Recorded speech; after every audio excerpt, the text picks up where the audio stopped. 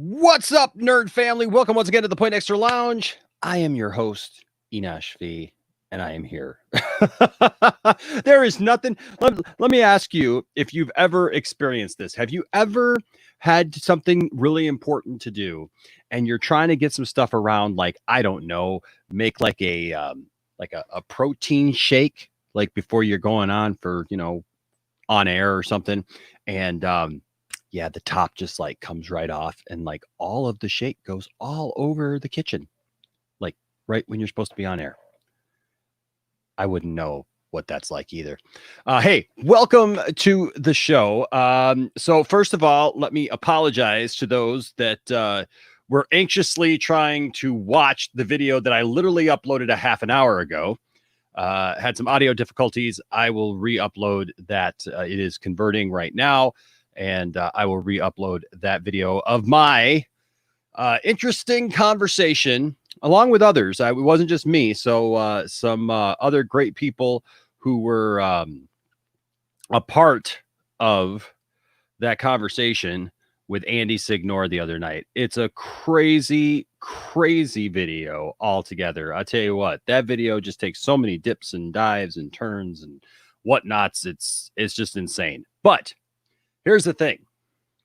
We're here now. We are here. It is time for the big show. This is like always my my favorite show, I think, to do. One of my favorite shows to do. I love doing the call-in show, because the call-in show is just so much fun, because the call-in show is always dictated by you guys.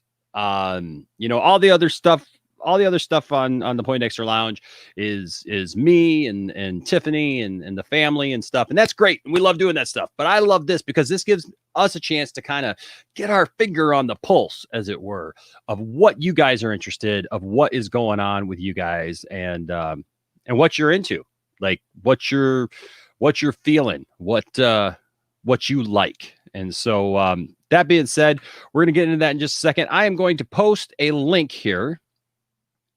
Give me 2 seconds. I'm going to post this link so that you guys see, you're going to hear something here. Oh, there we go. All right. So I am going to post a link into the chat, and then that way you guys can join the conversation, because that's what this show is all about. This is the show where you guys get to join the conversation and tell me what's on your mind. So here it comes. All you have to do is follow this link right here that is coming up. I just posted it. You don't have to download anything. You don't have to have an app. You don't have to do anything. All it's going to ask you to do is give a screen name. And when you do that, you're good to go. So it's just as simple as that. And then you come in. Now, if somebody's on the air with me, just know that I do see you. You go into what's called a backstage area. See, that's how cool we are here at the Point Extra Lounge. Now that I'm talking to people who I know the program, right? It's just a little backstage area. I see you. I can see, who you are and everything. And so we'll get to you. I don't like to cut anybody short. So just know that if you are waiting, just stick with us, stay with us. I will get to you for sure. Okay.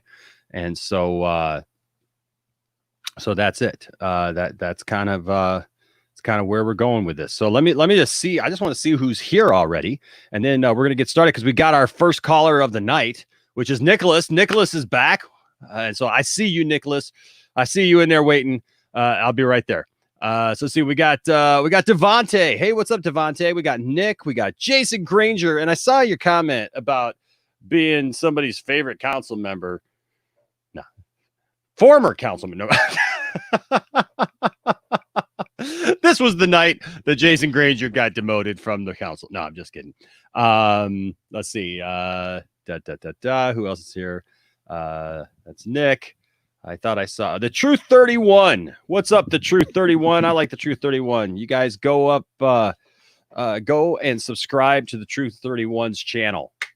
He's talking about some good things over there. I know that I went and subscribed today.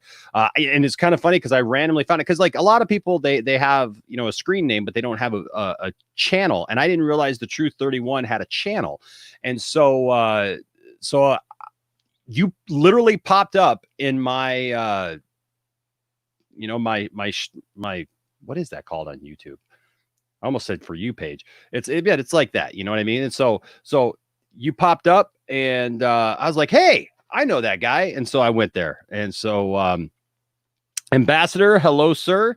I'm going to be on the Ambassador's channel this coming Saturday night talking about G.I. Joe and Transformers, and that's going to be fun. So you're going to want to subscribe to the Ambassadors channel.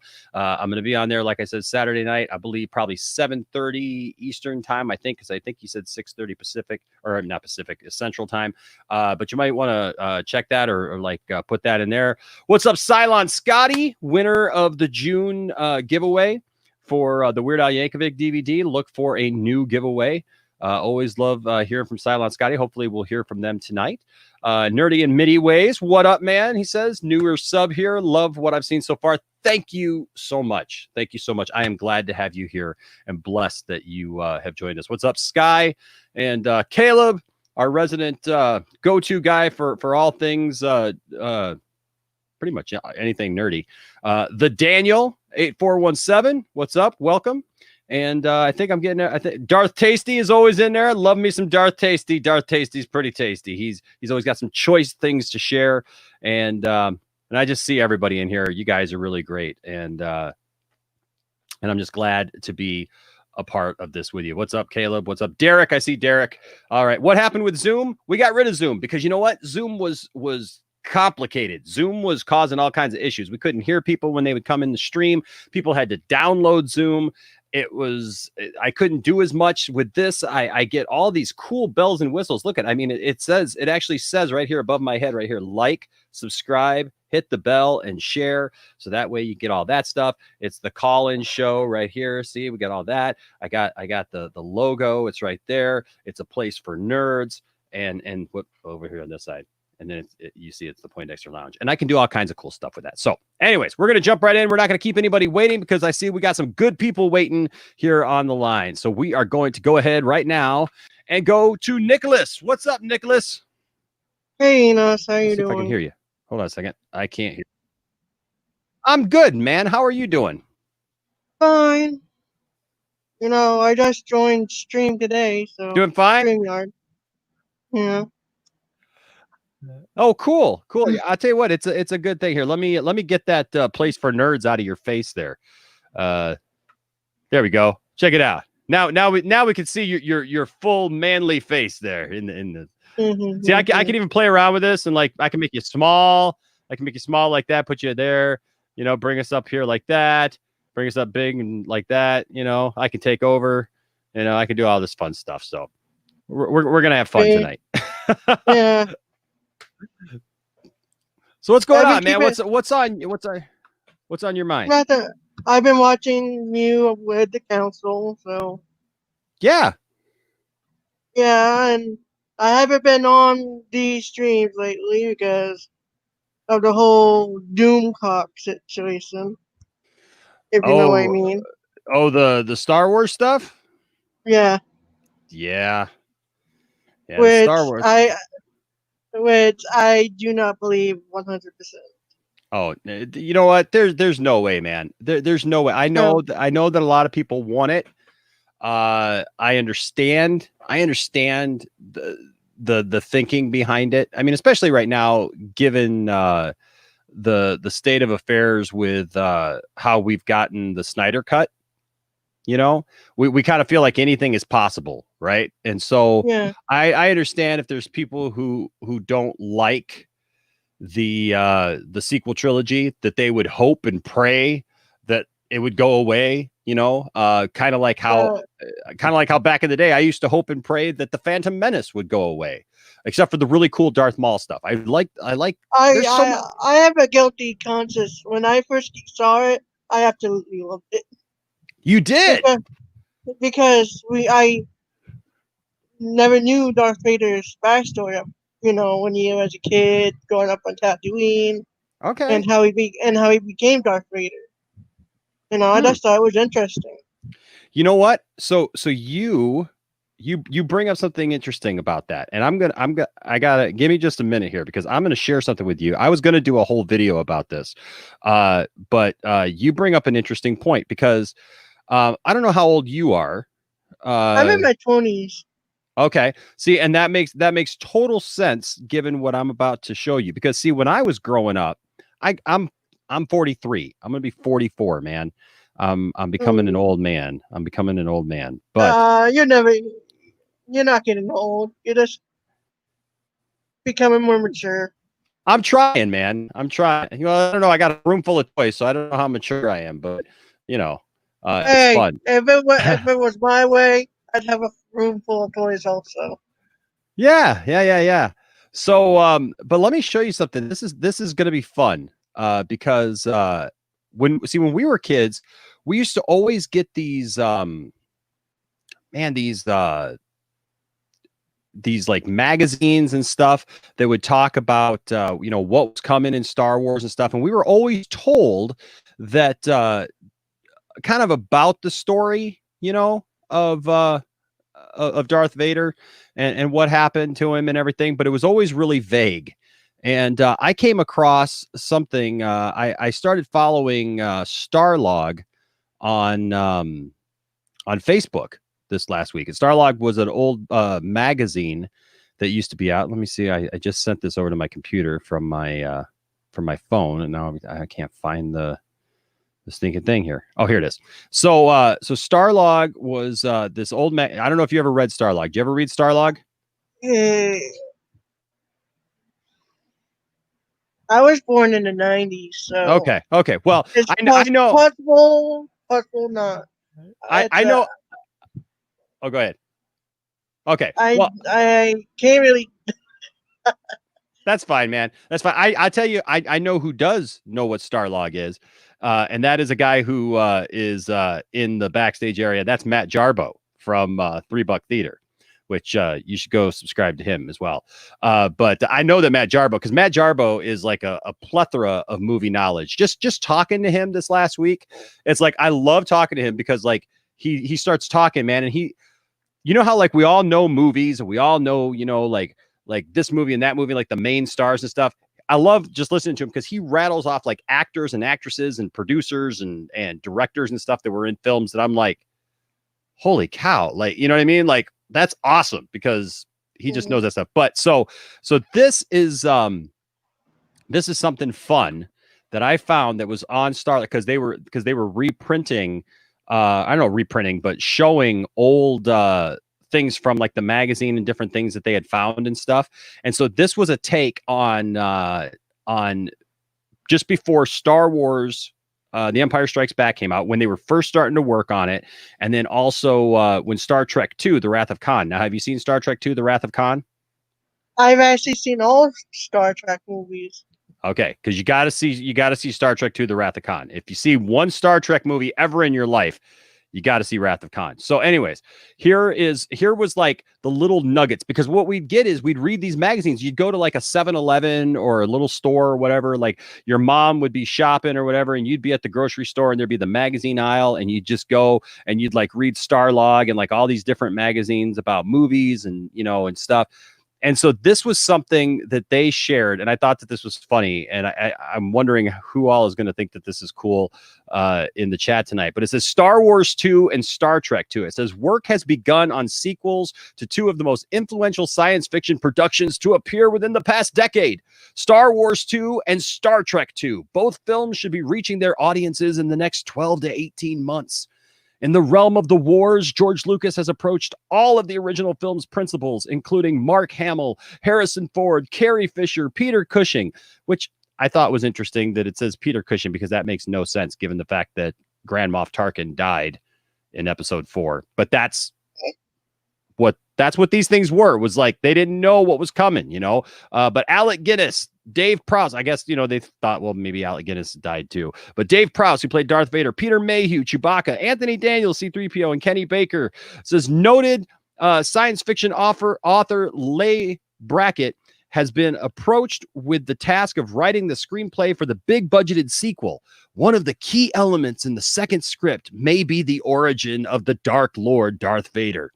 One version of his life being considered for the forthcoming production will reveal a young, handsome Darth turning rogue Jedi, killing Luke Skywalker's father, and being pushed into a pool of molten lava by avenging angel Ben Kenobi.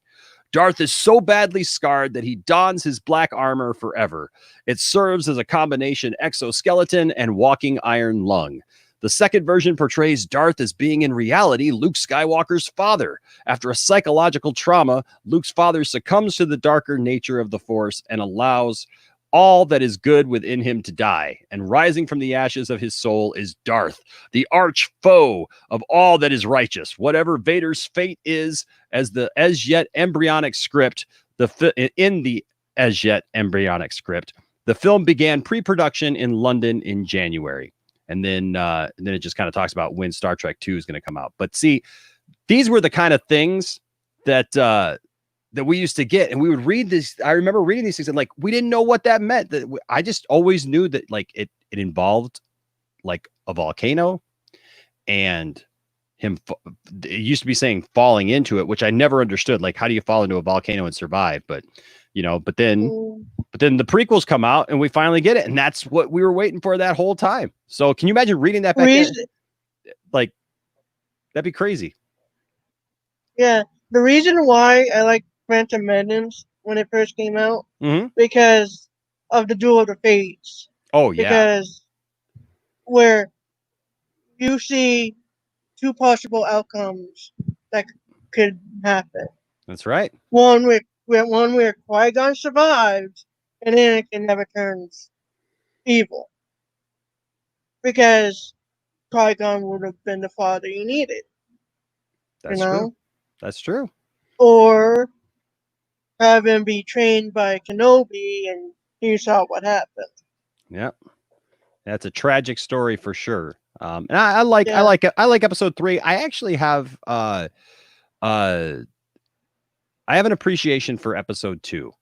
I know a lot of people pan on episode 2. They don't like episode 2, but I was in that camp for a long time until like 2015. We had a big party just before episode 7 came out, and we watched all the movies. We invited a bunch of people over. We had a huge we had a projector that we put it up on the wall and everything, and it was like 18 hours. We just watched all the movies, and when we got to episode 2, it was funny because for the first time, like I saw that movie differently for some reason, and just really enjoyed it. Episode 2, I was 50-50 on it. I didn't know if I liked it. I didn't know if I hated it. But until I watched it through, and when it got to the end, I figured out it's actually a good movie. Yeah, it's decent. It's got its quirk. Like every Star Wars movie has an issue somewhere. Even Empire Strikes Back has like the weird, Leia and Luke kiss, which looking back on is kind of, strange and quirky. But Empire is pretty almost a perfect movie. I mean, I love Empire. I like Empire too. Yeah, to me anyway. I like Empire Strikes Back. Yeah, because at that time you didn't know Leia was his sister. No, but it gets quirky and weird though, real quick when you do find out. It gets it's really awkward, especially around family reunion times and Thanksgiving and stuff. That would be that. And then I found out she was a sister, and then I said, okay. Yeah, it's a little rough, isn't it? So real quick, because I do want to move through, but what is your favorite Star Wars movie? Oh, you put me in a hard situation. Yeah? I gotta say, if we're not including the sequels. Oh, you gotta include all of it. All of it. They're movies. They're movies called Star Wars. So there you go. Oh, now you guys made it impossible for me to pick because I gotta have to say the Rise of Skywalker. Really? Okay. Even because we finally seen. I can't describe why I think it's my favorite. It's just it is. Well, there's a lot of nostalgia in it, man. I totally get it. There's a lot in there that people were looking for that makes them feel good about Star Wars. And Yeah, even though, like I said, it's another Star Wars film that has its issues at times. It's yeah, got but you can enjoy what they were trying to do. yeah, it's got all the beats, man. It's got all the things. It's got the greatest hit, Yeah, right? but to me, I have a three-way tie for number one: Oh yeah.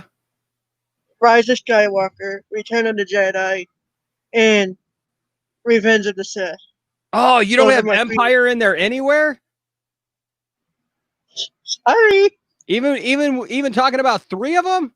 Oh, okay. It's all right. That's Well, all no, right.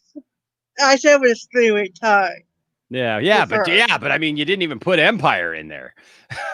Well, that's my favorite. So I got to give you a little bit of a.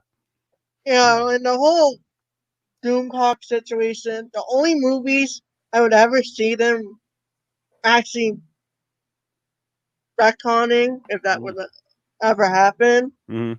would probably episodes 8 and 9. Hmm. Keep 7, and we do 8 and 9. Yeah, That's what.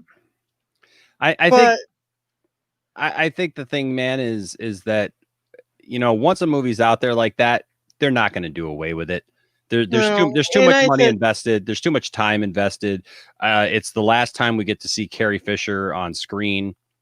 yeah, that's right. One reason why I think they would never retcon it because Carrie Fisher has passed away, and Yeah.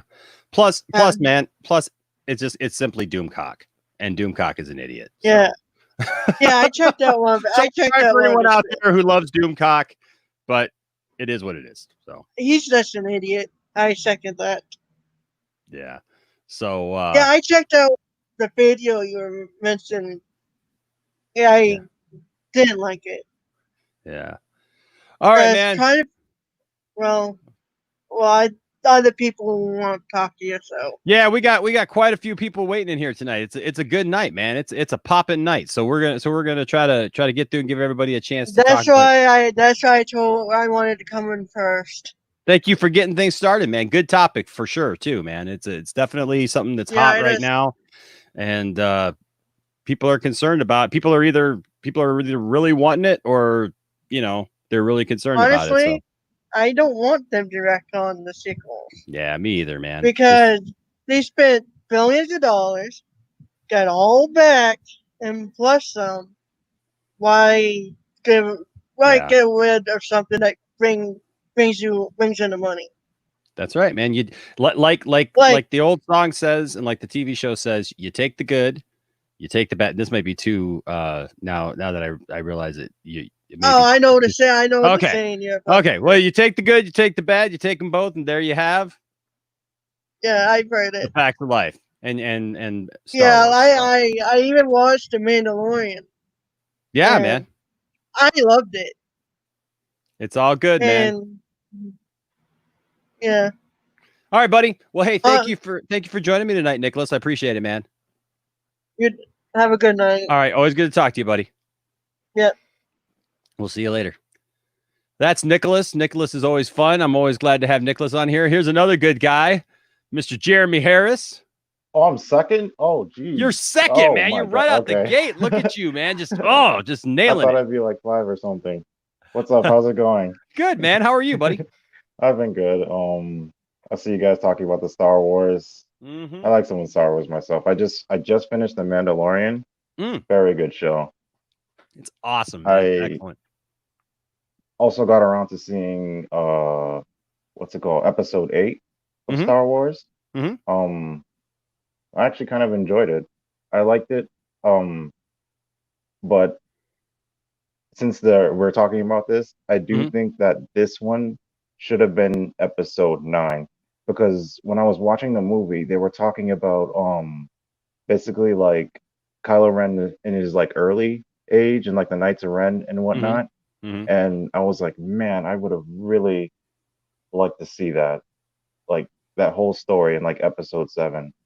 Mm. So, Yeah. yeah, Yeah, I think a lot of people agree with you, man. A lot of people, wanted to see more kind of that backstory of Kylo and what was up with the Knights of Ren, and because JJ dropped all that information in that first movie, that the Knights of Ren existed and that Kylo was their master, and then it was like they just kind of disappeared. That is one thing I do agree with when people talk about The Last Jedi, is it's kind of weird how we just don't hear anything about it. But obviously, Ryan Johnson took the movie in a completely different direction, and so of course when JJ got it back, that's when we we got more of JJ's story back in there, about the Knights of Ren and stuff. But yeah, yeah, I agree with you though. When I watched The Last Jedi, I did come out of it, even though I really loved it.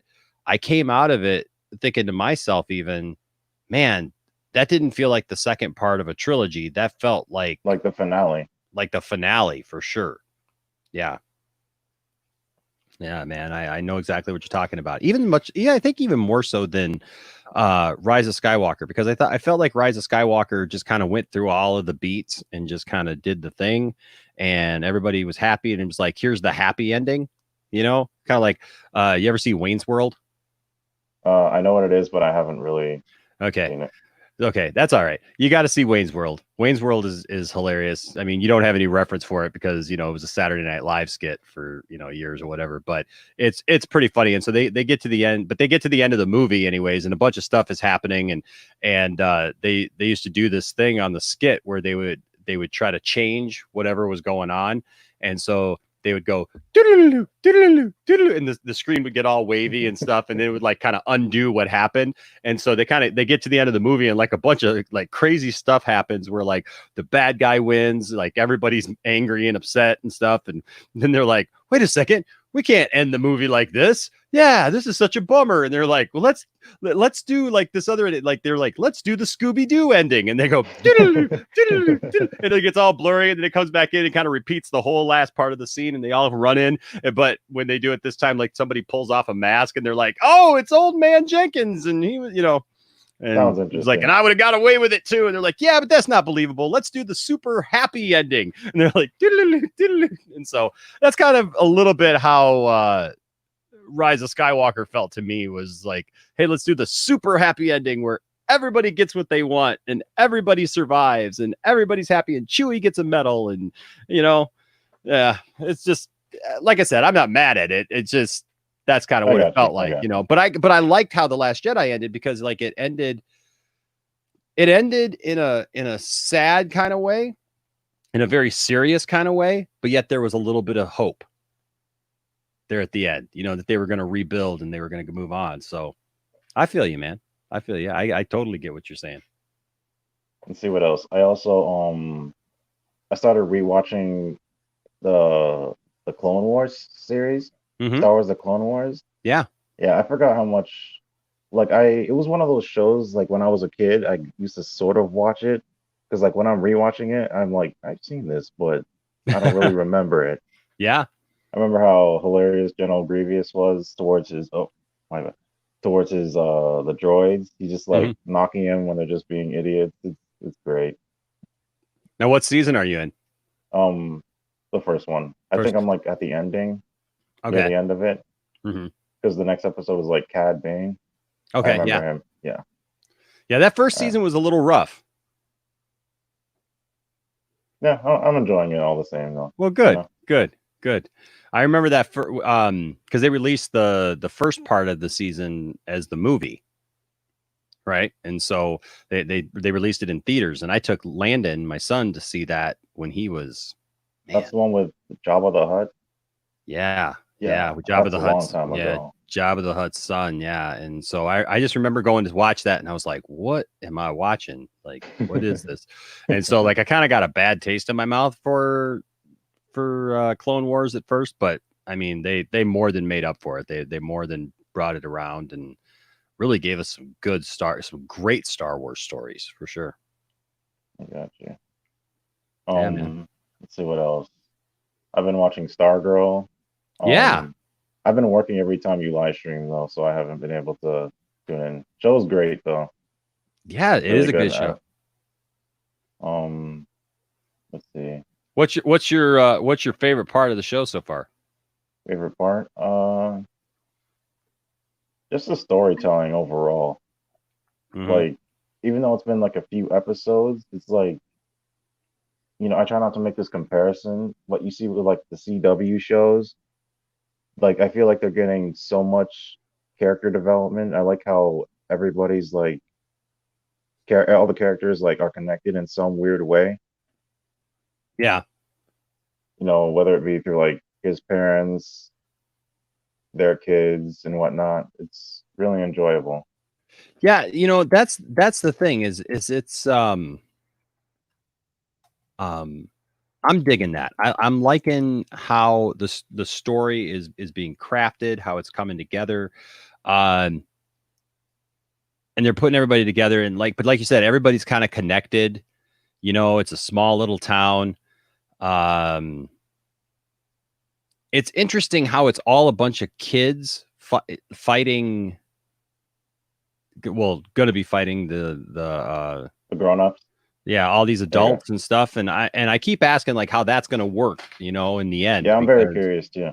Because like if all of the Injustice Society of America killed everyone in the Justice Society, like now what how are they going to do it? Yeah, how are they going to do it? How are the kids going to do it? But this last episode, if you watch that one, spoilers for anybody who watched it, for 10 seconds, 3, 2, 1. It was interesting to see how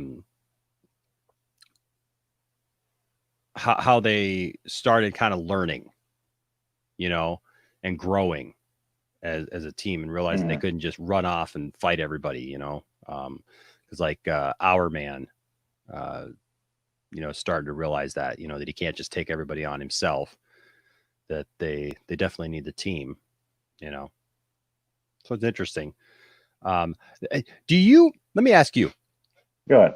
Because I'm just wondering if I'm the only one who feels like there's like the dynamic between Courtney and what's the stepdad's name? The Luke Wilson's character. Pat. Yeah, and Pat. Does that just feel weird to you sometimes? Yeah, just a little bit. Not too weird, just a little bit. Yeah, like even with like the son kind of talking about like you guys are always spending time together, and it's like always like I don't know, they're just always together, and like I know like if I get it that it's a family and everything, but I don't know, maybe my head's just going to a weird place when I see some of that sometimes, because it's like they're always sneaking off together, they're always alone, it's like that would throw up some red flags. Yeah. Like what's going on here? Like why are you guys always alone together? And every time we catch you guys look suspicious. That's a little strange, Yeah. But yeah, there's that. And then this last week's episode, Tiffany and I were joking because when they used the whole excuse that Courtney got into a car accident, and the mom came home and like she went in and talked to Courtney and stuff, and then Pat comes out and she says to Pat, I hope she's okay and everything. And Pat's like, yeah, like she never asked Pat how he's doing. Supposedly in that same car accident, he's all beat up too. She never says like, are you okay, honey? Because you were in that car accident too. No, never says it. Like, ask him how he's doing, ask a question about him. And then he even says to her, hey, but there's something even more important than your daughter getting into a major car accident. There's something more important that we need to talk about. And she's like, oh, hey, honey, can it wait till tomorrow?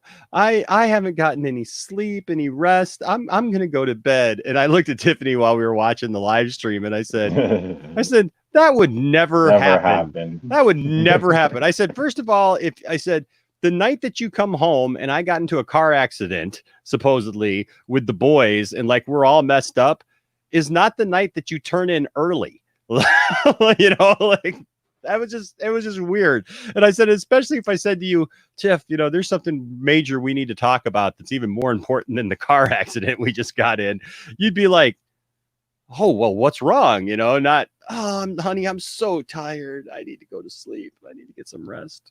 This is funny. Sometimes you need your rest. Yeah, I guess so. Sometimes you just got to go to sleep, right? You know.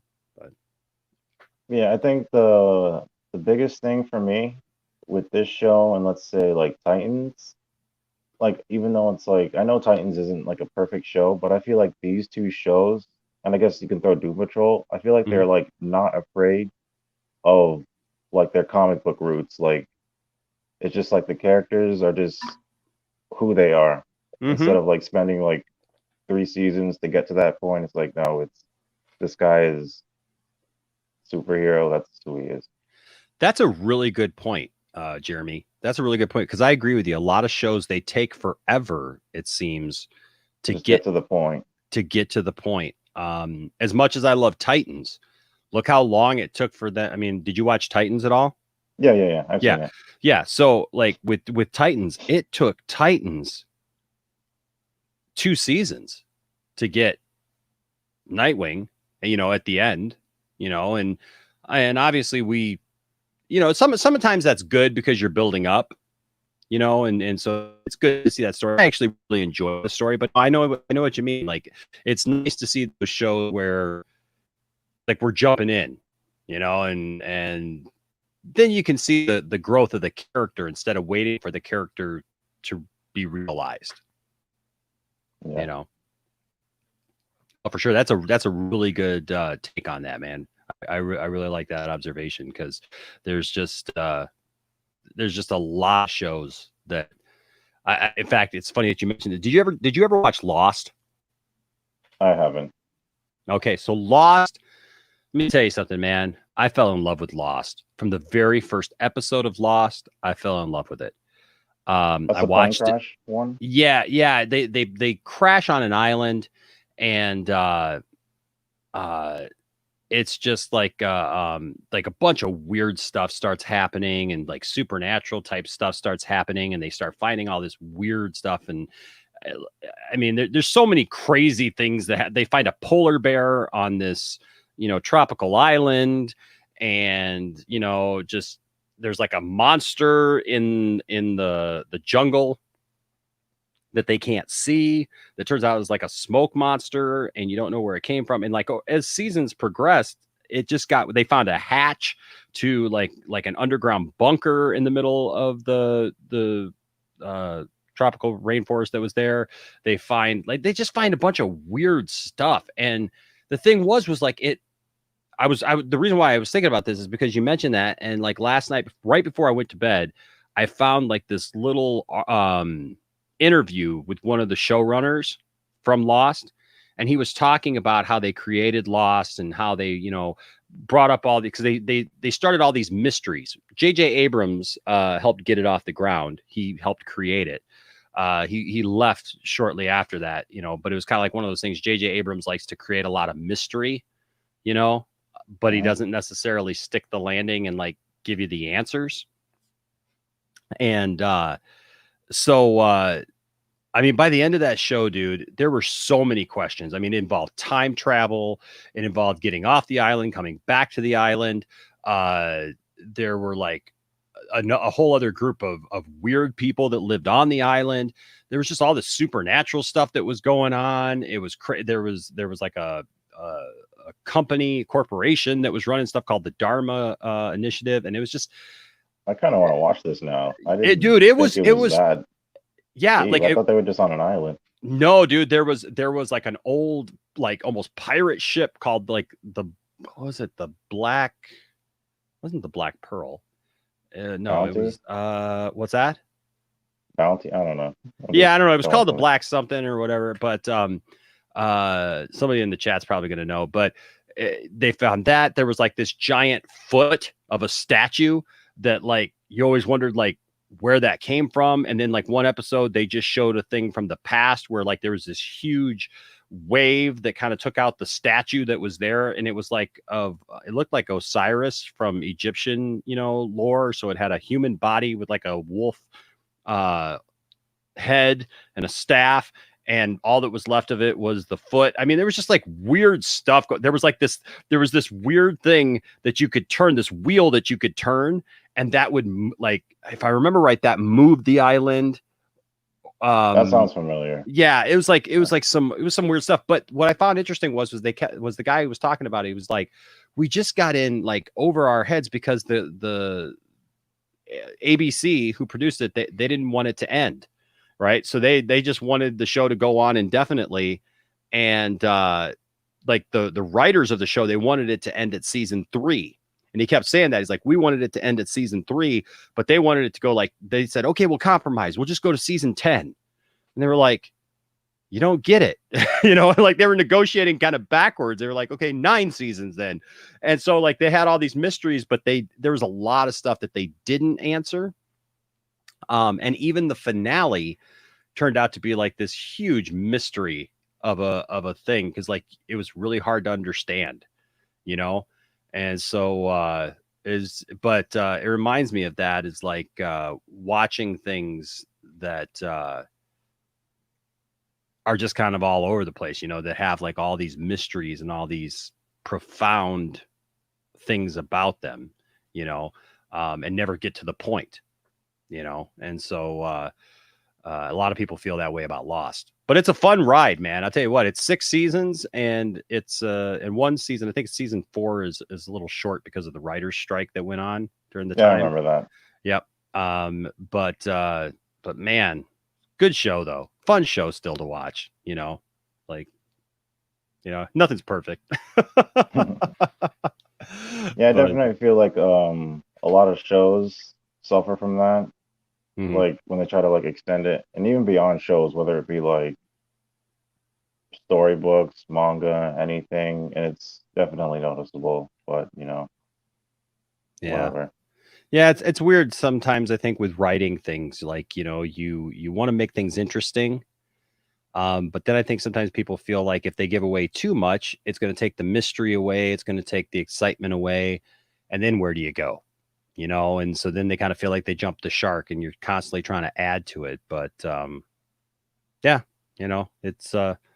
it's interesting. The things that we love, we take them very seriously. The shows that we watch, we take them very seriously. And it's like, even like Star Wars, we were just talking about, then somebody tries to come along and write something new and different and people get upset about that too. So sometimes you just can't win.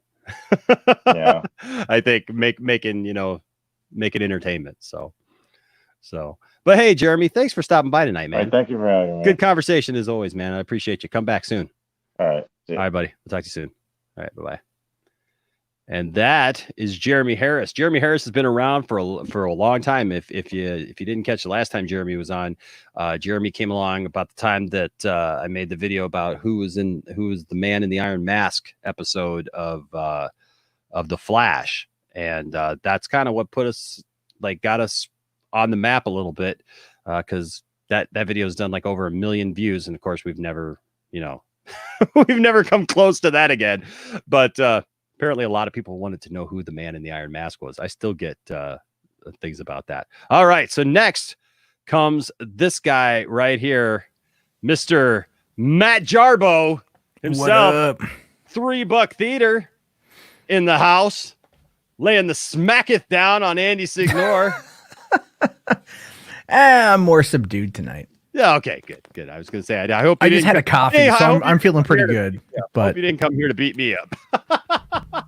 No. You gave me that money, so we're good. We're fine. All right. Yeah. The hush money is good. Yeah, it's fine. No, we're good. Protection racket. It's all well and good, dude. You're fine. You're fine. You're paid up for right now, but come August 8th, I'm rolling back around. Gotta pay the piper. Damn straight. This YouTube mafia. How do you think I'm surviving during COVID? It's all threats. That's how I work it. That's how I do things these days. Exactly. So I tried to tonight. I tried to upload my portion of that video of my discussion, and of course I uploaded it right before I went on live, and like I started getting messages right away like there's no audio during the video. I'm like, no. So I've had that happen before too. I've been there. I've done that. So much fun. Like last night, for example, like I uploaded the Milk Carton Mysteries podcast, and I was like in a rush to get it done because I was like really busy yesterday. Yep. And I exported it. I didn't realize that I had like left on like 10 minutes of just the background audio track. Yep. And then I'm like, and I get an email, and it's all like, "There's been a copyright claim against your video," and I'm like, "What?" Like. For one, I don't make any money. Like talking about true crime on YouTube does not make you a lot of money. So no, because it's like it's considered death and destruction, and they're like, some things do okay, other things, not. But it all depends if you get a lot of views. Right now, I'm not getting a lot of views because people still hate me, so it's okay. And I'm fine with that. Get rid of them; they can go. But so I'm like, all right, so I'll just post it anyway, and then when like later on, I'll just trim out that last 8 minutes or 10 minutes or whatever, and I did. But it just cracked me up that like I was such in a rush to get it out, and it was like I didn't even like do anything good with it. It was just like I'm not even on camera. I put like a still image over like each of the segments, and I'm like, I don't care. And then today was just nothing but like terrible comments from people, and I'm like, so this is like you're just lazy, and I'm like, no, I was for this, absolutely, yeah, but stuff happens. Did you? I got to ask you this. You put out a video, I think it was last week or something like that, where you're testing your mic, like because you did like the whole clap thing, and like you waited, and then yeah. I mean, I know that's how you sync your audio, but I mean, like it was just funny because that's how your video started, and you were like clap, and then the video went on for a little bit, and then you're like clap, and then you're like, sometimes I forget to check that. Like I'll just go. I'm like I'll usually bulk. I usually do like bulk, right? If I'm gonna do like a bunch of videos, I'll do like upwards of like 6 at a time. Oh, wow. Because that's literally just like the time I have. I don't have a lot of time. Yeah. So, people think like, oh, you're just a lazy YouTuber, Matt. You don't do anything. I'm like, no, I do a lot kind of to get prepped. And then like I have, when my kids go down for a nap, that's when I have time to work. Like today, for example, like I was up really late last night researching true crime because that's what I do. I was up to like 2 o'clock in the morning, and my girlfriend gets me up at 7:30, and I'm like, so then like I just fell when my kid lay down, I just like passed out too. I'm like, I'm screw it, and then I had a coffee, so now I'm on coffee, and I'm finishing up editing my my podcast for tonight.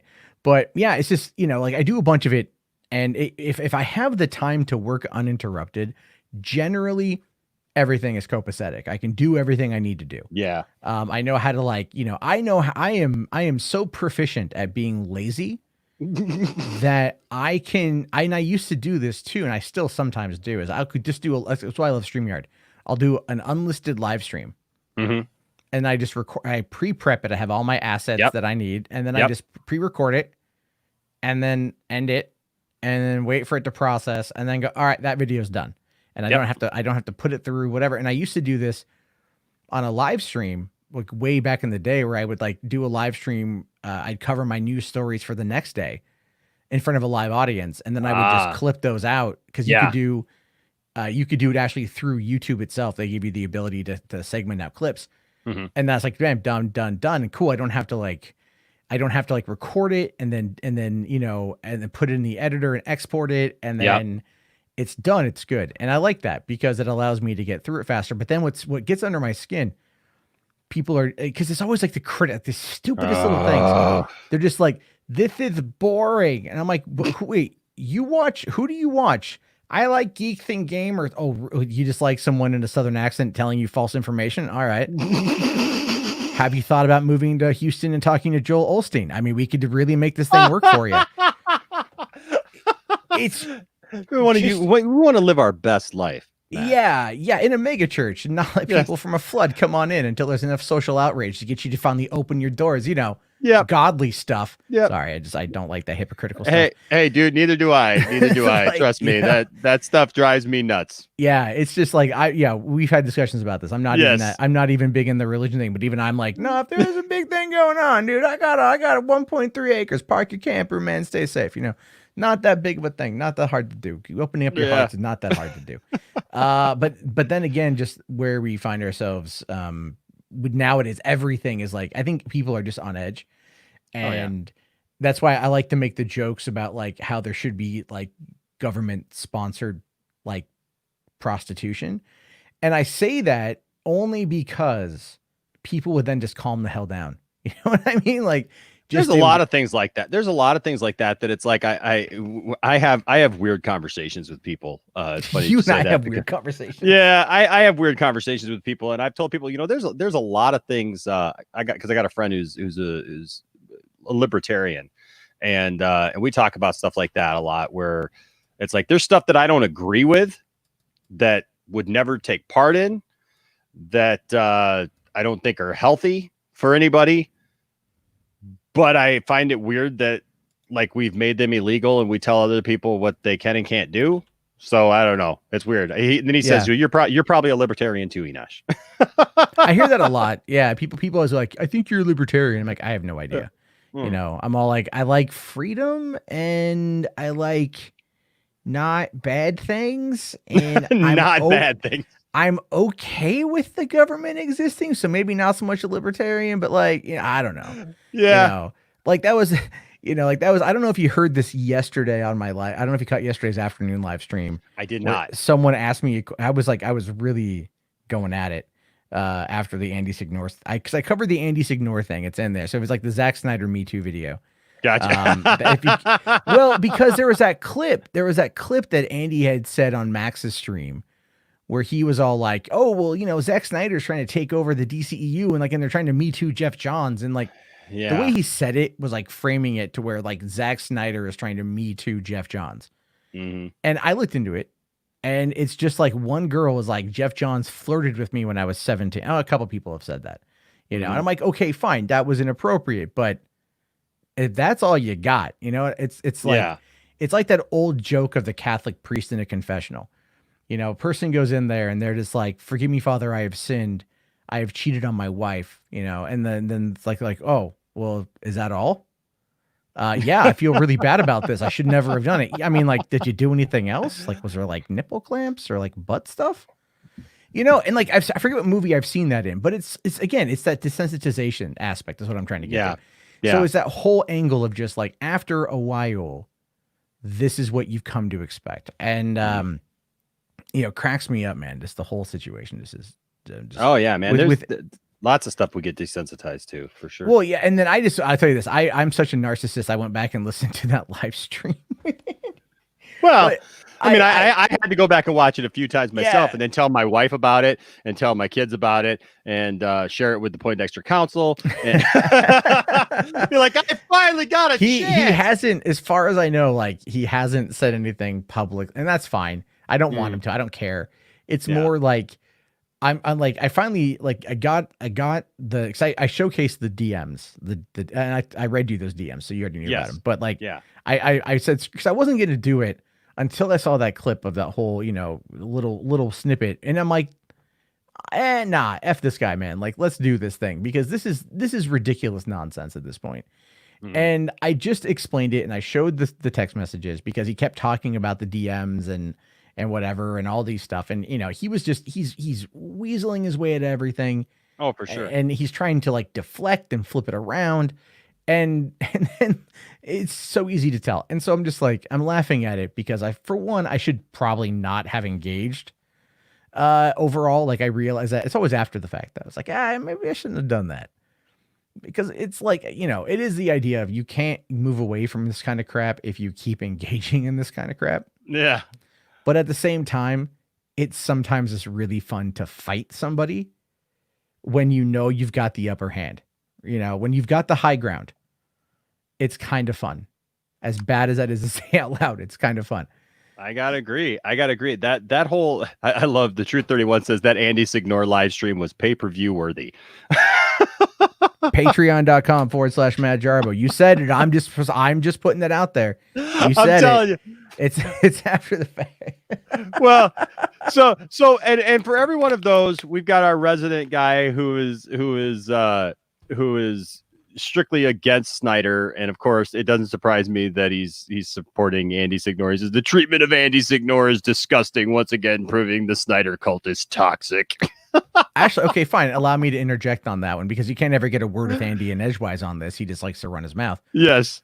What Snyder cult? And I asked that question legitimately. Now, don't get me wrong. You have people that are like in the Snyder Cut movement that are definitely zealots. And then there's a lot of the YouTubers that talk about this stuff constantly. They will mention those people and they're like, you know? Yeah. Because there are like, it gets crazy. So I get that. But you also have to acknowledge what Andy did in that situation. And that is really where the criticism is coming from. So if you go back and you look, he ran the article, which he admitted the other night that he got it wrong. And that's fine. The source was wrong. He was wrong. Fine. I mean, you know, it is what it is. It's a scoop game. Some things happen, some things don't, whatever. Yep. Okay. Yep. That's not the issue.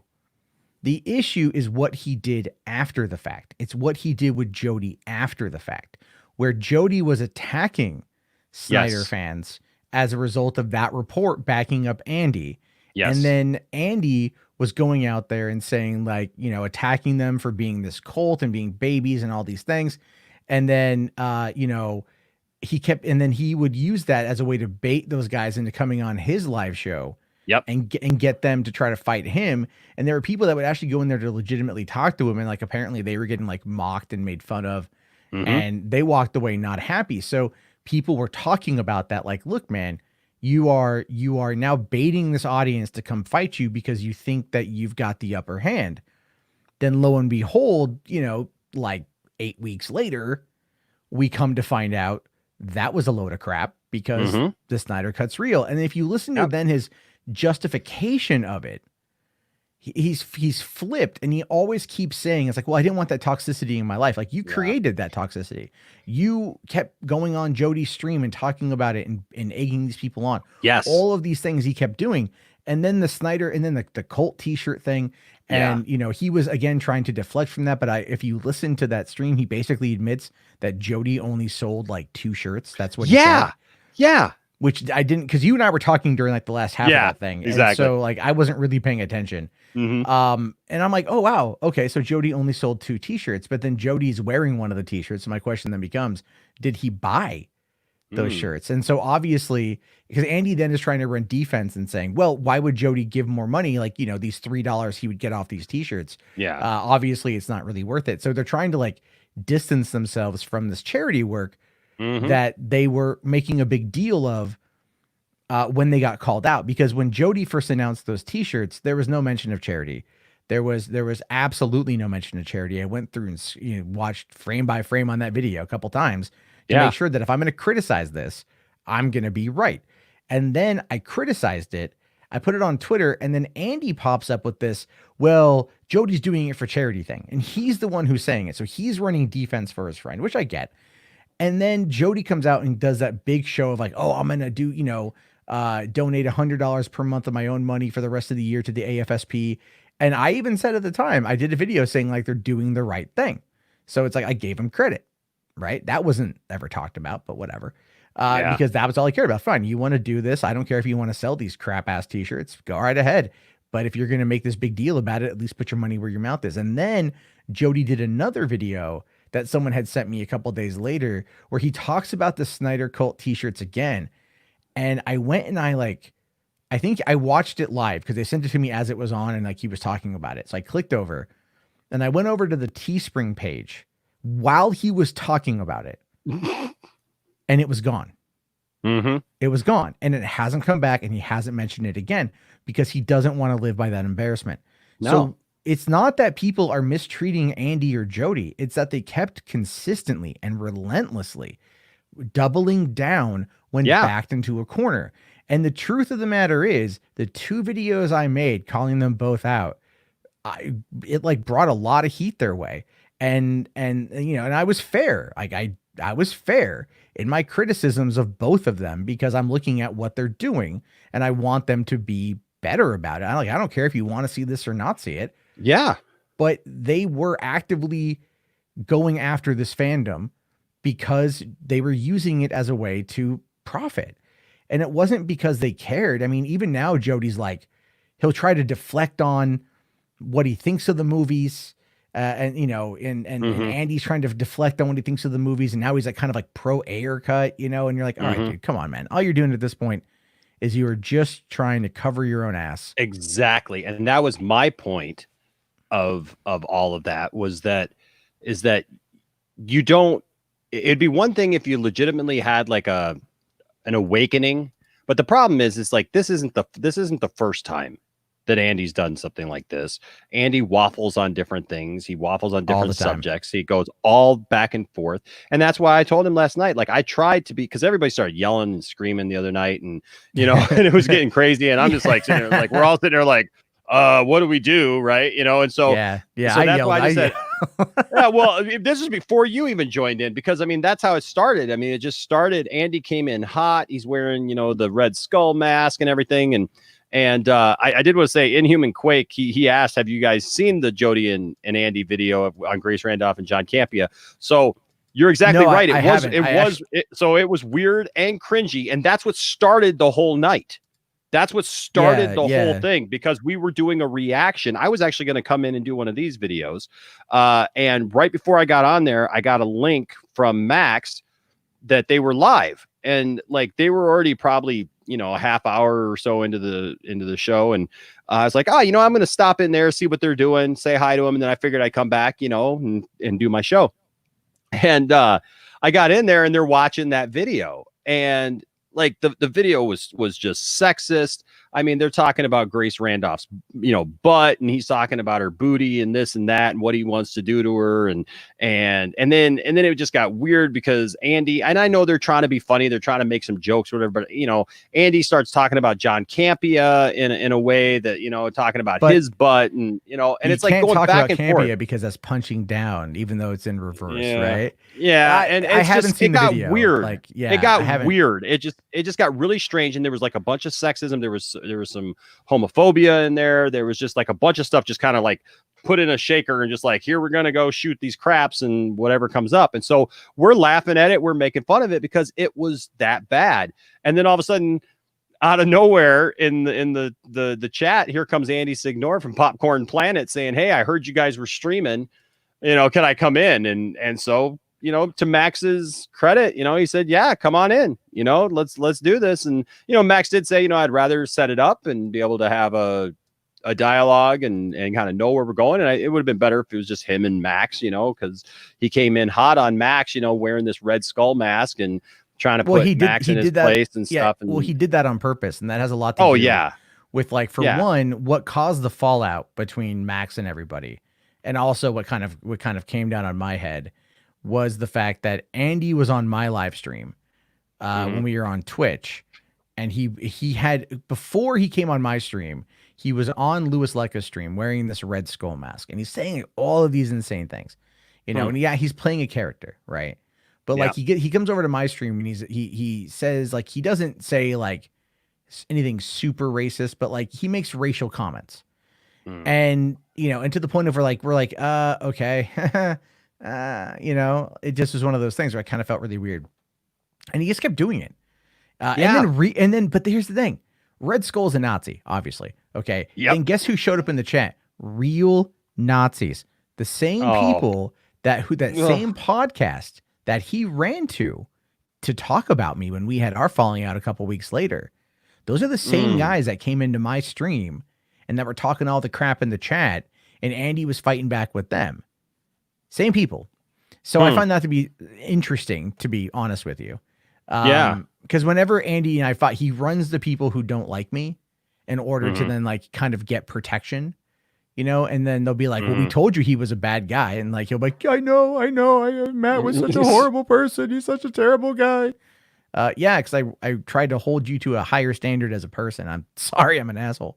Well, and that's what I told him. I said, in the end, it's like, I'm not here to yell and scream at you. I'm just saying, as a guy who just watches YouTube videos, right? And that's what I am. I don't live in LA. I don't hang out with these people. I don't, I don't have this history with everyone or whatever. I'm a guy who's watched YouTube videos because I love movies. I love films. I love like that whole genre. I love the stuff that he covered, and like you covered, I've been like I told you, I've watched you for years, I've watched John Campea, as much as we all want to sometimes give John Campea a hard time for some of the stuff that he does. Like, it's because of John Campea and the whole AMC movie talk thing that like I discovered that people were on YouTube talking about the stuff that I loved, because I had never seen that before. I had never had that kind of interaction with a program before. I mean, I was tuning in every day and was excited about it. And so, but the thing is, like, I was just that guy. And it's like, I was just trying to tell him, like, Andy,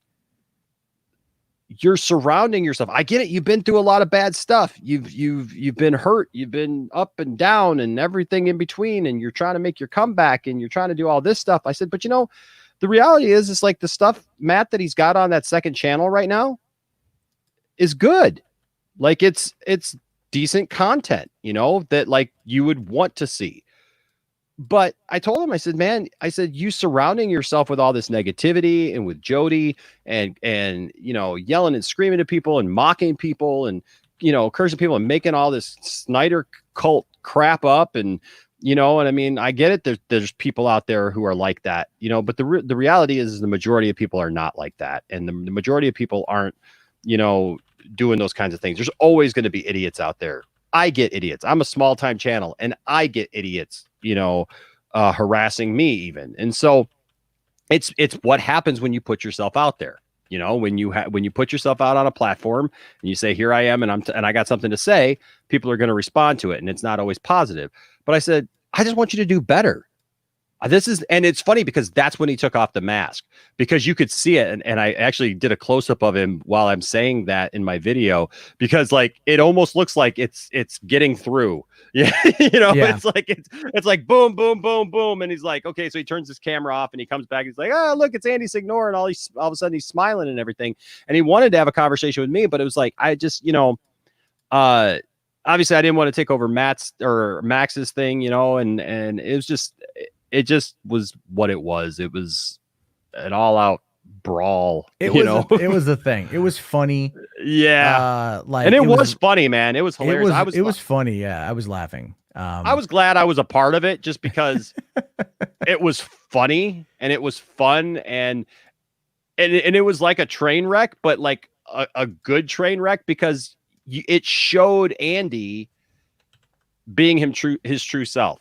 When he yelled back at me that he doesn't care what his subscribers think of him, that is not true at all. Like that's been proven. It's like, okay, yeah. I was like, okay, and he's just like, I don't care what you think of me. I don't care what anybody thinks of me. Everything. He's like, I'm so sorry if I hurt your feelings and stuff. I'm like, dude, you didn't hurt my feelings. I guess I just hold the people that I watch to a higher level, that it's like, I don't want you to just be an idiot.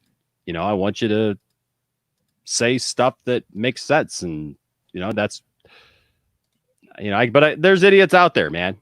Like every time I get in the car and I think about making a car video, all I do is go, hey, it's Enosh back with another car video. Yeah. There's idiots out there, right? Yeah, I do a car video every once in a while, because I'll be out doing deliveries. I'm like, yeah, I might as well do one. Yep. And then I immediately stop and go, oh God, I'm Jeremy. I mean, it's just, oh no, like, here we are again. Yeah. Oh, Matt. Yeah. Oh, what are you gonna, and I'm like, oh man. And then but it's also like, it's just what I have access to in this moment, and I'm not at my computer, and this is easier for me to like kind of talk about some stuff. And then I'm all sitting there going, like, I've done it too, where I'm all like, I'm here with another video. I'm going to restart this take, because I don't want to I don't want to be associated with that at all. But at the same time, like, people, like, as I've learned over the years, that people really just want content. It doesn't really matter, like, because there are people out there that will just do a still image over audio and still find a way to pull in a decent number of people who watch. It's really just about the personality. What I find to be the funniest thing about me, and you might get a kick out of this. You want to know one of the main criticisms that there is about me? What's that? I don't have a personality. Yeah, I hear that a lot, and I'm just like, really? Have we met? Like, have you talked to anyone who's ever? Yeah, yeah. And it's a lot of it was too. Is it? I think, and I think I know where it came from. Right? I think it came from when I was like doing a lot of the anti-SJW stuff from a couple years ago. My heart wasn't in it. I was looking for like the stuff that's gonna like make people get upset, and I'm just like, my heart's not in it. So that could be a factor. Like there was no enthusiasm. It was just a job. I was punching the clock every day. So like that could be it. And that was the thing. I actually got this really weird comment today from this guy on the true crime stuff, and it caught me by surprise. Like I'll just read this to you because it's really, really funny to me. How much like this guy sends me this message today. Let me see what he says here. I sent this to a friend of mine. Okay, this guy says, "You are legitimately monetizing people dying and murdering others with a creepy background and seriously making entertainment out of it." Okay, that's like the first criticism. For doing your true crime stuff. Yeah, right. Talking about the fact that these things exist, like I just did a recording before I jumped on here.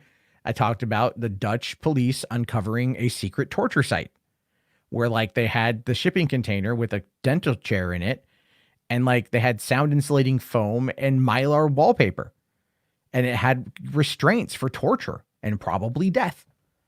And like that, and they busted this whole thing because they got access to some encrypted messaging app and were able to like root out a number of these things that were happening. Like that's fascinating. Mm-hmm. That for one, that this is like a Dexter kill room type situation exists, and that it was as organized as it was, because they had 6 shipping containers, 5 of which were basically holding cells, and then they had the torture room. So these guys were in the business of kidnapping, ransom, and murder. Yeah, yeah. Right. So it's like I'm like, so the macabre brained person in me is like, tell me more. Like, Starship Troopers, would you like to know more? Yes. Yeah. Because like this is crazy. And so it's like that's the whole thing though. And it's like, but this people again, I don't understand that mindset of like you talking about something because it deals with death and everything else. Like it's meant to be this, you're making entertainment out of it. Well, yeah, I mean, isn't everything we watch designed to be entertaining? We watch it because we find it to be entertaining. Yeah, obviously. But it's not like I'm not glorifying these people who die. I'm not making fun at their expense. I'm not saying, she died because she, whatever. She was stupid. I don't say anything like that. Period. I've never said anything like that. And I'll tell you this, Enosh. I've covered true crime for years on my channel, right? Mm-hmm. On this channel for years. I've been contacted by family members of the people in those stories. And they've said, listen, I understand you talked about this, but that video brought a lot of crap my way. Would you mind taking it down? And you know what I do? I immediately take it down. I say, no problem. Very sorry. It wasn't my intent. There we go. Wow. That's commendable, man. That's the right thing to do. Absolutely. So like when Andy gets all mad at me and I'm saying you should delete that video, it's like this stuff can have lasting repercussions. And he doesn't understand that because he's in such a victim mindset, right? And I'll tell you this, I've actually had someone from Hollywood. He was the guy who wrote Minions and the 2 Secret Lives of Pet movies. It's Brian something, I forget his name. Long time ago, I followed him on Twitter, or no, I caught wind of this story he told on Twitter where he was at a store with like his niece. And like it was a Whole Foods in somewhere in LA. And one of the clerks there assumed that he was like a pedophile or he was kidnapping this girl. Right. And I talked about it and I was all like, man, this is messed up. I like clearly was on his side. Well, a couple years pass and he emails me and he goes, hey man, like, listen, that video you have is up. If you Google my name, it pops up. Would you mind taking it down? And I'm like, yeah, man, no problem. There you go. Like, no, I have no problem with that. Like, it's not deleting my history. It's not deleting my past. It's doing someone a favor. It's someone saying, listen, this thing you did is impacting my life in a negative. Would you mind? Yeah, sure. No problem. It's like, if you come to me and you're nice about it, yeah, I have no problem. Like that's my mantra. If you're cool about something, I'm cool about it. We'll find a way to make it work. If you come at me and you're like, I'm gonna sue you. I've gotten those threats before too. Yeah. Like all those things. I'm not sue me. You know what I mean? Do it. You know. Well, you know what I don't understand about all that, right? About all that negativity and all that weirdness where people just have a problem with, with that kind of stuff, is they act like you invented somehow monetizing a video about that. Like we haven't had like NBC hasn't had several of these types of shows that are on literally every night of the week that talk about murders and stuff. I mean, like literally I end up kind of waking up to them because I fall asleep on the couch so much. And like I wake up and it's like 1 a.m. and it's like, Bethany was found dead behind a dumpster and the cops wondered why, and it was like, what? It's like crazy dreams, but I mean, those shows, Unsolved Mysteries, all those things have been around forever. Right. So like for somebody to attack you on it is stupid. It kind of reminds me of years ago, because I never saw them. It was before my time of like going to concerts and stuff, but I don't know. Do you remember by chance the Christian metal band Stryper? No. Okay, so Stryper was an 80s metal band. They wore yellow and black attire because they were part of that whole, metal thing. And they were the first Christian band to enjoy mainstream crossover. MTV loved them, played all their music videos and stuff. A lot of people, I remember being in 5th grade and all my friends coming up to me going, "Hey Enosh, look at this, is a Christian band." And I was like, "No, they're not." Yeah. Just because that's what I was raised in, it's like, oh no, that's devil stuff. They got long hair and earrings and wear makeup and stuff, and so like, but Michael Sweet, the lead singer, he actually sang for the band Boston for a while. He's got he's got an amazing voice, like one of the, and the crazy thing is like he might be 50 now. He's got to be 50. He's got to be right close there. I think he's gone over 50 now, but the guy he's taking care of his voice. And I mean, all these other like old 80s bands that, are like on their way out, or you see them and you're just like, oh boy, that's not good. If you see Stryper today, they're just as good as they were back in the day because Michael Sweet's voice is still freaking amazing. And like I said, he toured with Boston for like a couple of years when their lead singer died. And actually Michael Sweet inducted Boston into the Rock and Roll Hall of Fame. I say that because they used to have this shtick back in the day where at their concerts, they would throw these little Bibles out into the crowd, right? It's like these little New Testaments, and they had like a Stryper sticker on it, and so it was just, it was more of just, I think for people as a souvenir. You know what I mean? Everybody tried to act like, oh, they're doing this great deed by giving Bibles away at their concerts. And I'm not saying, because you know what? I've heard stories of some people, they say, hey, I read that and, it changed their life or whatever. Good for them. But anyways, I say that because I was at a concert. I went to go see them. I had like buddies in like 3 different bands that were opening up for them this one night and in Detroit. And so I went down there, never seen them before, saw them. Fabulous concert. Halfway through the concert, I get hit in the chest with a guitar pick, and I was like, "Cool, I got a guitar pick." And then all of a sudden, like a few minutes later, I get hit with a Bible, and I'm like, "Sweet! Like this is cool!" Like I finally made it to one of these concerts, and I got 2 souvenirs. About 10 minutes later, what comes and hits me again? Another Bible. So now I have 2 of these Stryper Bibles, and I've got a pick. And this guy in front of me turns around and he goes, "Hey man, I'll give you $40 for that Bible."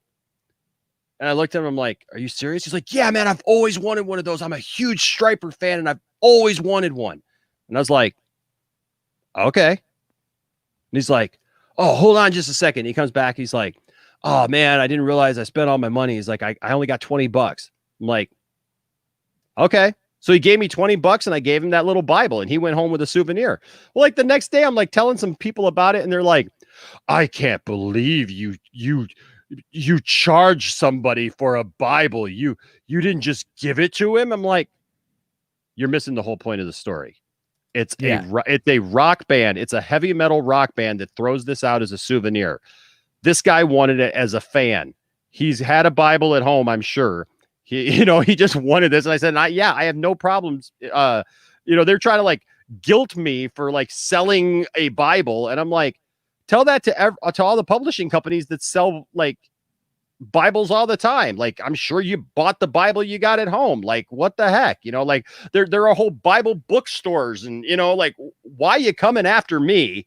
Because I gave a guy a nice gift of a, of something like I invented selling Bibles or something. It's like there used to even be door-to-door Bible salesmen.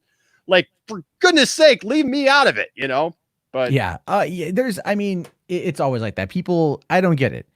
Like this guy who's coming after me for this. He's like, oh, you're trying to make like ghost stories. I'm like, because I'm trying to set a tone. Like, I'm trying to set it as like some creepy. Yeah, like the idea there is to kind of, intrigue you a little bit. And then listen to me prattle on about someone who was killed. Like, it's not that big of a deal. And the thing is, like, there's a guy. Oh my God, there's a guy.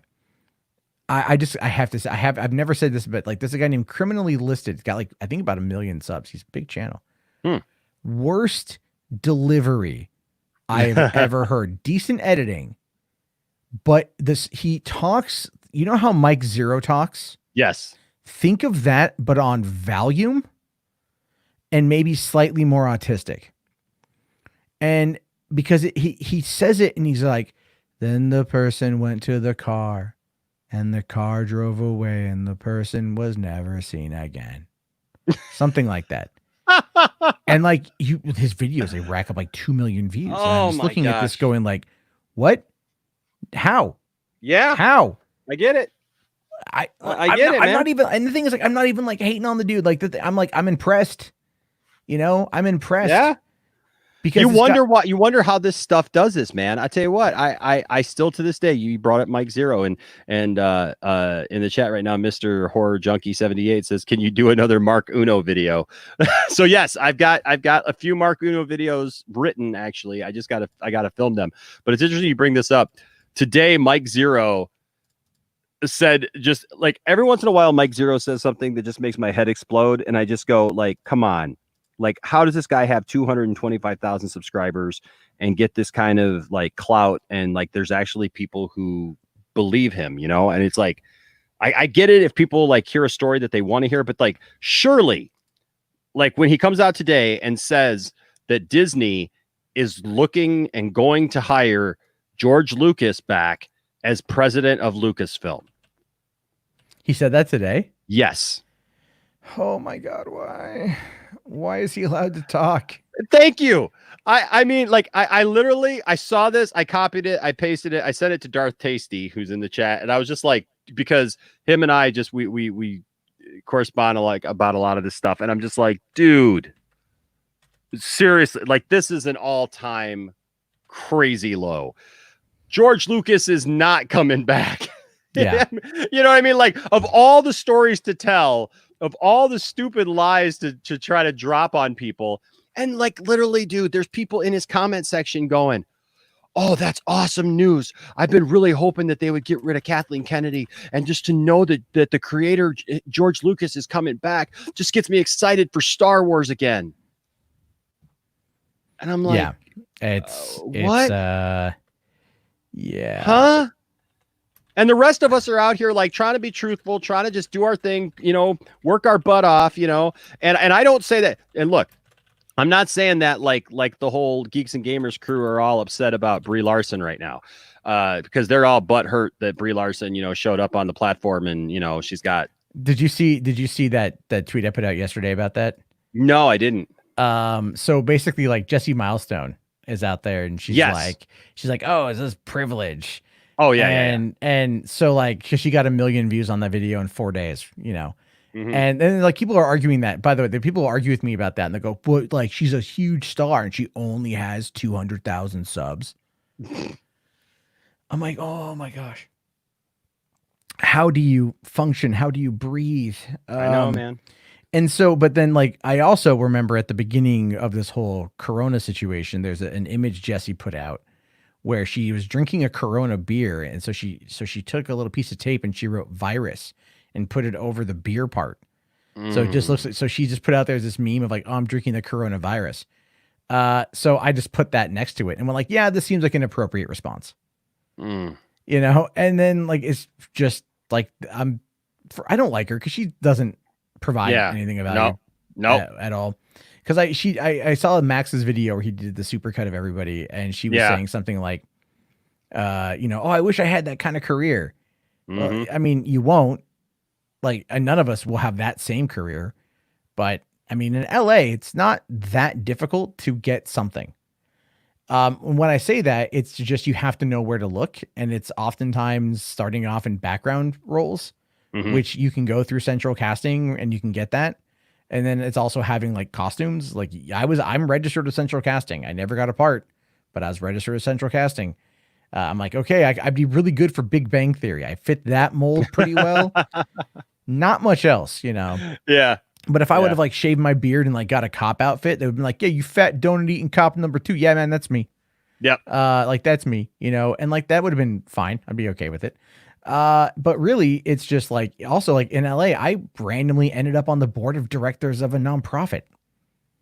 Cause I had a friend who ended up getting on the board, and he was like, do you want to be on the board? And I'm like, what do I have to do? And he's like, can you run our Facebook? And I'm all, sure. And he goes, all right, cool. We talked to the president. The president's like, so you can just run our Facebook? I'm like, yep. And she's like, okay, you're our social media director. Welcome to the board. And I'm like, okay, cool. I answered a Craigslist post that ended up getting me a job working with Rennie Harlan on a really bad movie. And they fired me after I told them that it wasn't good. Man. But because it was you know who Rennie Harlan is, right? Yeah, I know the name, and I'm gonna know as soon as you tell me, because I know that I know. He directed Die Hard 2. He did Cliffhanger. Yes. Cutthroat Island, which I think gets a lot of undeserved flack. And so I ended up getting this like viral marketing gig with this documentary that was through this company called Aldemisa. And this is the thing with 2012 LA. Everybody wanted it to go. Everybody wanted everything to go viral. So they'd go, how do we do it? And I would just go, what's your budget? And they're like, what do you mean? And I'm like, well, you can't just make something. You can't make something go viral. You have to generally pay for it. If you're trying to be a company, we could find a way to maybe get you some contacts and whatnot. And I worked for them for a little bit, and then they had brought me in to go and meet with, like, I met with everybody, like the head of every department, and to interview for this like social media job or viral media job, where they had this new movie coming out called Devil's Pass. And it's a point of view found footage documentary, which is like my favorite type of film. And it's directed by Rennie Harlan, and it's basically a follow-up. It's a sequel to the Dyatlov Pass incident, which is a real-life event from the late 1950s where 9 high skiers went missing for a bit in northern Russia, and they all died, and there's been conspiracy theories after that. So someone had written a movie, and they were shooting this movie in Russia. And I sat down and, I read the script, and I came in and I pitched him on this idea. More or less, I just kind of took a play out of like the Blair Witch Project playbook. And like none of them had any idea, you know? And the thing is, like, so they brought me on, and then they want, like they were talking about sending me to Russia to like oversee the viral marketing production in Russia, and I'm like, that would have been pretty cool. But that didn't happen because they didn't want to pay me more than like $12 an hour. Yeah. But I did that for a little bit, for I think about 2 months I worked on it. And then they shot the movie, and they got the movie cut together, and they brought me in for like a special screening, right? Like a special screening of the movie. And I'm like, okay. And so I go to their office on like the 14th floor in Van Nuys. I can like from they give me like the private screening. And then they asked me my thoughts on the movie. And this is the biggest problem, Enosh. I was honest. Never be honest in Hollywood. That's the key that I learned that day, because I was honest with them about my thoughts on it. The movie was salvageable. It was salvageable. It had problems because Rennie Harlan doesn't know how to make a point of view found footage. There's a moment in the movie where like they literally don't move the camera for like 4 minutes because it ended up doing its, it's, I don't know, it's so weird. Anyway, so then the next day they called me and they said, oh yeah, well, we've decided to go another direction. And I'm like, that's fine. But I'll tell you, this is pretty cool. So the movie ended up coming out in Russia, and it made like 4 million in Russia, and it cost 4 million to make. And then they didn't release it here theatrically. They released it on Netflix, or it's like, digital and VOD and stuff. Yeah. So I caught it on Netflix one night. And the one thing I had recommended in the movie, because I had pimped the idea of like, if you want us to sell this viral marketing campaign, we've got to create a fake website, and I told him, I don't know how to make a website. If you give me a budget, I can get a guy to make a website, but like, I don't know how to do it myself, but I can come up with I'm an idea guy. So they, the website was called conspiraleaks.com. That was that was the fake website for the movie. I actually I owned the domain for that for like 4 years. Nice. Right. Like I bought the domain, so they would have had to come through me in order to use it. But they, and I bought it just to secure it, and they never did. But they mentioned it in the movie, and they showed like it was like on some Russian site. The thing was they had never, in the script, it never had called for them to show the website. So they had a graphic made up, and they threw it on like this news report. And I was watching, I'm like, that's my idea. Like, that's my idea, made it into the movie, because they didn't want to do it like that. They didn't want to play into the viral nature. So, I mean, like, it was one of those it was a crazy experience, but that's LA. You can end up in these weird jobs. And when you live and work in LA. So if you're an actor and you can't get acting work, then you're not looking hard enough. I mean, it's super easy. You may not get paid, but what I mean, a lot of stuff in LA you don't get paid for. And I, and going into that, for that mindset, trying to, like, I mean, I've done treatments for films that I was supposed to be paid like $4,000 to do it. This guy from Haiti, this Haitian actor living in Florida, was looking for someone to write a screenplay. He had this idea and he wanted someone to like kind of take it and run with it and adapt it into a film. And so he's like, I'll pay money. So I hit him up on Craigslist, and I was like, I can write this thing. I can write you this treatment. And so he's like, okay, great. And the idea was, he was kind of into parkour. He was a stunt guy who wanted to become a main actor. Mm-hmm. So like, I wrote this treatment about how, like, the earthquake in Haiti from 2010 ended up uncovering like a huge stash of gold, right? Nice. Underneath the cathedral, because the cathedral got tore up. Yeah. And then what you had was that gold was in transport, and it was taken, and no one knows where the gold went. That's the setup for it. But the key is that it's like, there's an ex-Haitian like general who's an expat living in Miami, because they wanted to shoot this in Miami, living in Miami, who's got these like runners, and that's the main guy and his brother. And it's like, I basically set this thing up to where it's like, they uncover the gold, the bad guys are coming after them. Mm-hmm. And it was an action film. It was an action adventure movie. And I thought the concept was pretty cool, and the guy seemed to like it. And I'm like, he's like, oh, if you write this, I'll give you like $4,000. And he liked it. And then like, he never got back to me on it.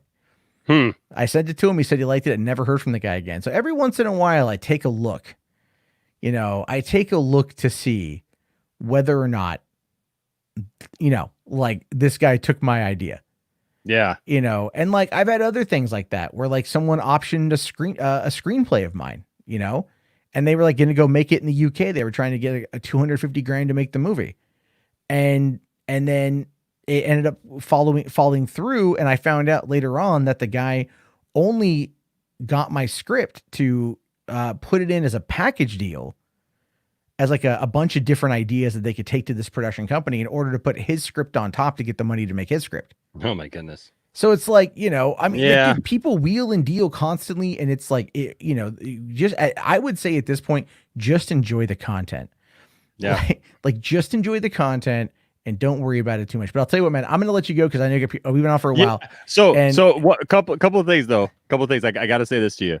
So our resident guy here who hates all things, everything, he said, when we were talking about Jody earlier, he says, wow, going after Jody, be careful. Look what happened to Film Gob. Jody will chew you up and spit you out. Are you kidding me? I'm like, I'm sorry. I just had to give you a good laugh. Yeah, that's pretty funny. But I can respond to that though. I'm a rotund American, so he would chew me up and then swallow. Because he thinks. Oh my gosh! Like I've been sitting on that comment now for a couple of minutes, and I've just been like, oh my gosh! Like you got to be kidding me! And then yeah, I got to move on to Melissa, but I did want to say one thing because we started this conversation. We'll bring it all the way back around town. We started this conversation talking about like messing up videos and stuff, and like leaving stuff in, right? So, I don't know if like the first time I talked to you, the first time I think I did. Well, I came on your call in. I'll be doing that after at 11 o'clock too, by the way. So cool. Yeah, cool. So I came on your show, and I was talking, and so like I completely forgot that I was in StreamYard. And I don't know if you even noticed that I did this, but the guy who came on after me, he was the guy who closed out the night or whatever. And you and I had been talking for almost an hour. And so like I was on my phone. And so like I'm standing there, I'm like just kind of listening and stuff. And then it's like, yeah, I'm gonna go to bed. And so like I grabbed my phone and I just got my phone with me and I go into the restroom and I just like plop my phone down on the sink and like start going to the restroom and everything. And like I get done and then all of a sudden I look over and I realize I'm not watching it on YouTube. I'm watching it on StreamYard in your backstage. And I'm like, Yeah, and if I wasn't, was I still there? Yeah. Oh yeah. You guys were talking. I must not have been looking at it. I must not have been looking at it. I was just like, I was mortified. Like I was horrified, I should say.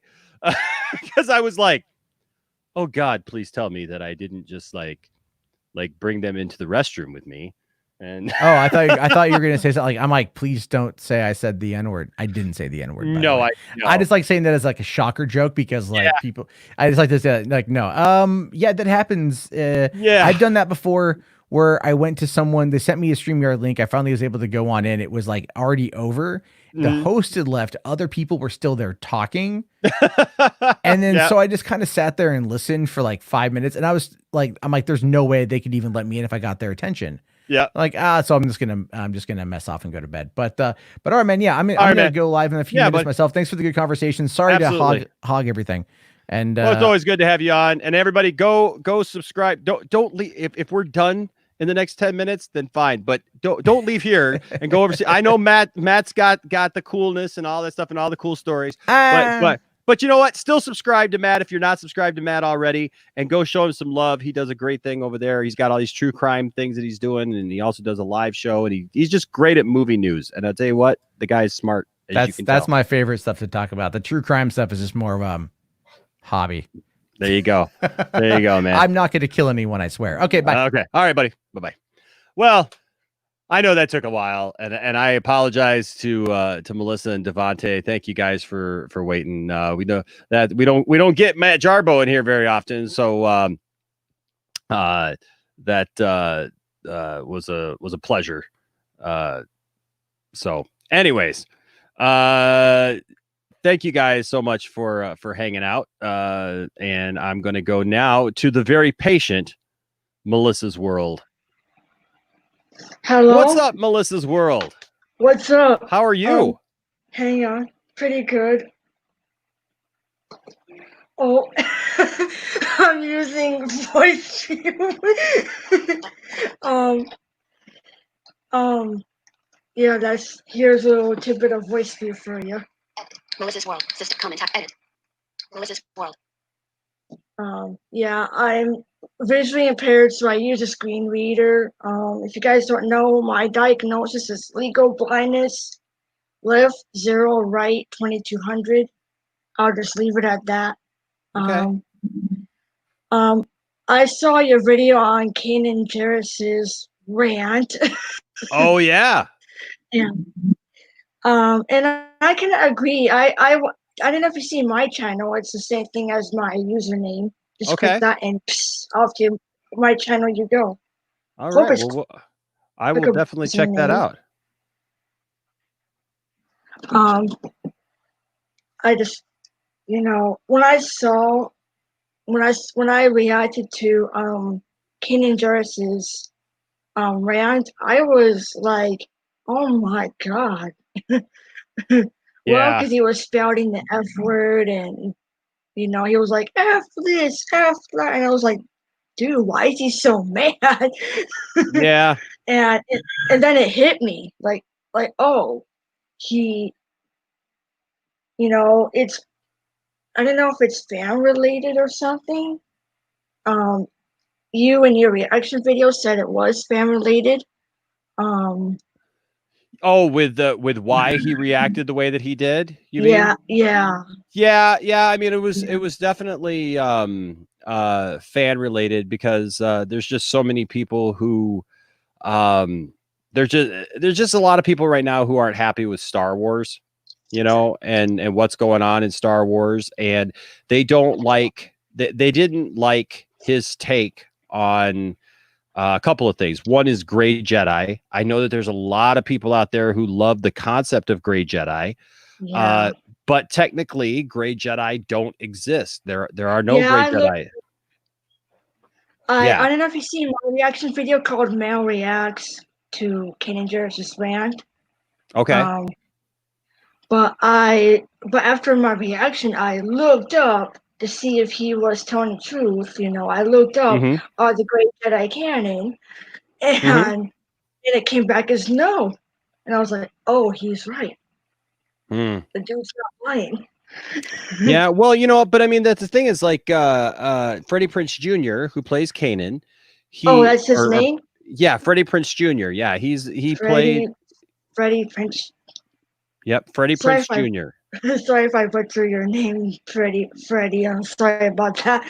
Oh no, that's not my name. That's not my name. My name's Enosh. But the guy who plays Kanan on the show, the guy who was in that video, his name is Freddie Prinze Jr. Oh, the guy on the podcast. Yeah. And so so that guy, I mean, he worked with Dave Filoni, who is the guy who made Star Wars Rebels, the show, and they all worked right alongside George Lucas with all of that. So George Lucas created it. Dave Filoni was George Lucas's right-hand man because they worked on the Clone Wars together. Oh, I didn't know they were teaming up. Yeah, well, that was back in the day when the show Clone Wars started. That's where that whole thing got started. Dave Filoni worked with George Lucas on the Clone Wars, and they put that show together.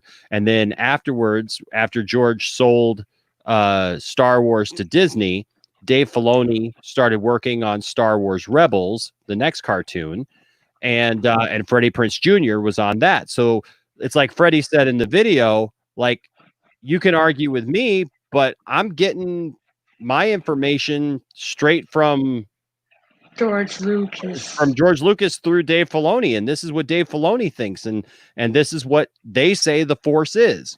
So, you know, he mentioned how about the Force. He mentions how it's begging for balance. And like, granted, we all shouldn't join the dark side, but the Force, you know, without dark side, there would be no new life. You know. Yep. And I agree with a lot of people that, like, I don't necessarily think that like for me personally, it's not necessarily how I would, you know, do it or view it, you know. And I understand why people want Gray Jedi, because they kind of want they want kind of the good and the bad, and there are characters who kind of in middle, that are kind of in the like Ahsoka, Tano, yeah, Ahsoka Tano. Tano. Yeah. She's I didn't see her sabers real well with my low vision in my right eye, but I could see the blades, and I looked up the reason for those blades, and it came back as the former kyber crystals of the Sith she stole them from, or Inquisitor. I think it was an Inquisitor. I couldn't see too well without getting this close. But she took the kyber crystals. They were red before. She took them, cleans them, puts them in her hilts. Bzz, white blades. Yep. Am I correct? Yes, she's got white blades. Those are cool lightsabers. She's got one that's longer than the other. So she's got a short one and a long one, and like one short, one normal. mm-hmm. Yep. I don't know if you're familiar, but I'm in the saber community. If you're familiar with who sabersmiths are, I am. Like, do you know Megatooth Sith, Scarecrow's Workshop? You know, I don't know anybody actually in it, but I am familiar with Sabersmiths. I mean, I'm familiar with the group. I don't know anybody in it. All my lightsabers. I've got a bunch of lightsabers myself. I got one right here. This is my Obi-Wan. This is my Obi-Wan Kenobi from episode 3 saber. And this one's blue. Yeah. Oh, I can see the color. Can you see the color? I can hear it. Yeah. And I can hear it. It sounded like a saber cut. Yeah. Yep. So that's that saber. I've got like I got like 10 sabers now, I think. Are they Saber Forge or Ultra Sabers or No, they're all nope. I don't have any of those cool ones. I still think they're cool, but I've just got I got the old Force Effects lightsabers, and then also that's what that is. Yep. Well, this one is see, this one is a Black Series one, so it's one of the newer ones. That came out just a couple years ago. This one's a Black Series one, but I've got some old Force Effects ones, like the Luke Skywalker one, which would also be the Anakin Skywalker or the Rey Skywalker saber. I've always been confused of what Rey's real name actually was. I heard that she was Rey Palpatine, and suddenly, no, I'm Rey Skywalker, and I'm like, Well, by family, she's a Palpatine, you know, because she's Palpatine's granddaughter. So I seen Rise of Skywalker. Seen Rise of Skywalker, but the change of last name was kind of hard. Has she been adopted by a Skywalker? What the heck? Yeah.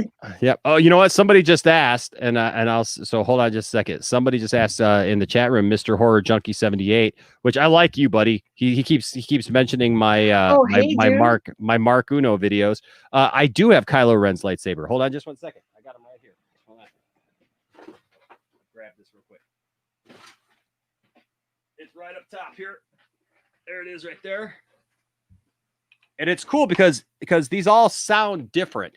So I love this one because it's got its own sound to it. Here, hold on a second. Yeah. I remember that saber sound from The Force Awakens. Yeah. So. How do you wield that one, though? It looks pretty hard. It is. I can't imagine. I mean, I know. I tell you what, you'd have to be really careful if this was real, and there were real blades, man. Because all the time when I'm just out having fun with it, you know, and stuff, I always hit my wrist with the side blade. If it was real, you would be like, ow. That's for sure. That's for sure. But I dig it because it almost sounds like a growl.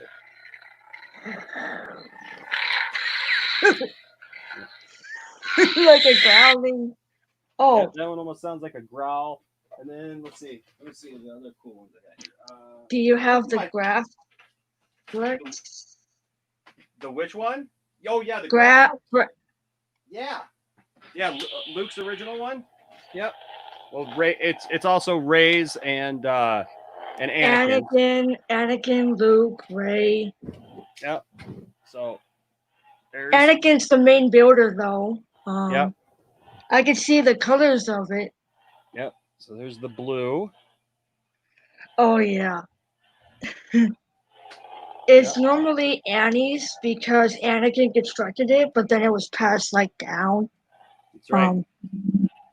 So strangely enough, like the that, you know, the Anakin Skywalker's, you know, the Luke saber is just it's the one that I love the most, just because it's of what it represents, because it's that first lightsaber, you know, that we see in the movies. Ever. But My dad, as far as go ahead. my father, my father is a 70s kid, and he saw the first one at like 12-ish. A New Hope, he saw that one first as a kid. Nice. And my dad, he would agree with you right now that A New Hope is the best one. Yeah. Well, my favorite movie is The Empire Strikes Back, but I like that saber. But here's the he funny likes thing. that one too. Here's the funny thing. As far as like feel, you know, like which saber feels the best in my hands, and I didn't think that this would be this way, but as far as which saber feels best is my Obi-Wan Kenobi Episode 1 saber. Phantom Menace. Yep. Oh, what's the red? It's just a big button on the top. It's the on-off switch, and so you turn that on, and it's super bright blue. It's the ignition button. Whoa. Yeah, and I'll tell you what, when I'm wielding this, you know, and playing with it, you know, and you know, fake fighting with it, because I do that even at 43 years old. When I do that, it's kind of thinner, you know, it fits better in my hand, and I just you get a lot of good control of it, because it's got this ball on the end, right there, and it's got these spiky things on the end. And so you can really control the saber really nicely. Spinning or swinging? Both. You can spin it really well, and you know, and yeah, it's pretty cool. So I've got Darth Vader's, I got Mace Windu's, I've got Yoda's. You got the whole gang. Yep, I've got Kit Fisto's green one, and I've got Darth Maul's double-bladed saber, and then. Me and my wife Tiffany went to down to Florida back in January. I took her for her 40th birthday, and we went and built our own lightsabers. Yeah. Oh, you went to Batu. Yeah, we did. And we went to Batu, and we built our own lightsabers, and so we both have our own. Can I also I use a white cane, if you're familiar with what that looks like? Yes. And if I were to go to Batu with my white cane, would the gatherers know what that means? The patrons of Batu, would they get blinded one? Do you need any assistance? Yeah, you know what? I'm sure that they would, because just like in Star Wars Rogue One, Chirrut is blind, and he has a staff. He has a staff that he uses. Legally blind or fully blind? I'm well. They don't really say which, but I'm pretty sure it's probably fully blind, because he doesn't seem to be able to see anything. But he uses the Force, kind of. Force sight. He says, "I am one with the Force, and the Force is with me." Oh. But he's got a staff. He does have a staff, so. I call it the brown cane. Yeah. Well, I tell you what, Melissa, it's really cool. If you ever get a chance to go down there, it is so cool, because once you're in there, you're immersed in Star Wars. You're in a Star Wars world. They don't talk to you about, you know, anything outside of the park or anything. When I went, I made the mistake, because there's lots of Star Wars stuff outside of Galaxy's Edge in Batu, and so the Jedi school I heard about, the Jedi school for the younglings. Well, that's all that there's stuff that's inside there, but like you can meet Darth Vader, and you can meet like Chewbacca and like different cast members, but that's all outside of Batu. And then like Star Tours, which is a Star Wars ride, that is also outside of Batu. So, you know, there's things that say Star Wars all over. But once you get inside, you go through this big tunnel, and once you come out the other side, everything is like you went to another planet. You don't hear the rest of the park anymore. You don't hear any roller coasters or anything like that from where you are. You don't. You just hear the ambience of Batu. Yep, exactly. And nobody, all the people who work there, Nobody talks to you about Star Wars. They talk to you about whatever's going on there. So like there was a guy that I ran into when we were waiting to meet Darth Vader, and we were talking to this guy, and I asked him, he was talking about how much he really liked working there. Because he was a big Star Wars fan. And so when we were waiting for the ride Rise of the Resistance, I asked the guy who was working there in line, I said, "Hey, are you a big Star Wars fan?" And he looked at me strange and he goes, I don't know what you're talking about. What is this Star Wars? What Star Wars mean? Well, yeah, exactly. And then I understood what he meant, and so like even when you go there, if you go to build your own lightsaber, you can't even ask them like, where do I go to build my lightsaber? Or like where do they build the lightsabers? Because they'll look at you and go, they'll tell you to be quiet because everything's in character. And so Kylo Ren and stormtroopers are walking around Batuu looking for rebels. They're looking for rebels and the resistance. And so they don't want you talking about lightsabers or anything because you could, get suspicion drawn to you. And so what they tell you to do is if you need to ask something, to ask about like getting junk parts to build with. And so like so when we were looking for Savi's workshop to go build our lightsabers, we asked, hey, where can we go? Where can we find a place that has junk where we can build things from? And the lady says, "Oh, you want Savi's workshop." And so she told us which way to go. And she spills the beans. Yep, she sure did. Next time, she should whisper it in your ear, like,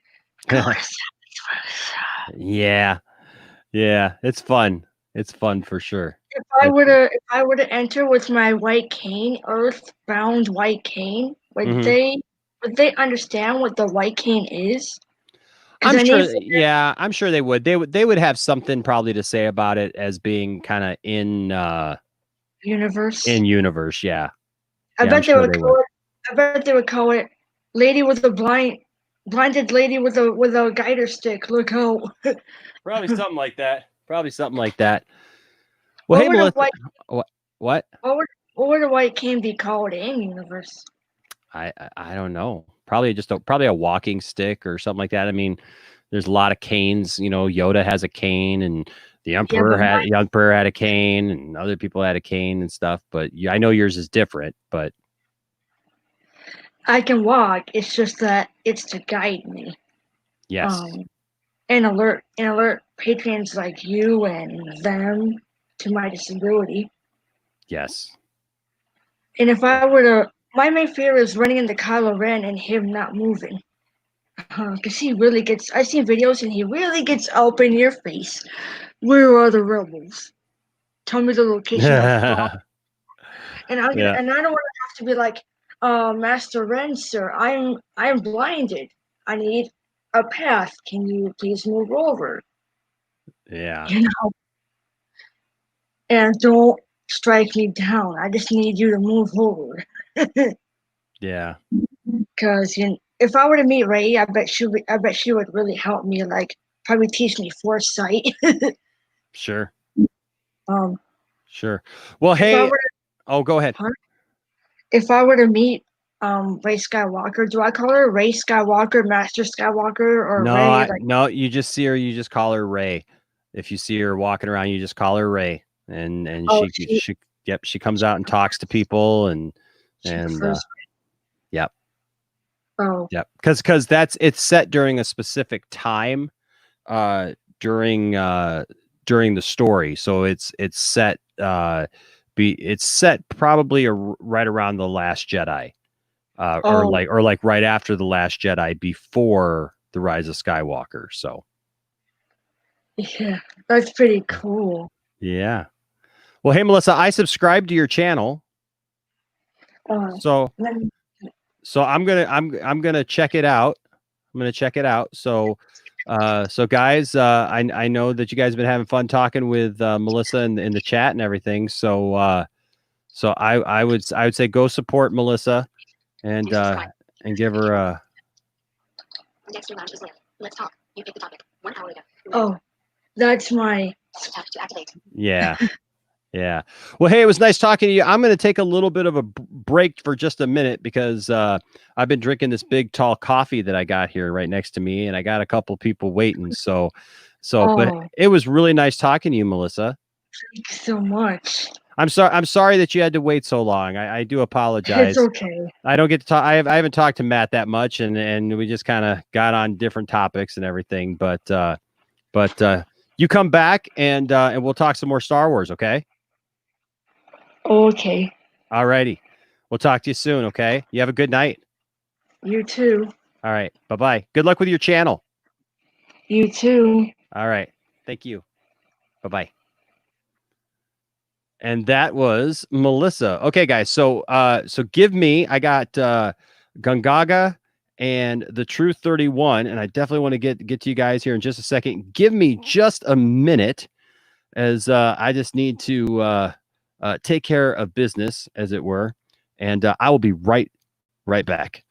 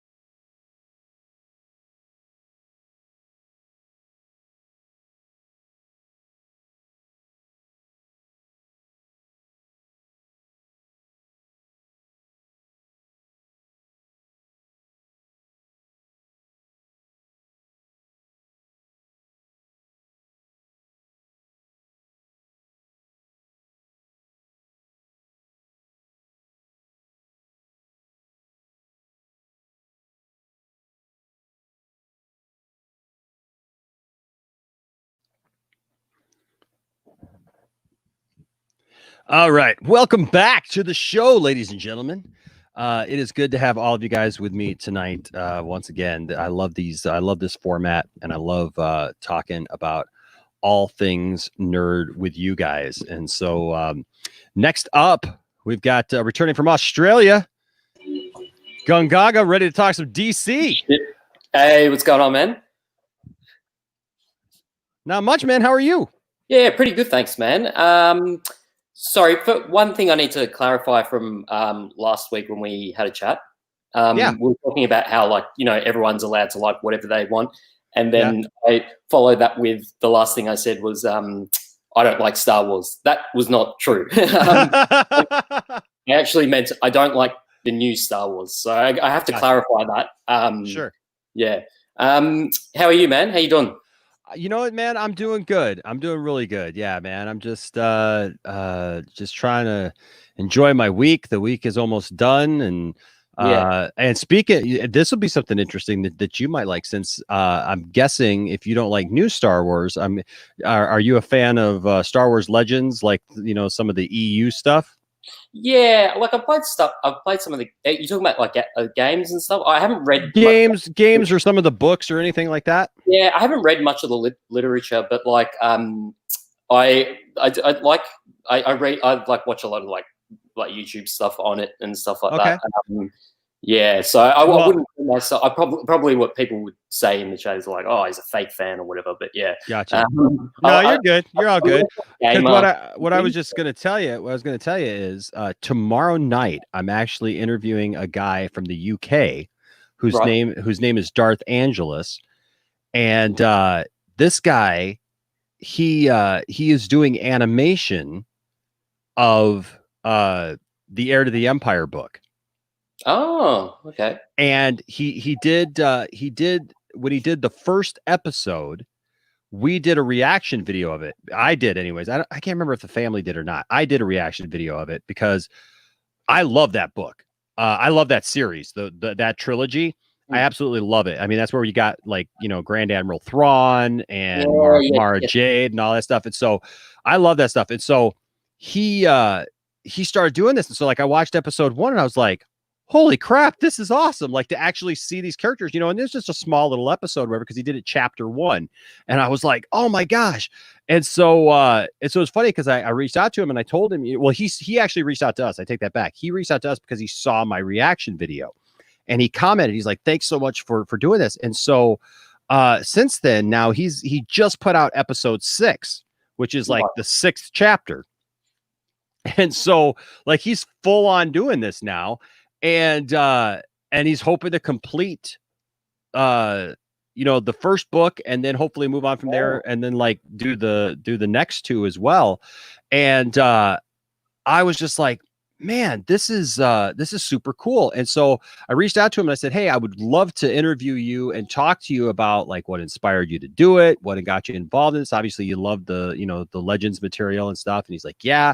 And so well, it was something special that he told me, and I was just like, oh man, it's like when somebody tells you this, but he's like, yeah, because I first started when I tweeted at him, I said, hey man, I said, I don't know if you remember me, but I did a reaction video to your first episode. I said, you know, I'd like to interview you. And he came back, he goes, yeah, man, I remember you. He's like, actually, you were one of the reasons why I decided to keep pursuing this, because you really enjoyed it. And I appreciated you so much doing a reaction video. And I was like, oh, that's sweet. That's really cool. You know, it's like, it's kind of cyclical, right? So it's like, he was just going to do it as a one-off, but then when people responded and he saw like what we did, he's going to make more. So now I get to enjoy more of what he makes. And so it's pretty cool, but yeah. Cool. That's awesome. So that's tomorrow, is it? Yeah, well, it won't be on tomorrow. I'm going to interview him tomorrow, and then then I'll probably edit it and stuff like that. But because it's an interview, and so I want to make sure you know that I put it out good. But yeah, so I'm really I'm looking forward to that tomorrow night, because that's what I'll be doing tomorrow night, and I know that's something that a lot of people really love is that material. So I'm looking forward to getting that out there. You know. Yeah, no, that's cool. I don't watch a lot of like Star Wars sort of content, YouTube content. So I do see like I'm going to sound like a tool here, but I do see some of the headlines that you put and stuff like that, and I'm like, oh, so that's what's going on with stuff. But I never like research the stuff. I watch the movies when they come out and all that, or I play like some games and all that. So so that's cool. I'll have to check that. Your position on the sequel trilogy is pretty like indifferent, right? Like you're pretty positive, leaning towards, because I think I saw that you were saying, was it, I don't know if it was you, but or saying that like you don't want the universe rebooted, like when I don't. And so here's where I stand on it. I really liked The Force Awakens. Yep. I really liked The Force Awakens. And I know that this isn't popular. Last Jedi. But I love The Last Jedi. Yeah, okay. I thought I really liked The Last Jedi, but it seems like the more I think about it, the more times I watch it and the more I see around it. Like I watched the documentary that's on the Blu-ray disc for it. It's like on the second disc of the Blu-ray, and it's a documentary with Rian Johnson talking about like how he came to write the movie, and it follows him actually from day one all the way to the end where they premiere the movie. And what impressed me about it, to be honest with you, was the fact that, like, you know how, like, well, because even when I listened to J.J. Abrams talking about you know, writing and directing The Force Awakens and the Rise of Skywalker, I heard a lot, and even Chris Terrio talking about it, who wrote it, they always talked about how, like, did Chris Terrio write Last Jedi? No. Is that what you said? Sorry, did I get that wrong? No, he did not write Last Jedi. Actually, Rian Johnson both wrote and directed Last Jedi. Oh, sorry, did I get that wrong? Did I hear you say? I thought maybe I heard Chris Terrio. You know, Chris Terrio wrote The Rise of Skywalker. Oh, did he? I didn't know that. Chris Terrio. Yeah, Chris Terrio wrote Rise of Skywalker, and so the interesting thing about that is that anytime I hear those two talking about those movies, they say kind of the same thing. They're like, well, you know, how we felt about this character was this, or, you know, when we looked at it, we thought that this character would do something like this or whatever, and that's why we wrote it that way. To hear Rian Johnson, I know that Rian Johnson has said some things that's ticked off a lot of fans, and I totally understand that from that aspect of it. But like looking at the movie alone, just on the movie's merits, it's interesting because Ryan talks about it, and he says stuff in that documentary, but he never says anything like J.J. Abrams or Chris Terrio. He says, so when I watched The Empire Strikes Back, Luke said this or did this, and that's why Luke says or does this in the Last Jedi. And he says, and then Yoda did this in, you know, Return of the Jedi. And that's why Yoda does this. So like everything that he wrote had a connection with something before it. Like he didn't just, you know, just like pull it out of thin air, you know, or like say like this was his interpretation of how this character would do something. And I found that fascinating. And then I got it on a lot of levels. Like it made sense to me. I know a lot of people were upset. Look, Luke Skywalker was my hero growing up, always will be. I love Mark Hamill.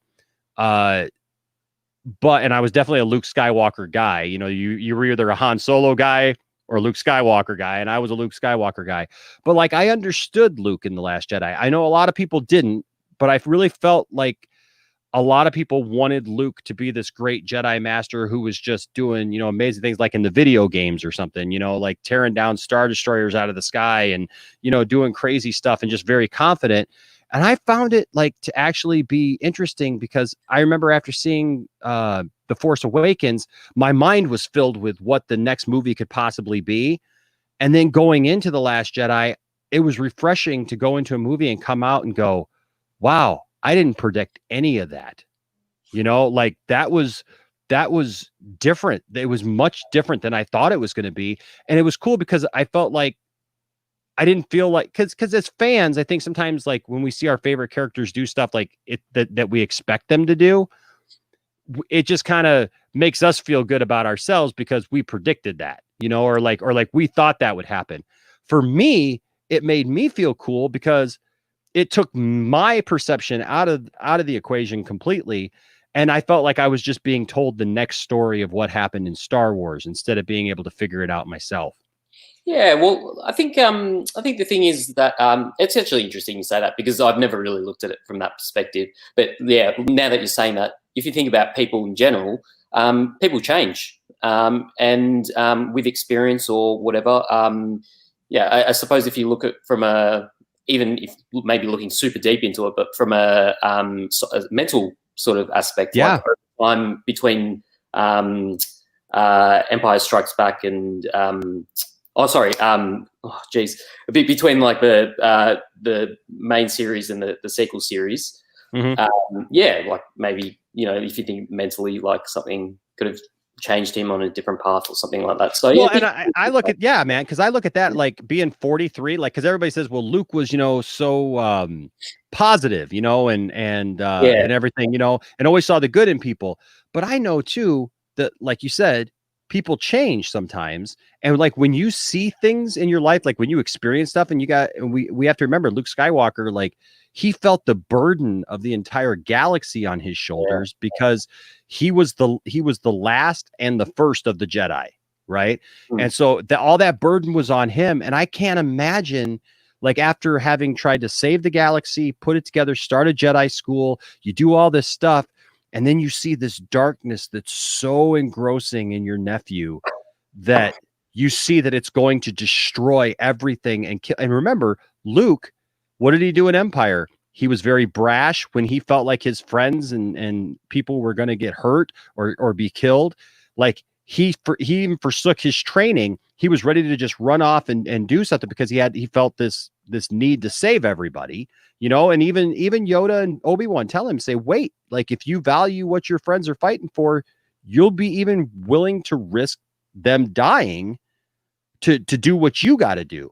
And so like when I think about that, and then I think about Luke looking down at Ben in that moment and going, this guy is going to literally kill everybody. He's going to plunge the galaxy back into darkness after we've spent a couple of decades trying to fix things.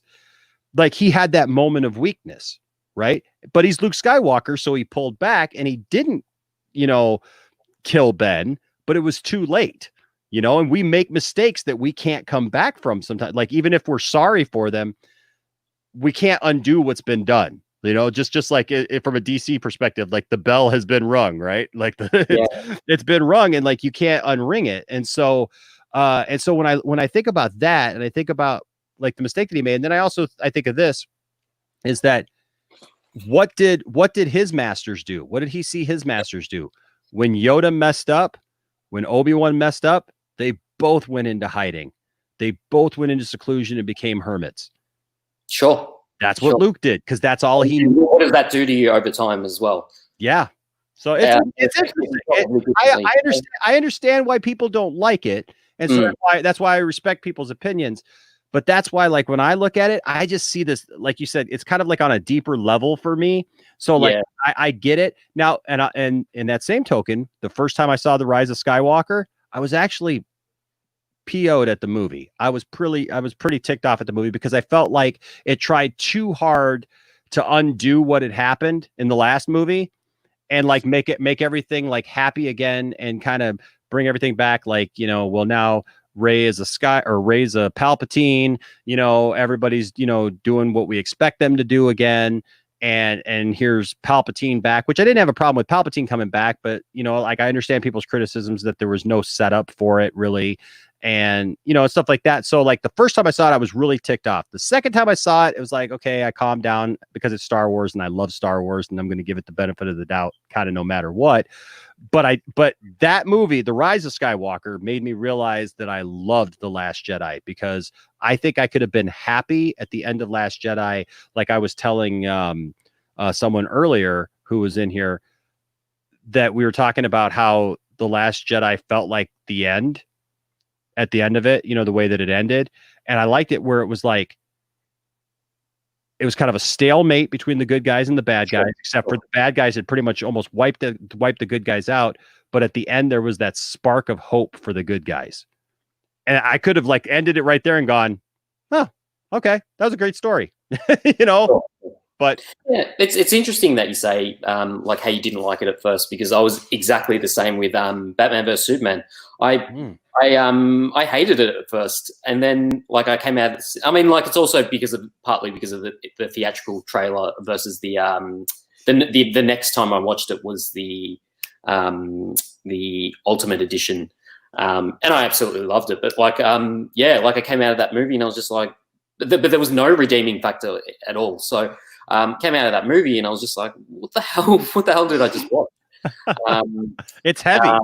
But yeah, and then like the more I watch it, and I've watched it so many times now, Batman vs Superman, because each time I like unpack some sort of extra layer towards it, and I think that's probably what you're doing with Rise of Skywalker. Oh, sorry, Last Jedi.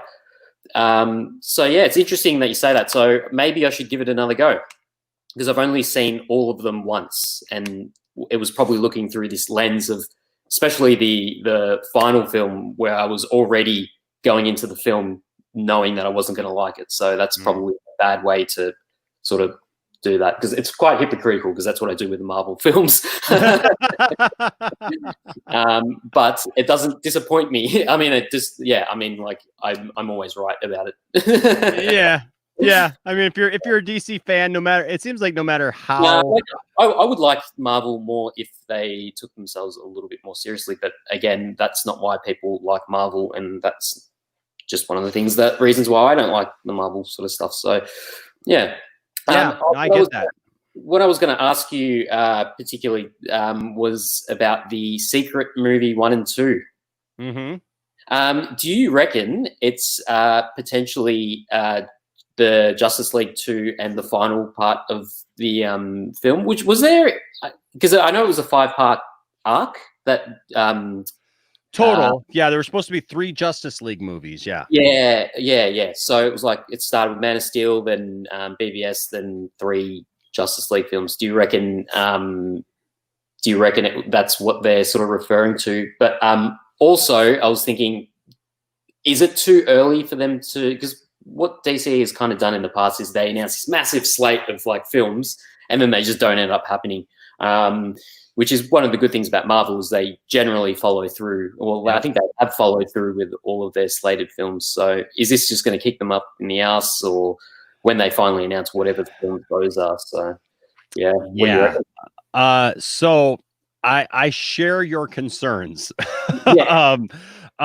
Because how many times have we watched a Comic-Con panel or something where they roll out and they're like, we're gonna bring you the Flash and Cyborg and Aquaman and and this movie and that movie, and then it's like we're sitting here in 2020 and we're just now getting the Justice League movie that we wanted from from 4 years ago, right? And so I totally feel you when you say that, because that's my concern right now too, because it seemed like, okay, we got the Snyder cut, stuff, and that's coming, awesome. And then it was like, oh, hey, we're going to give you that Flash movie that really never went away, but it's been kind of lingering there, right? So okay. So it's like, okay, yeah, no, I believe that. I believe that one's coming.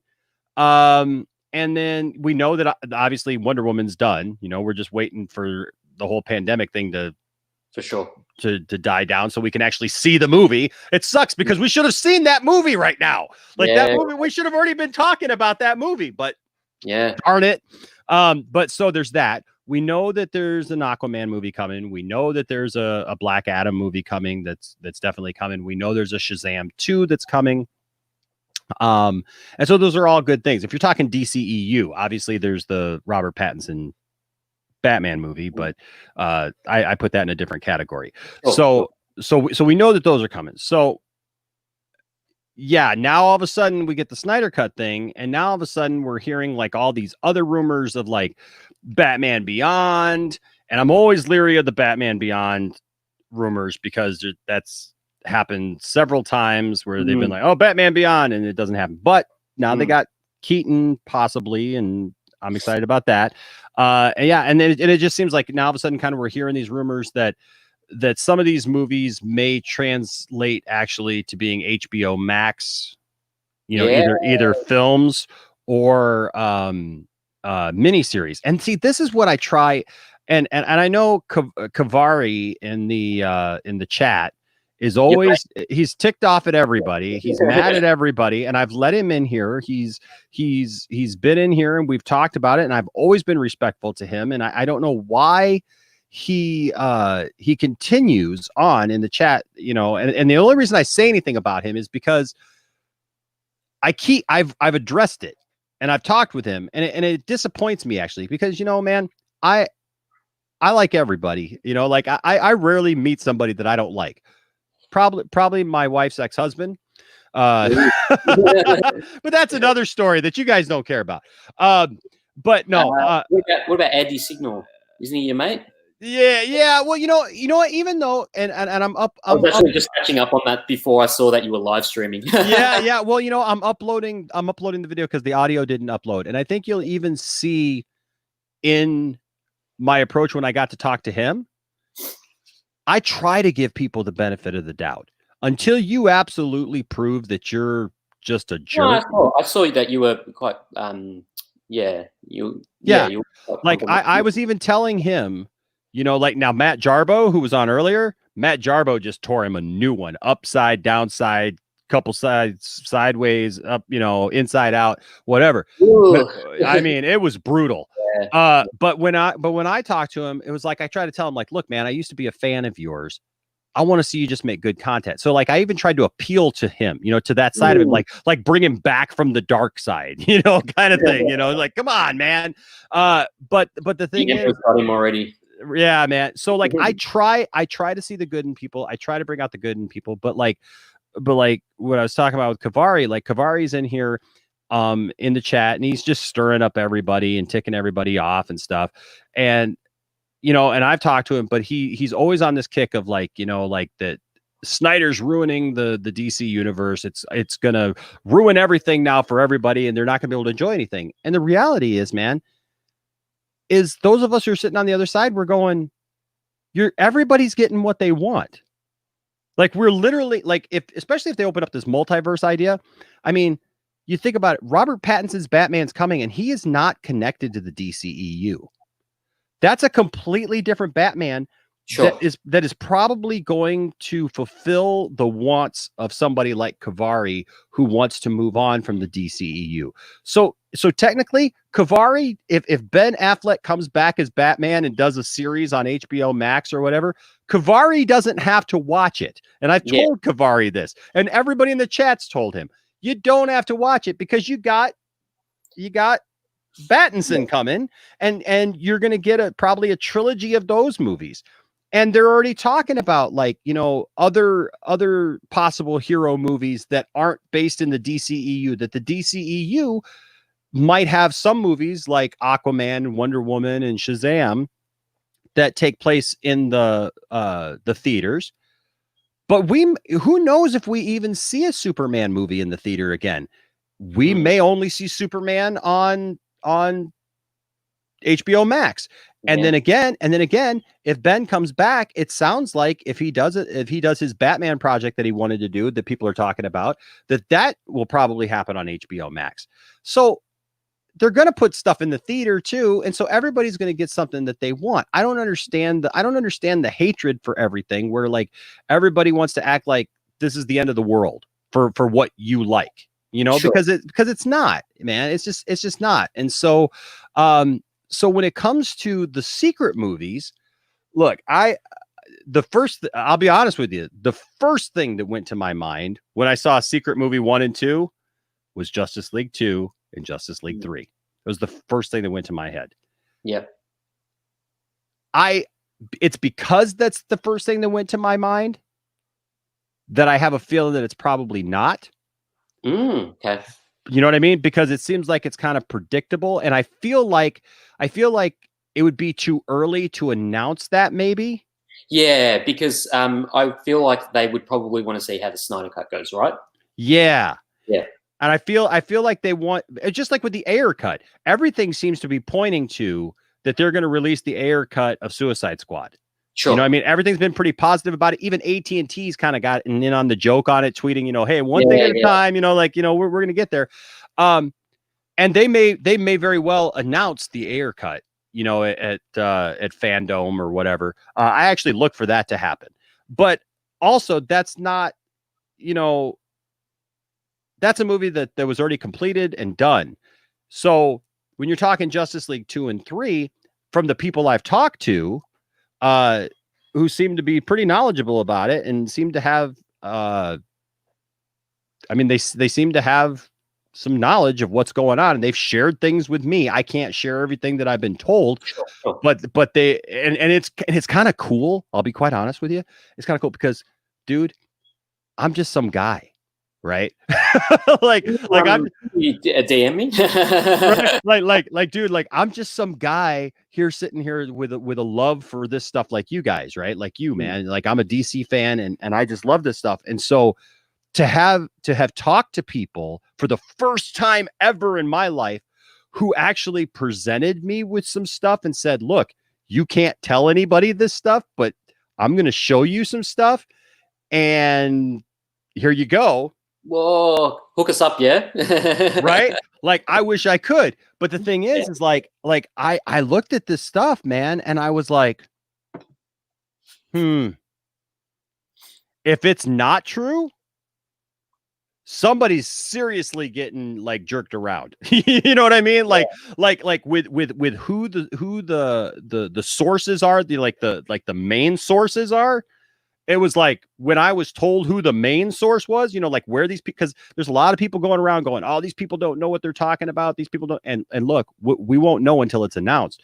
But when they revealed to me who the main source was, my mind just about fell out of my head. My brain just about fell out of my head, because I was like, oh my gosh, like, yeah, that's it. That's it right there. It doesn't get any closer. It doesn't get any better than that.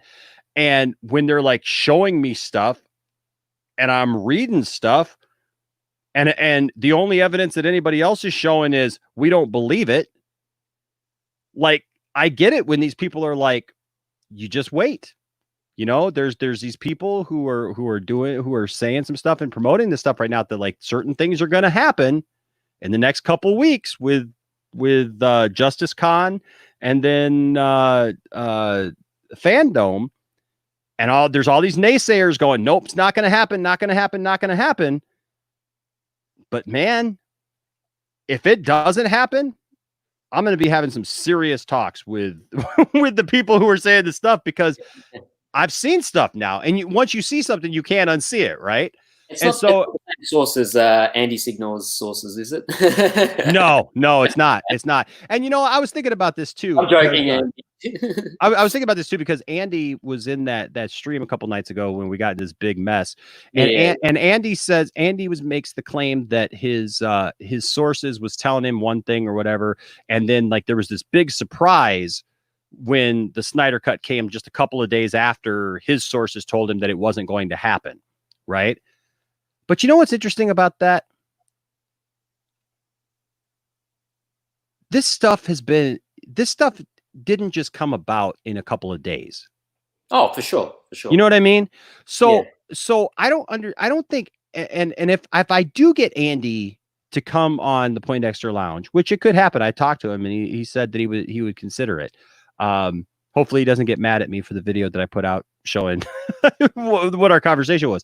But I would really like to have a conversation with him, because, you know, he went live with that whole story, and then a couple of days later, obviously it was wrong. And I don't fault him for that, because if he got he got a bad source, he got a bad source. You can't do anything about it. It's just like the stuff that I'm telling you right now. I believe it, right? Because it seems right to me. But if at the end of the day, none of that stuff ends up being true and it all ends up being wrong and nobody's coming back, nothing's happening, then I'm just going to go, well, that was a bad source. And I would hope that nobody would just be mad at me because somebody gave me misinformation. It's only when you start making stuff up. Yeah, can I quickly say on that? Like, I agree with you. Like, I probably at no fault at his. Like, he has his source, and they said one thing. The issue that I sort of, I guess I took with it is the fact that he ridiculed the people who thought otherwise. Yes. While the people who thought otherwise might not have definitively known, they ended up being right in the end. So you can't, and so no one should attack him for that, because his source was obviously wrong. But you can't expect no backlash from people when you ridicule them and then inevitably be wrong. You can't just go, oh no, well, my source was wrong, and expect no one to care or say anything to you after you've ridiculed them. So absolutely right. Yeah, absolutely right. Yeah, just and so place, and the whole thing would have been fine in my books anyway. Yeah, and so that's what I told him the other night. I told him that exact same thing, man. And but I would like to know, because Andy's worked in this business for a long time, and he knows a lot of people in this business. So like he should, because he tried to push this narrative that like just everything just changed all of a sudden. And I wonder if his source was jerking him around, that they knew it all along, that this was coming down the pipe, but they literally set Andy up to look like a fool because of Jody from Jody's Corner and all this stuff, you know, like coming down on the Snyder Cut and all this stuff, right? Look, I don't mind. I still don't really mind Andy Signore. I don't mind him that much. And even like like in that conversation, that the big convo you guys had with him the other day. Yeah. I feel like, oh, look, I actually don't mind Andy. I can understand where he's coming from, but there is no redeeming factor to Jody in my vision, because I think he's just absolutely disingenuous. But anyway, that's a different story. I'm totally right there with you, man. And that's what I was saying, like trying to pull Andy back from the dark side. Like I just feel like there's some good in him still, but I'm right there with you. I just don't feel like Jody has any good in him. No, but whatever. But no. And I do want to say this. Hey, Devontae, I'm getting right to you, man. Yeah, sorry. No, it's not your fault. It's my fault. He was gone when because he was after Melissa, and he's been waiting forever since Matt was on. But I do want to answer your. I want to finish that. Sorry, there thought. was one addition to that. Oh, that. sure. Two other potentials that I was going to say was Blackhawk, which was announced like maybe 2018, which was Steven Spielberg. Yeah, I forgot all about that. Yeah, I hadn't seen anyone mention that so far.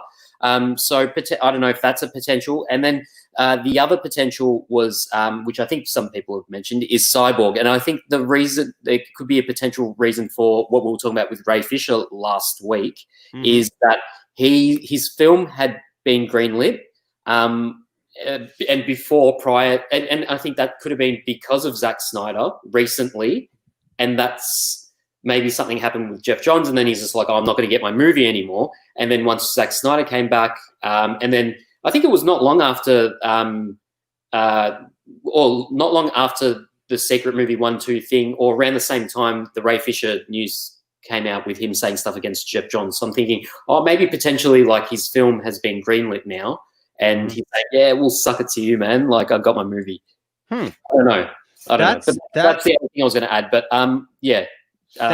Those are I totally forgot about the Blackhawk thing, man. That's a really good call on that, because I completely there's been nothing on that. There's been absolutely no news on that. Nothing.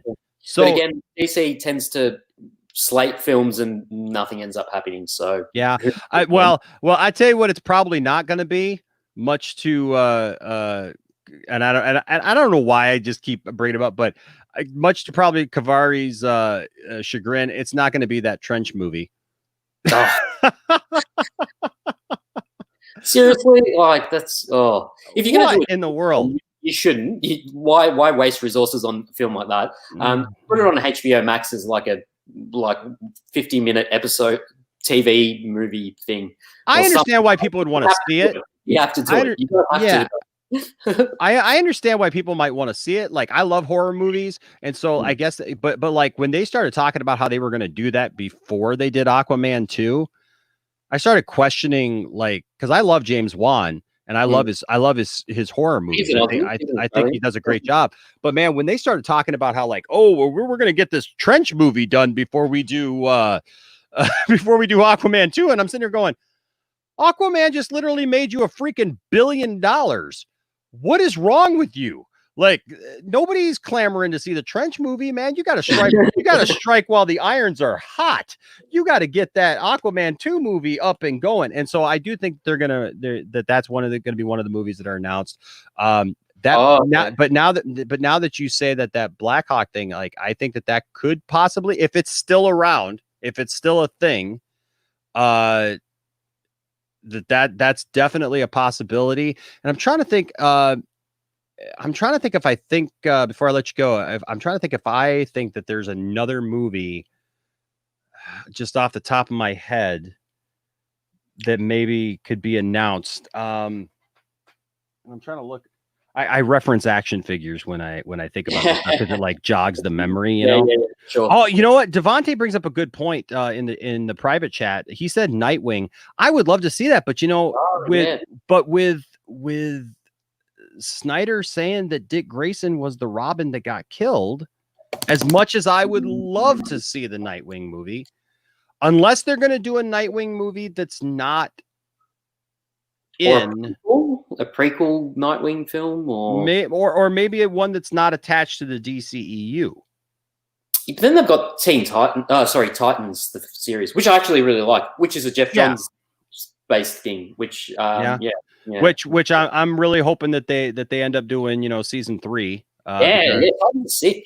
I really Such like a great show. Such a great show. I tell you what, I didn't realize how much I loved Dick Grayson until that show. And like all of a sudden now, like I always liked Dick Grayson. Don't get me wrong. I always liked Robin, but you know what? I would probably potentially go as far to say that I remember when I watched the first season, I'm like, I think I like this guy more than Bruce Wayne. Yeah.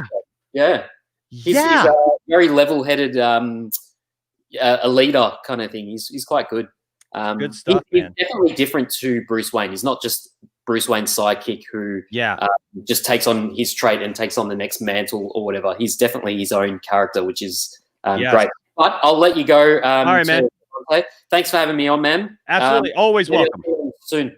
All right, man. You're always welcome. Anytime. Yes, man. Right, thanks. Catch up. Man. Bye. Yeah, we'll see you. All right. And now with much apology, it's always good to see him in here. He's a good guy, and I've enjoyed my conversations with him. And now with much apology to this man right here. I love this guy right here. I love his enthusiasm and everything. Dude, you have been so patient. I am sorry. I was going to you, and then I didn't see you. And in my little thing here, like because you went out, when you came back, it was like stacked, and so I didn't see you in the line anymore. And I was like, oh man, he's gone. And then I saw you like right after I let Gongaga in. You were there, and I was like, oh man, I just missed him. So yeah, because I had like I'm on my phone, so I had pressed out of the Zoom link, so I had to get back in. So yeah, gotcha. Well, I'm so sorry, man. I apologize that it's taken so long. I did take way too long with Matt, but I appreciate. There was a lot of topics that I liked that I actually want to come revisit. Like for me, you were talking about. Let me say right before you get started, and then the Truth 31. You are next after Devontae. So we're gonna get to you guys, and then by then we'll probably be ready to call it a night. But go ahead, sir. The floor is yours, Devontae. Okay, so I believe you guys were talking about Titans earlier. Yeah. And and I believe Stargirl. Yeah. And one of the things I was thinking about, because I read that they had changed Our Man's how he gets his power actually, and I was thinking they should have kind of kept it, because originally Our Man used to take drugs to get the power. I think that would be a nice like kind of social commentary on like drug abuse and stuff like that. And I kind of feel like they shied away from it by making it like a supernatural element or whatever. Yeah. Also, Titans. I'm not sure if you knew about this. In Titans, they the first season they cut 3 episodes, and I brought it up earlier, and I feel like season 2 carried Dick Grayson's like transformation into Nightwing too long, and made it it's overstayed its welcome. Okay.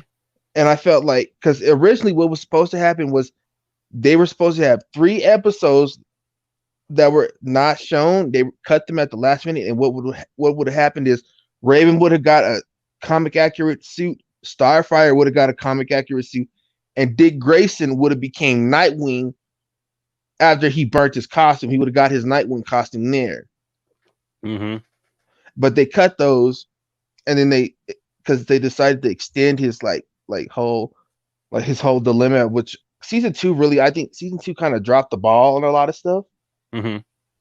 Especially because my biggest thing I feel about Titans is like using legacy characters, right? Yeah. But if you're like, the problem with using legacy characters is you can't just have a legacy character and then not mention the mentor. I feel like we should have like for me, my perfect because I think they're gonna make Jason Todd Red Hood. I feel like the perfect way to do that would be like give them a 3-episode arc, and it's kind of like them, or like an episode arc or 2, like 1 or 2 episodes, and it's basically them trying to go through therapy, but it's not working. But then they go out in costume, right? And they start building this bond, like by beating up people and stuff like that. And you see them finally starting to open up. And then like they resolve their relationship, and then like the whole like off camera Jason Todd gets killed or whatever. I I think that would be the best way, because the reason Jason Todd's death had so much impact, especially the Batman, is because they had a bond. And this one, like, he has no bond. He doesn't have a bond to Dick Grayson. He doesn't have a bond to Bruce Wayne. And if they kill him off and Red Hood comes back and then he sees Tim Drake, he's going to kind of be like, whatever, if they're going to like go with the character right now. I think that's something interesting. Also, one more thing I wanted to talk about was how, like, nowadays I feel like comic book like characters, like, where they're like, how the other dude was talking about how Doom Patrol and all them wear their comic book like accurateness on their sleeves. I feel like season 3, because I know that season 3 is supposed to be more like Starfire's arc with her versus his sister. Yes. One thing I feel like they should have did is, I feel like instead of like, because I think they try to do like the Black Panther route and make the Tamaranians all black, because I haven't seen like a different like skin like Tamaranian at all. What I would do. So that's an interesting take. I'm sorry, I don't mean to cut you off there, but you being African American, how do you feel about them? The like they're making, because I never had a problem. I know there was a lot of people who had issue with Starfire being black. Yeah. For me, and like a lot of people, like the actual people who had a problem, not like the actual racist people that were there. Yeah. The main problem we had was when we first saw Starfire and we heard about Titans, and it kind of came off too edgy. And then you saw Starfire, and I'm not trying to be like misogynistic or rude or anything. No. The best way to describe Starfire when you first saw her was a Raggedy Andy doll looking hooker. Yep. And I was like, dude, I wish I had sound effects right now lined up. I'm gonna have to rig something so that like I can do that. Like when somebody gets something, like I got to figure out a way to do that maybe in the program I got now, because dude, you just nailed it. I got in so much trouble with so many people, dude, like just trying to explain the fact that like I had no problem with the fact that she was black at all. And that's a lot of things. That's I was a just lot like, of things. why are you gonna make her look like a streetwalker? Like seriously, what is up with that hair, and what is up with that little skimpy little outfit that is not? I mean, and I know she wears skimpy outfits, but not like at least her skimpy outfit that she don't usually wears in the comic is like a superhero skimpy outfit. Exactly. That thing was straight up trash. And that's a lot of things. Like it, like a lot of the people calling people racist and stuff were from the outside of the community. And you had a lot of people being like, it's like, she's an alien. She's not black. She's orange. And the best way I would have went about it is either I would have recasted her as maybe like a bilingual, like maybe a Mexican or Latino bilingual person, because Starfire does switch tongues. If you've read comics, she's switched tongues before. Or I would have went like, if you ever played Injustice 2, Starfire looks black, but she's still orange.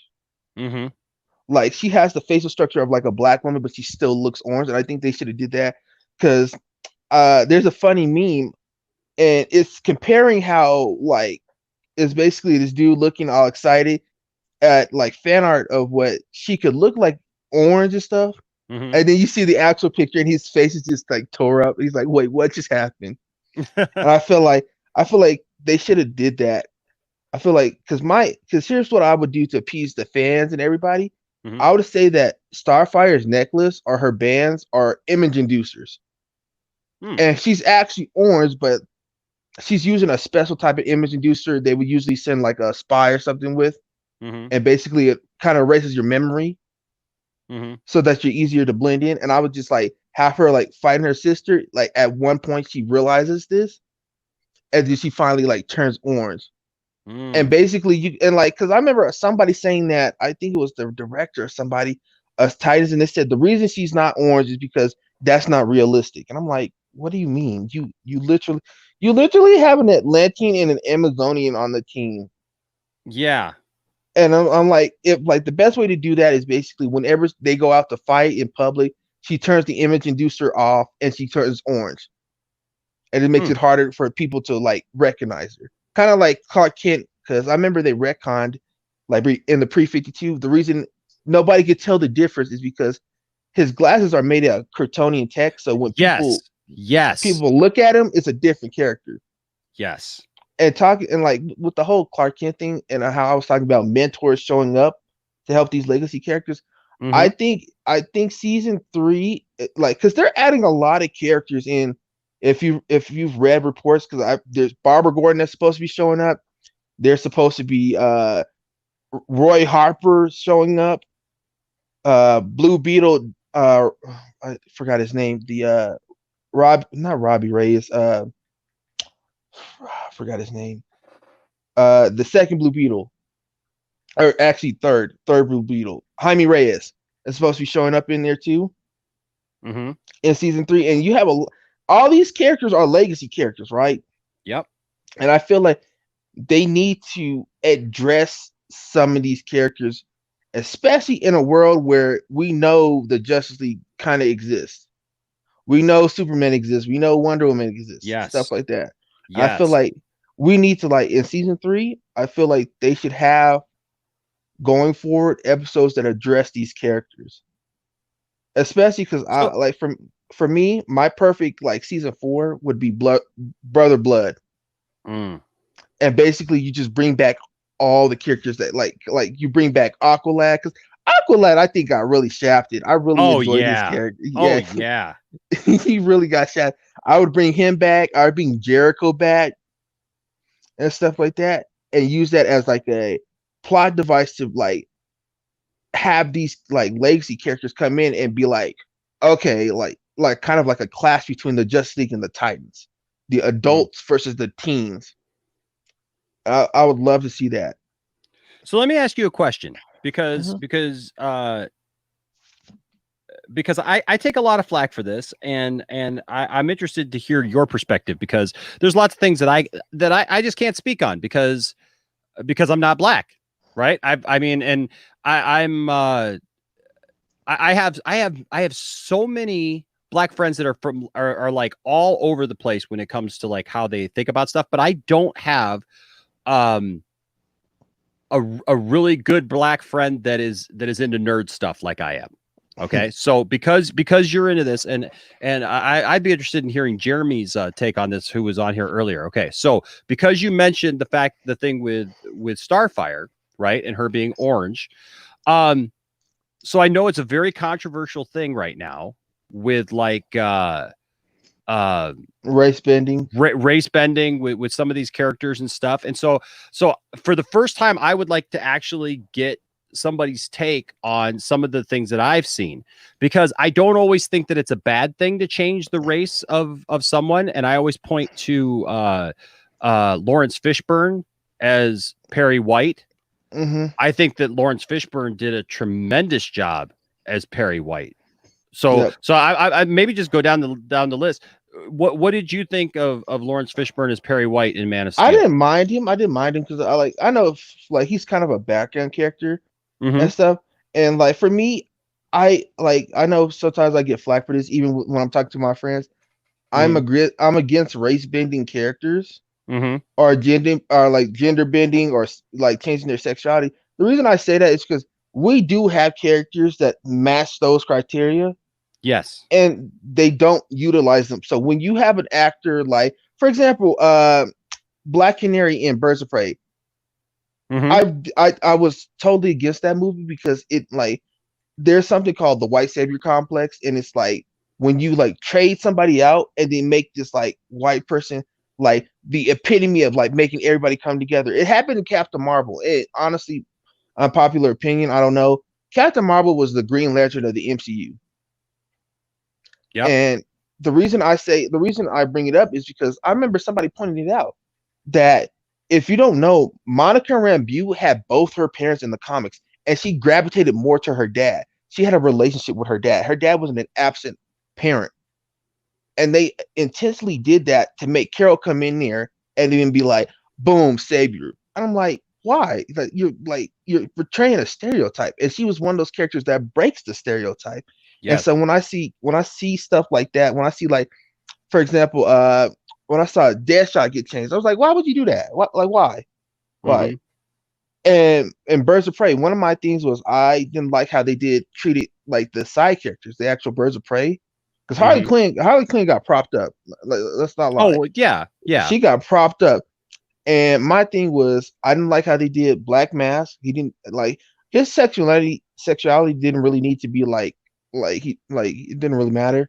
I would have just made him bi, because I believe he's had moments like that in the comics.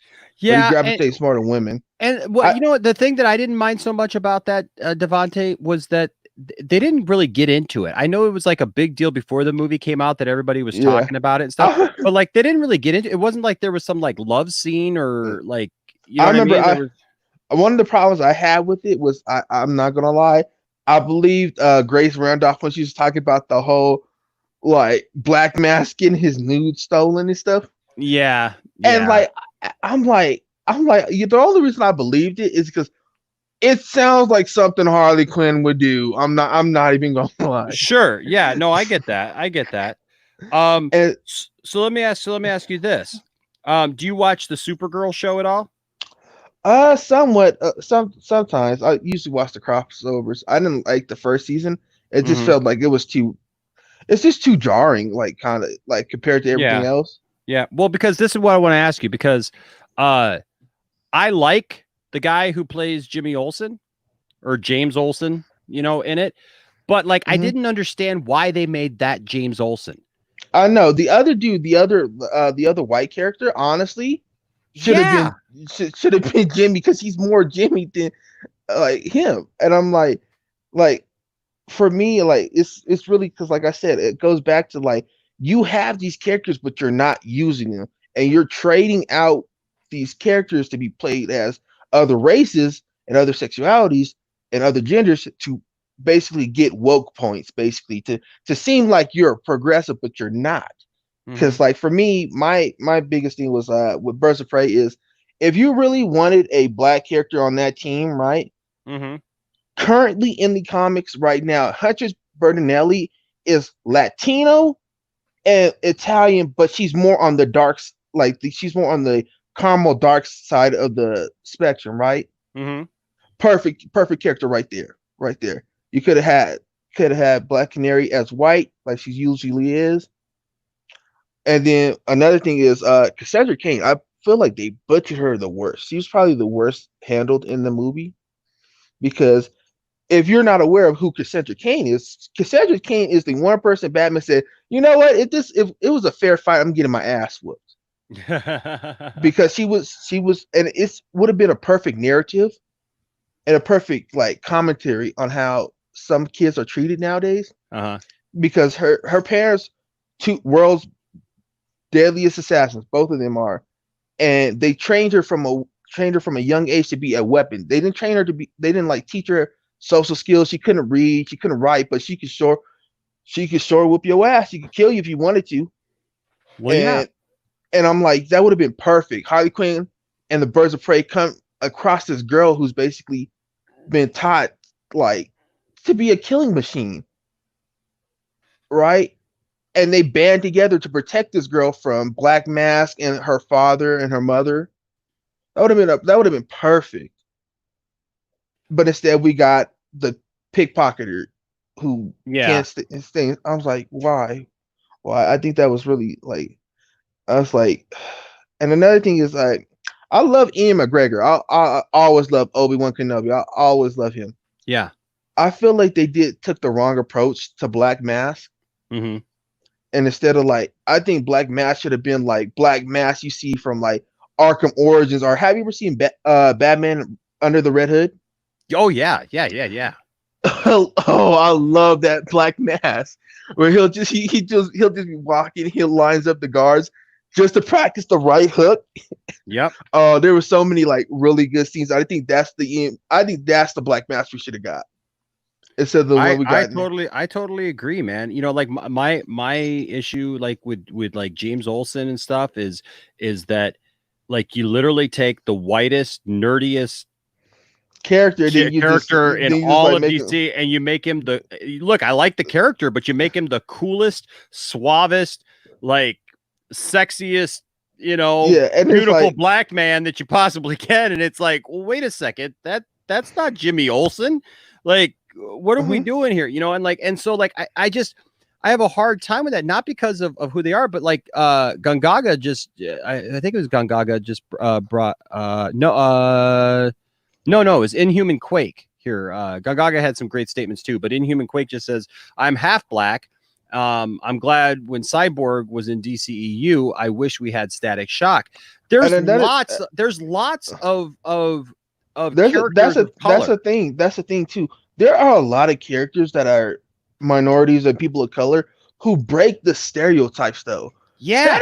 Static Shock is like, he's genius level and he lives in Dakota, and he's like, he has like a father who works hard, and he has all this. Same with Cyborg and stuff, and it's like, it's all like all these characters that like have like these breaking these stereotypes, or they play into a different like view of the stereotypes, because not all stereotypes are bad, and like I can say that, like being black and stuff, because there's always the stereotype of black people like fried chicken. Well, I like food, so it is what it is. There you go. And, well, by that definition, brother, I got rhythm, and I like fried chicken and watermelon. So exactly, that doesn't mean anything. You know what I mean? So yeah, it is what it is. And another thing I actually wanted to bring up another thing too. When we was talking about the some of the movies that got slated, I actually wanted to hear your opinion on a pitch for Blackhawks. So, have you ever seen the G.I. Joe movies, right? Yeah. What my perfect Blackhawks movies is, and this is taking something from Dark Knight's Metal, is how they changed Blackhawks from their pre-52 version of just being a part of like Special Air Force. They're actually the preventative doom like squad. Like they're like they prevent doomsday, the doomsday that sometimes the superheroes won't cross the line to, or they don't see. And so for me, I would do something like that, and I would introduce Hawkman and Hawkgirl in there. Yeah. In like basically Kara, or I think that's her name, Hawkwoman. She's the head of the Blackhawks, right? And playing into their whole idea of like reoccurring lives. And basically you have Hawkman, he's like just a normal like archaeologist and stuff, right? And so you either take, because I heard Spielberg was either thinking about doing a World War II version of it, and what I would do is like basically it would kind of tie into like the JSA or something like that.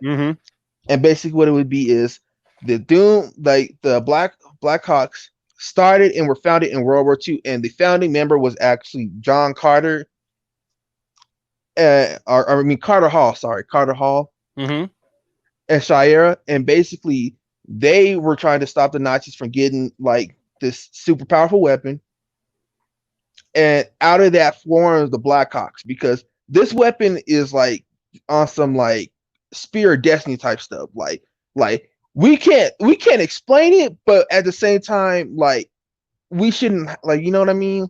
And especially with Wonder Woman playing into like World War I, and them having a prior knowledge to it, that would be perfect. And then basically you say like what happens is what they think solved the problem of like that happened in World War II starts spinning out, and so they have to get Carter Hall and the Blackhawks, and then during that time Carter Hall and Shira start remembering, and they eventually like get their like their Hawkman and Hawkgirl suits and help.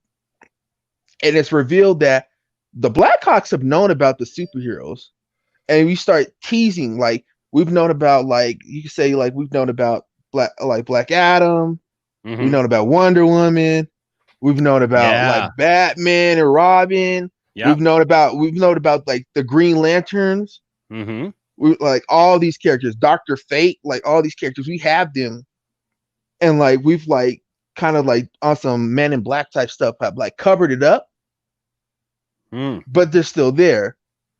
But now we're in a more digital age, and now you have like Superman making this appearance, it might be time for them to like step back in.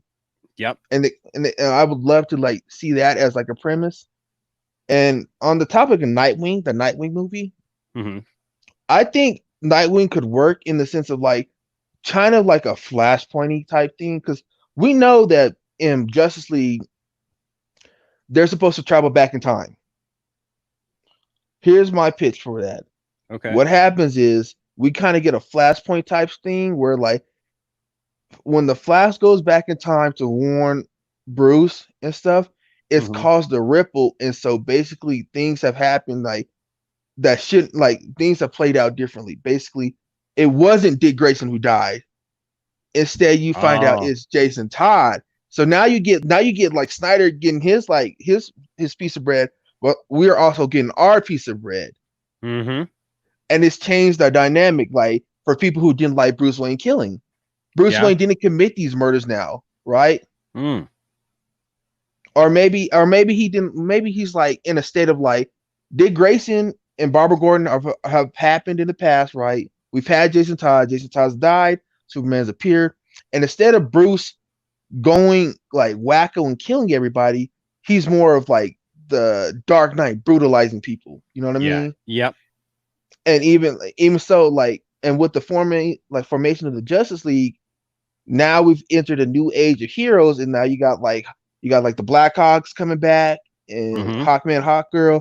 You got Wonder Woman. You got Green Lantern. You got Nightwing and Batgirl coming back out, because they for the longest have thrown the cape in because the whole Jason Todd situation. Yeah. And now now they're coming back out because they see it's time for like the heroes to come back. There's hope in this world.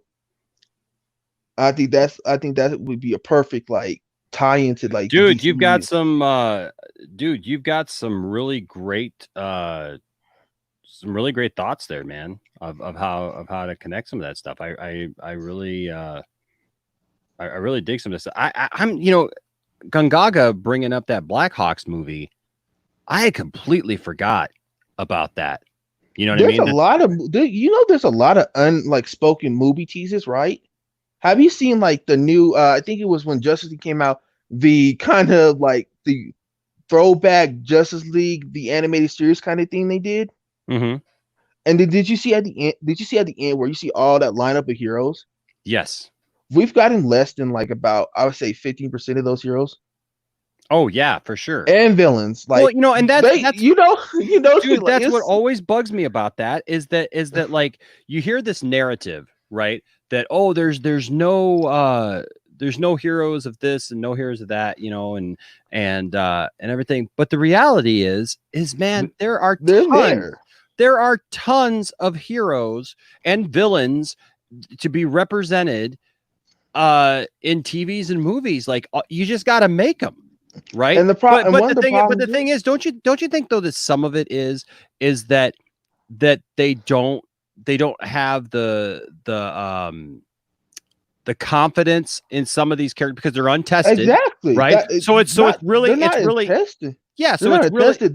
There's a fan base for these characters, and but I mean, as far as like in TV shows and stuff like that, and movies, they're untested, and so like the immediate thinking is, well, instead of actually putting out this character of color, and giving it a chance to stand on its own, let's change this other character.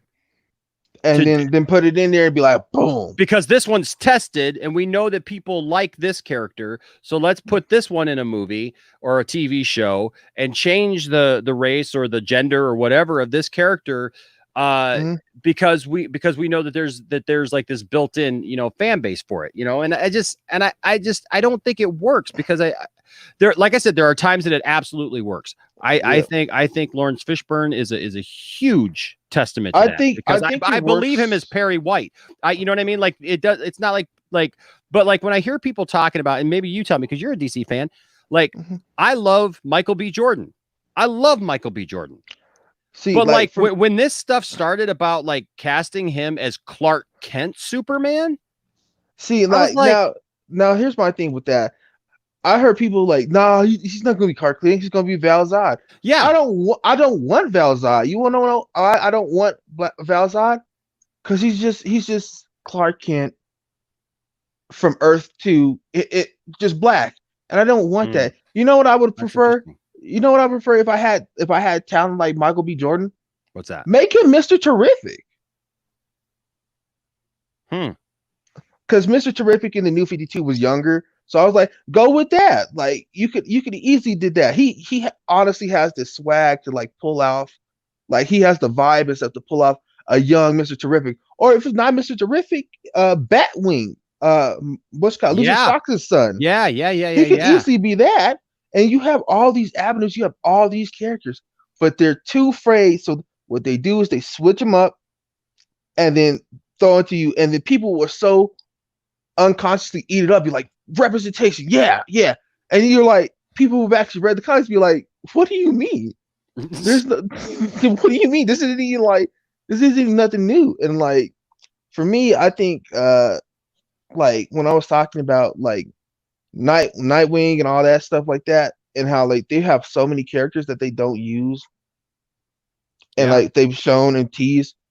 I remember hearing there was supposed to be a draft of the Green Lantern Corps movie, and it was supposed to be a space buddy cop, but instead of having like Hal Jordan as like the main one, Jordan is missing, and that's who they're looking for. And and so it was supposed to be Simon Baz and Jessica Cruz. And if you I can't remember their names, but I know the shows they were on. Simon Baz was supposed to be played by one of the actors from The 100, the CW show. Okay. He was one of the people. He had a relationship with Beck's sister or whatever his name was, and that's who he was supposed to play. That was supposed to be Simon Baz, and then Jane. I think it was Jane the Virgin. The main character, Jane, the person who plays that, she was supposed to play Jessica Cruz, and they were looking into Tom Hanks. Not Tom Hanks, but Tom Cruise playing Hal Jordan. But I believe Tom Cruise might have backed out because they were thinking about killing Jordan. And I'm not sure who because they were all supposed to be the other Human Lanterns. Jon Stewart was supposed to be in there. Kyle Rayner and Guy Gardner. I'm not sure if you ever seen the show Power on HBO. No, I don't have HBO yet. I still got to get HBO Max. if you no, it's on Stars actually. It's on Stars. Okay. And so if you look up the casting, there's a guy who plays Tommy on that show. Is like if I could cast him right now, that's who I would play as Guy Gardner. Because when you watch the show, and you read comics, like Guy Gardner, he's like cocky and stuff, but he has like a good heart to it. Like Tommy is basically Guy Gardner if Guy Gardner was a drug dealer, honestly. Wow. And he like there's so many mannerisms of him that like I was like, that's perfect. And it's like I'd honestly, and also I don't know why, but I think DC missed out on the chance to give Idris Elba the Jon Stewart treatment. Yeah. It's unfortunate, man. Like that you see stuff like that because there's just certain people that I want to see go to DC. Like I wanted to see Idris Elba is coming to DC now. He's playing Deadshot, but I'm like, he's not playing Deadshot. He's not playing Deadshot now. They haven't announced who he's actually playing. They said that he was going to replace Will Smith, but then they came out and said no, that is not what it was like. It was only like a couple of weeks because when they first cast him, they said that he was going to be Deadshot and replace Will Smith because Will Smith couldn't come back because of scheduling. But now they're saying that they want to leave the door open for Will Smith. They said this, and this was like less than a month after he got cast, because they said that they wanted to leave the door open for Will Smith to come back because it wasn't that Will Smith there was no falling out, there was no issue with Will Smith or anything it was probably scheduling. It was just scheduling, and because it was just scheduling and it wasn't money or anything like that, they said they wanted to leave the door open for him to come back possibly. And so they said, and so there's what is it, Golden Tiger? Bronze Tiger. There's talk that he may be Bronze Tiger. I don't know, because they haven't officially said who he's playing. You know what's funny about that? If you remember on Arrow, the guy who actually plays Bronze Tiger on that, he's also campaigning to play Jon Stewart. Yeah. That's kind of like some deja vu kind of funny. Right. Mm-hmm. I actually wouldn't mind if like the guy who plays CW Bronze Tiger actually played Bronze Tiger in Suicide Squad. I honestly I loved like the vibe I got watching him, and you was like you always kind of just subconsciously were rooting for him. Yeah. Well, hey Devontae, I'm starting to get exhausted.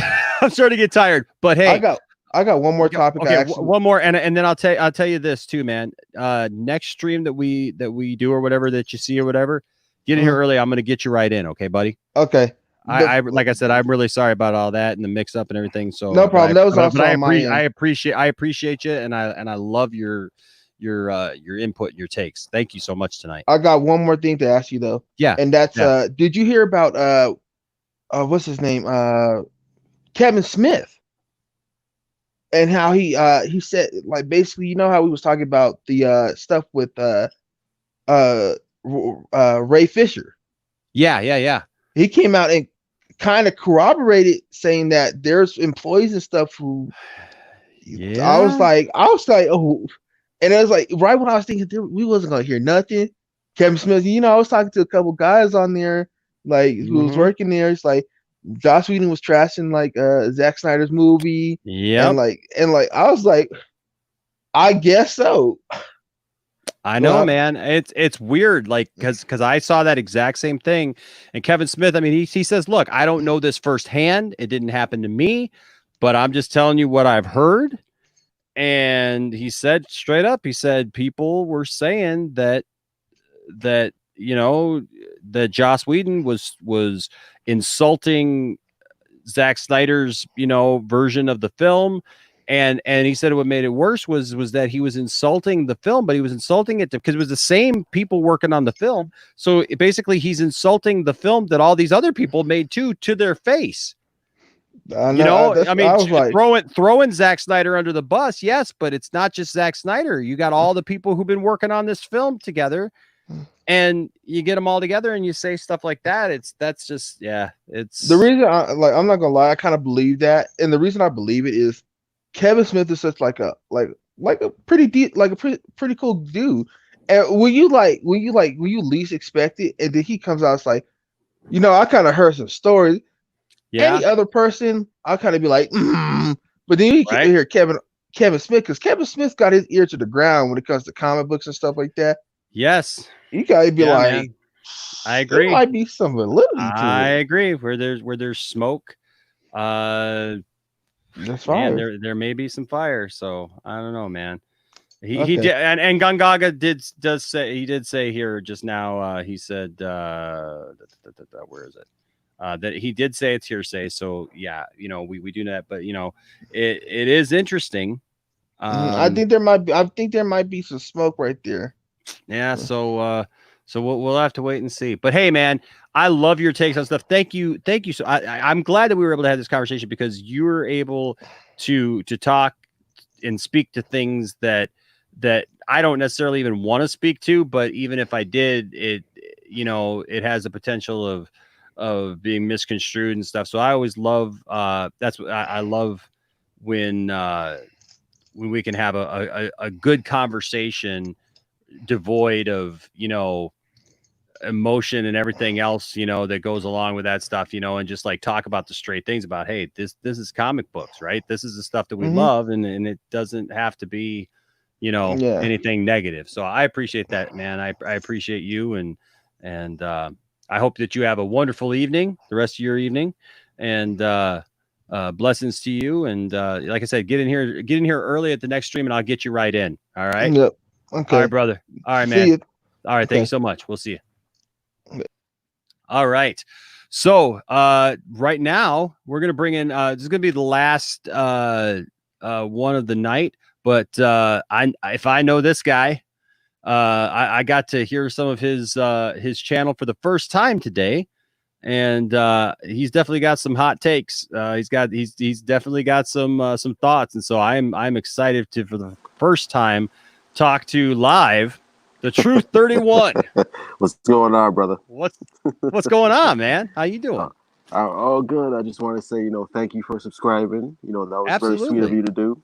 Absolutely, man. Like I said, you just popped up today. It was so funny because there's so many people like when I have people usually that like comment a lot or show up or whatever, I do try to follow that trail to see if they do have a channel, and then like most of the time it's, it's just somebody who just watches YouTube, and so they don't have a channel or anything. And so like sometimes I forget. And so like I hadn't done that with you. And so you literally just popped up in my to watch list. And I was like, hey, I know that guy. And so like, yeah. So I was like, I'm going to go watch one of his videos, man. That's awesome. So that's cool. Thank you very much. I know my channel is like utter garbage, but hey, we gotta do what we gotta do, right? Dude, if you like my channel's still not much to write home about. I mean, now we're putting these bells and whistles on it and everything, but it is what it is. But man, I just went back like last week and I was watching these early videos of ours and like thinking, oh, this was really good back then. Like we were doing really good back then, and like the first time we got green screen, and we like totally overused it. All of a sudden we were trying to use it in every video and like if it made sense or not, because we were trying to look cool and everything. And I'll give you a little inside baseball kind of story here. So we used to do it like right here behind me. Yeah. And when we did it, we had the green screen up and we didn't have a table to put there. And so what do I use? Oh my gosh, this is so silly, and I can't believe I can't believe I'm actually telling everybody this. But yeah, I'll tell you what, man. Let me get you in here. Okay, there you are. Okay, so we're right back here. We got all this stuff, and so this room isn't very deep, so like we could only do so much, and so didn't have a table to put here, and so I literally brought out the ironing board. And I put a black sheet over it. You can find these videos. They're on here, man. Like all these old videos that we did, like right around the time Batman v Superman came out. Yeah. And so like we're like doing all these videos like right there on an ironing board. But it's got a black thing. And we're all sitting around it like we're on like Collider or something, But at least you can afford green screen. I can't even afford green screen. I'm like the Ube Bowl of the YouTube right now. Well, dude, let me tell you something. And I've taken flack for this before, but there is no shame in my game. Check it out. I don't know. Are you Mac or PC based? I'm mostly iPad. Okay, I don't have a PC or. Okay, so that's perfect. That's perfect because you want to know what I do most of the channel on? Yeah, me too. dude, people are like, well, you don't do those Mark Uno videos with your phone, do you? And I'm like, yep. I edit them as well right here because iMovie, like with your phone or your iPad or whatever, iMovie will do green screen now. Oh, it has for the last year, iMovie has done green screen. And let me tell you something. I told somebody because they were like trying to tell me like, oh, After Effects and blah blah blah and stuff, and I'm like I don't have the money for all that, so I do what I can do. And like you can put up some text. You can put up, you can put pictures in there. You can edit video stuff, and you get creative the more you work with it. And it's got green screen. And dude, all I literally went to Joann Fabrics or something like that. Mm-hmm. I went to a fabric store, and I bought the only thing I would have done differently is I bought neon green because that's kind of what you usually see. If I would have probably bought a little bit of a darker green because you don't get the reflection off of it so much to try to fight it. But man, I got a neon, just some material, and my wife sewed it together because I had to do it I still have the thing, dude. It's in the other room. And I still use that for green screen at home when I do green screen for like the Mark Uno stuff. And but it's sewed in the middle, so it goes sealing the floor. And I think I got it on sale, so it cost me like $40. Not bad. And then you shoot your video, and then you put your stuff in an iMovie, man, and there you go. it's all good. You're good to go, man. I tell you what, I am king of doing YouTube on the cheap. Yes, sir. Yes, sir. That's what you gotta do, right? Hey, man, that's what you gotta do. You gotta fake it till you make it. That's just what you gotta do, man. You gotta fake it till you make it. Awesome. Yeah. So I what's going on in your world? Yeah, I was wondering if you noticed the traction on the release the Schumacher cut. Yes. It's like gaining steam now, which is like surprising to me. I like it, don't get me wrong, but I'm just like, oh shit, here we go. The Dude, started cut part 2. I have been surprised about that because, you know, I made this video and I was kind of embarrassed talking about doing stuff on the cheap. So I was kind of embarrassed because because when I got in with everybody and everybody's using StreamYard, you know, to do these things because it looks cool. You know, you get all these cool things and able to do these live streams and stuff. Yeah, I love it, man. It's cool. But the problem was I didn't have a webcam, right? And the one thing is I couldn't connect my phone to the laptop that I have because I got a work laptop, and it's an old Mac, what's it called, iMac Pro or whatever. It's like really old. It's a few years old. But it works, and so that was all good. But the camera on it is not good at all. It's just you know, it's really grainy. Like even it says it's 720, but it doesn't look good at even 720. And so the thing was like I was doing this, but like every time I did one of these things and I couldn't use my phone, the quality looked bad. And so like I wanted to get that video out about that. But the cool thing is like now doing these kind of things, it's a whole lot easier to record like this, kind of like what Matt Jarbo was talking about earlier, that like you can just do this, man, and your video's done. Like you don't have to edit it, you don't have to put graphics in, like you can do it all live. And so so that's cool. But yeah, so I did that story this week about the Schumacher thing, and the only thing I did that in Tron, and of course I did Tron, and it was horrible graphics, but you know, but I wanted to get those stories out, like I really. But the stupid Schumacher thing, man, I seriously made that video 4 times.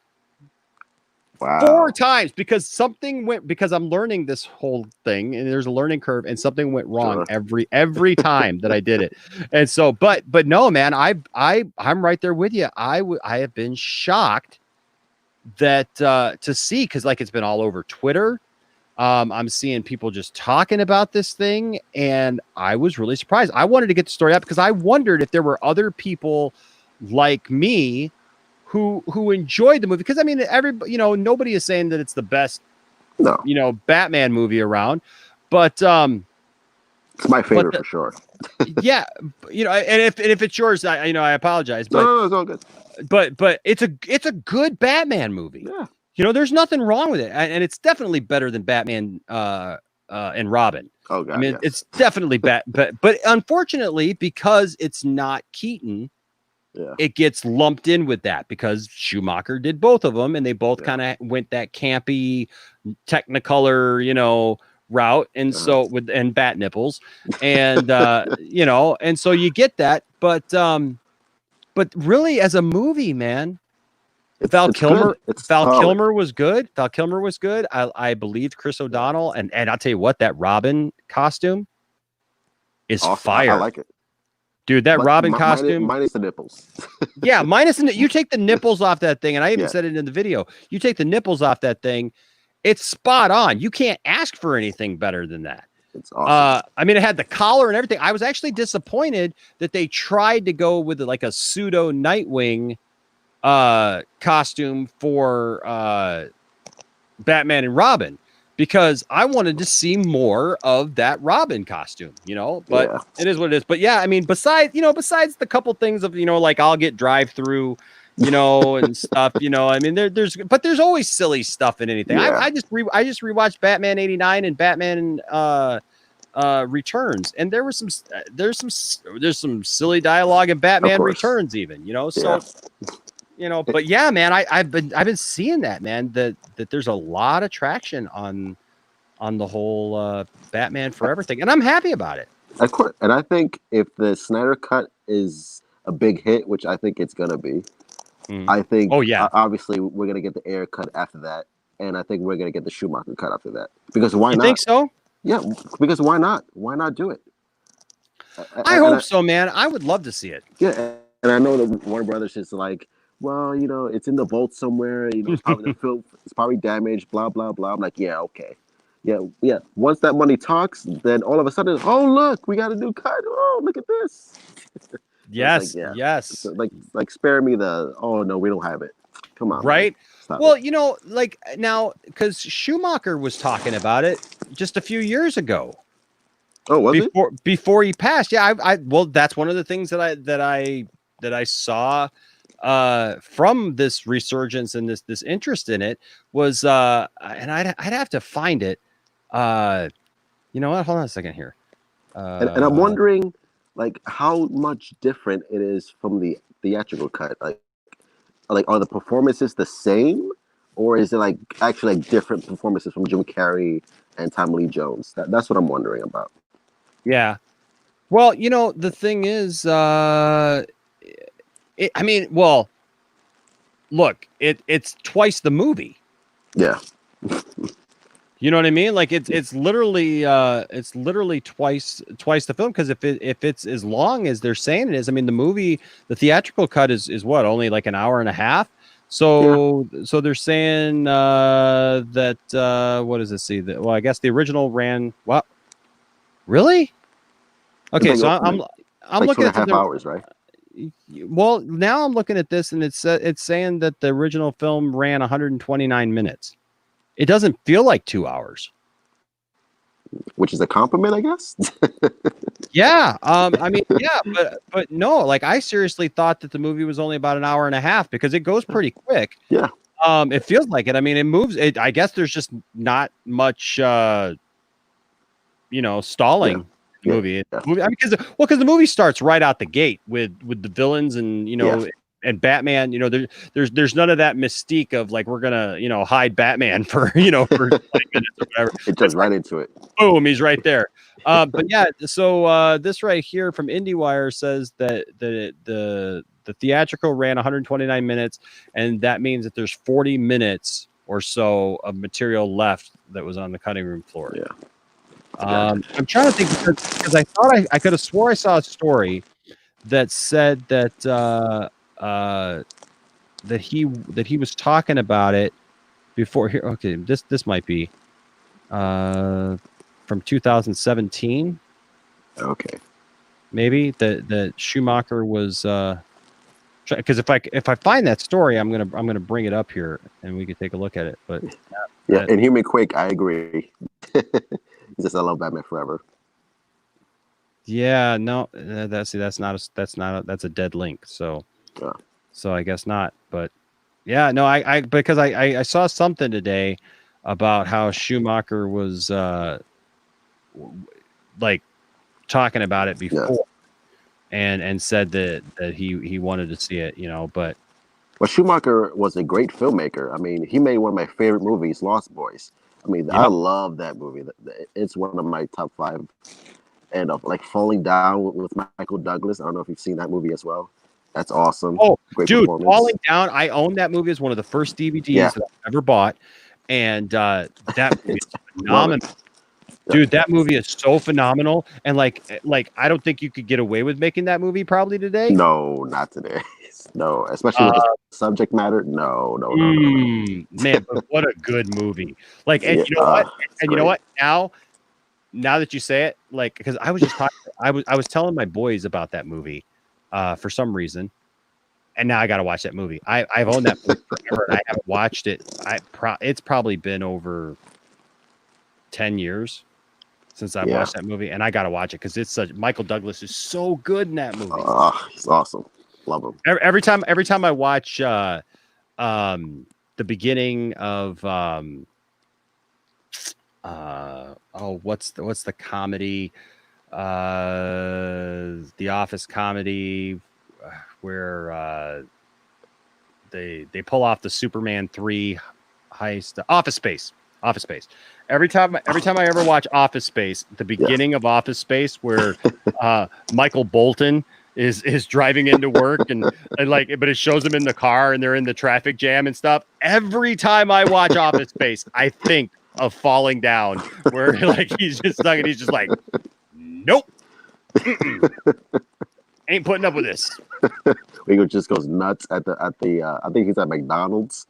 Oh, yes, that was hilarious. I'll tell you, like you said, you can't make that movie today. You just can't. No, you know, it's just like, oh, it just sucks, because I would love to see it. I don't want to see like a remake of that movie, but yeah, no, just I mean something similar in that vein. Yeah, that's one of those classic movies that like doing a remake just doesn't seem right. Yeah. Because Michael Douglas seemed to just capture something, and if they redid it, it would be some weird, because I mean, really, they really make Michael Bolton out to kind of be the good guy. Yes, in a lot of I mean, it's hero. Yeah, I mean, so you could not do that today. That you couldn't be like the guy loses it and starts shooting everybody and shooting everything up. And no. Just because he had a bad day. No. Not to say that it's right. I'm just saying. Yeah. Which is surprising that Joker was released, because you saw how like controversial that was. That's a good point. And people just like lost their minds. They were just like yeah. And when you watch the movie, you're just like, it's a good movie, but why are you losing your minds over this? Like I don't get it. Like it's not that controversial. Like, relax. We just have a lower tolerance, I think, nowadays for stuff, because everybody is so worried about everything. Yeah. Like, my son, Landon, who actually he wanted to be on the stream tonight, and I think he went to sleep. I think he was playing something, because he was asking if he could come down and be part of the stream. So I might have to have him another time. But because he was up. But so my son Landon, he used to be very scared of the dark. When we first bought this house 5 years ago, he was 10 years old. We moved in. He had been sharing a room with his brother. He got his own room for the first time. Actually, the second time since he was young, before I got married to Tiffany. But he used to sleep with me in my room. So he was alone in his room, and he would freak out, and he didn't like it. Like it just wasn't his thing. And I remember like he wanted a light on, he wanted the TV on, he always wanted something on. And I remember telling him, because he was crying one night, and I went in and I told him, and Landon, I said, one day you're gonna be thankful that you have a bedroom of your own to just go into, get away from everybody, do your own thing, and not be bothered, and stuff. And I said, you're even going to want to turn off the lights and just go to sleep. And he's like, no, Dad, nope, that'll never happen. Nope, I will never be that way. And then it was funny, because he saw the previews for the movie It. Oh boy. And there was something, well, because the boy, have you ever watched the show? It was on Sci-Fi Network. What was it called? It was like a movie makeup kind of competition show where I think I might have seen it. Yeah, where they would do like, talking about. Yeah, so they would do a lot of these like movie makeup things, and stuff, and like you got to win a contract to was it called Face Off? Face Off? Yeah. Yeah, Face Off. And so they would watch that, and so that really helped them, because they would realize, like they started realizing watching that show that, okay, these movie monsters and creatures and everything, okay, they knew that they were fake, but like to actually see how they make them kind of changed their perception a little bit. It helped them. And so, yeah, it really helped them, because when It came out, Landon asked us, said, hey, can I watch that movie? And I was like, dude, you can't even sleep in your room by yourself. Like, you seriously want to watch It? And there was something that just intrigued him about it. And so what ended up happening was Tiffany and I went and saw it, and we were like, yeah, it's kind of got that 80s kind of Goonies vibe, but just with a crazy, murderous clown in it. And so we said, yeah, you can see it.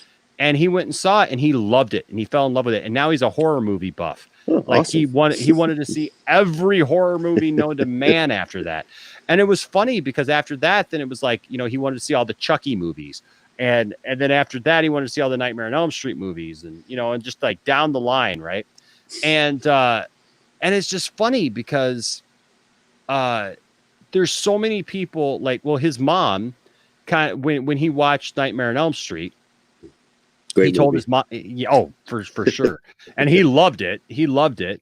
And it's funny because when he watched Nightmare on Elm Street, his mom freaked out on me and like calls me up one day and is just like, why are you letting him watch Nightmare on Elm Street? He's 13 years old. Like, that's not good for him to watch. He's going to have nightmares and he's scared of the dark. And first of all, I said to her, okay, let's have a little talk about your son and my son, because he hasn't been scared of the dark now for a couple of years. And he's 13 years old. And like, she's like reading me this riot act. And I said to her, I said, are you forgetting that I was married to you for 10 years? And that we dated for 3 years. I dated her for 3 years before that. So I said, like, I was with you for 13 years. I know for a fact that you watched Nightmare on Elm Street before you were 13 years old. True. And she's like, well, but that's beside the point. I said, no, it ain't. It ain't beside the point. It is the point.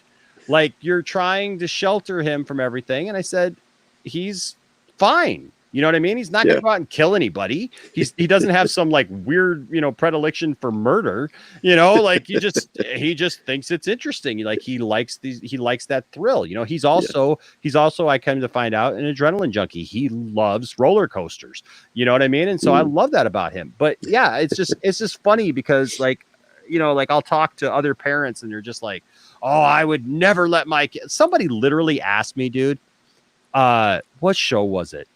It was like one of the DC shows, like one of the DC TV shows, and like tried to they were asking me if I thought or they were talking about their kids. They didn't know that I would let, that I had let my son watch, that like we all watch them together. My goodness, we do live streams of them. Right. And so like these two moms were talking in the car with me and I was like, because the one lady's, I think 12 or 13-year-old girl. Oh, it was Arrow. Her daughter wanted to watch Arrow. And she was like, I don't know if I should let my daughter watch Arrow. It seems really dark. And I was like, said, how old is she? She's 12, almost 13. Like, I don't know how things are in your house, but Arrow is probably a lot lighter than some of the stuff that my kids have seen. And my kids are all right. And everybody says my kids are like so well behaved and like they don't have any like social issues or anything. And they don't have any anxieties or, that kind of stuff. So I was just like, I guess have a talk with her and see what she thinks. Maybe watch it with her. Watch the first couple episodes with her and then see how it goes. Yeah. But we just try to shelter everybody from everything now, and I don't get it. I don't either. I really don't.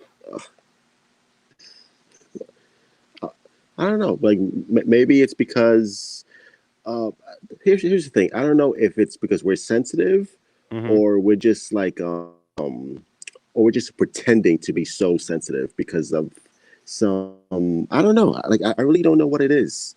Because I truly can't believe that we're this sensitive. Like, oh my God, don't see this, don't see this. It's like, no, it's like we're fine. It's like, I don't know. It's weird. It's like this weird victim mentality that we have right now. Yes. It's just like, it's annoying. That's what it is. It's really annoying. I'm right there with you, man. I am right there with you. I listen to some people, the stuff that they complain about, and it's hard to listen to people sometimes. Yeah. Complain about the stuff that they complain about, for real. And I asked the same question. I'm like, are we really that soft? Are we really like, did something happen that like all of a sudden, like everybody, because and you know what, look, I understand. And I want to make very plain to anybody listening that I understand that there are people with real social disorders and issues. And I know the people who've gone through trauma, those are all different things, as that people, those are real things that people go through and they have real issues afterwards. But it does seem a little strange sometimes where like, it seems like every kid nowadays almost has some kind of anxiety. Yeah. And they're always on some kind of drug. Yeah. And you got to wonder like how much of that is real or how much of it is almost kind of like, well, for example, my son Landon. Yeah. Do you know that kid, and I don't know any other kid who doesn't like mashed potatoes, but his mom, when he was little, it's throw mom under the throw the ex-wife under the bus night. Who cares? She's not here. This is only being broadcast on the Poindexter Lounge Facebook page where it's from. No, I don't care. It's not on my personal page. I don't care. But no, but this is true. And she'll laugh about this even too, is that like when he was little, there were certain foods that he said he didn't like. Right. Mm-hmm. And so I'll never forget, because I tried to get him to eat mashed potatoes and he was just like, I don't want mashed potatoes. I want mashed potatoes. And I remember her telling him one day in front of me, oh yeah, he doesn't like mashed potatoes. He doesn't like the consistency. And I was like, what? She's like, yeah, he doesn't like the consistency. It bothers him. He doesn't like it. And I'm like, okay, it's mashed potatoes. Like, what kid doesn't? I mean, like, usually they skip all the other vegetables to get a pile of mashed potatoes with some butter or gravy or something, man, and do it too. And like, I never understood it. And so, dude, I swear to you, after she mentioned that about mashed potatoes, do you know how many foods that kid tried on me to say to me, oh, I don't like it, Dad. I don't like the consistency. I would look at him and go, no, stop. And he finally pushed my buttons one night. He was probably about 8 or 9 years old. And he pushed my buttons, and we laugh about this now. But like one night, it was right after Tiffany and I got married. And it was like, it was like one of these nights, like we just needed to get some dinner on the table and just, get done with it. And we made like, it wasn't hamburger helper, but we made like macaroni and cheese with hamburger in it and stuff. And that was one of his favorite foods at one point. I mean, he loved it. He didn't get it all the time. And so he wanted it. But this one night, he just didn't feel like eating. And he kept trying to act like, I don't like the consistency of it. And I was like, dude, you got to stop with that stuff. Because he was giving me a hard time about eating macaroni and cheese and hamburger. And I'm like, dude, no, no, you're not going to be stubborn, but like, it's like nobody has anybody to say to, I think we're so scared maybe that things are legit issues that maybe we're scared to correct actual, like, just kids being stubborn. True. And the kids are going to be stubborn. Yeah. Kids are going to do dumb stuff. Yeah. And kids are going to be hyper. It's like, well, my son is on Ritalin or something. My son is ADD. Well, your son is 5 years old. Why is he on AD? He's hyper. He's 5. Stop it. But they'll pump him full of sugar. Yeah, exactly. They'll pump him full of sugar, man, and take him out for fast food and and I don't know. The weird side story to my son having problems with mashed potatoes and normal foods is the day that my son came home and told me, he said, Dad, I tried a new food for Mom. And I said, oh, really? What'd you try? And I'm thinking it's going to be like some vegetable or something like that. He's like, I tried calamari. And I looked at him and I said, don't you ever tell me I'm not trying something ever again. You're eating freaking squid for your mom. Squid. And you're going to tell me that you can't eat some hamburger helper? Get out of here with that. Get out of here with that, kid. Miss me with that nonsense. Yeah, that's absolute nonsense. Gonna be I'm gonna try squid for my mom. Like, shut up. I love you, kid, but that tweaked my bat nipples, man. I tell you what, I was not having that. So, but we laugh about it now, Exactly. But it's funny because literally just last year, like, he didn't like rice. He didn't like mashed potatoes, and it was all, I don't like the consistency. And so then last year, it's been within a year. Tiffany made some rice and some stuff and everything, and he thought it smelled good. So he came over and tried it. And he comes over and he goes, man, what have I been missing this whole time? I was like, yep, a little bit. Told you. You should listen to Dad. And I wanted to ask you something pertaining to the DC. Yeah, like, I know we're talking about like food and like crazy stuff. No, I love it. But there's this rumor going around, and I don't know if you believe it, that this whole Ryan Reynolds Green Lantern, like, is he coming back? Is he returning? I want to know what you think about that. So let me preface this with, I don't hate the Ryan Reynolds Green Lantern movie. Yeah. There are parts of it I hate. I hate the main villain. I hate Parallax. Parallax to me looks like a giant fart with a skull face, and I just can't stand that because there's no interaction. You know what I mean? Like it doesn't seem believable to me. And I hate Hector. What's his name in the movie? Because that head looks absolutely fake, and it makes me feel uncomfortable, and not in a good way. Where like you know what I mean? Like it makes me actually feel like there's something wrong with him. Like he's the Elephant Man, and I don't want to see the Elephant Man fighting my hero. You know what I mean? Like so, it's like I feel awkward with the whole thing. And I think that Ryan Reynolds took a lot of flack for the movie that he didn't deserve, because there's a lot that they get right in that movie. Yeah, to be quite honest with you. And I know it's a Jeff Johns thing, and everybody wants to, public enemy number one. Right. I get it. But then there's a lot of bad things in that movie, right? But like when people were like, saying like, I can't believe he made a Hot Wheels track or whatever. Like, come on, really? That's your problem. That's your problem, that he made a life-size Hot Wheels track, or that he made two F-16s, to fly him away from the sun or something. Like I don't care about all that, because you're gonna make what's in your mind, right? Yeah. There's a lot of cool stuff in that movie. And Ryan Reynolds is Ryan Reynolds. I mean, he's good. I like Ryan Reynolds. I like Ryan Reynolds a lot. He plays kind of the same character in every movie, but surprisingly, it works. It works for me. Like I never get tired of him. I don't know why. Like Jim Carrey, I love Jim Carrey, but after a while I get tired of watching Jim Carrey play the, when he was doing that, the same character kind of everything. But Ryan Reynolds, I don't. But I don't see how that rumor makes any sense. Yeah. I just don't see. I do know that originally they wanted to use that movie to kick off a DC universe. That that was the first thing, and they were going to use Green Lantern to kind of kick off the DC universe of films, because they wanted to copy Marvel, and they were going to try to use Green Lantern to do it. But it obviously didn't go anywhere. I always thought it was a tragedy that we didn't see a sequel, because, dude, Mark Strong was so good as Sinestro. I loved him. Yeah, he was like one of the best parts. Oh my gosh! And then I always thought that what they should have done with the movie is start off with Parallax, but like have Parallax, like maybe be something that's kind of a smaller side thing.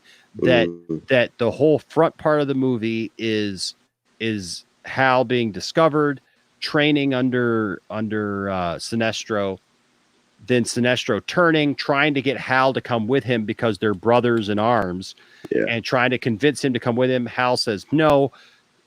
He goes out, gets Parallax as kind of some muscle, to come along, but not the main villain, because he's just a big fart cloud.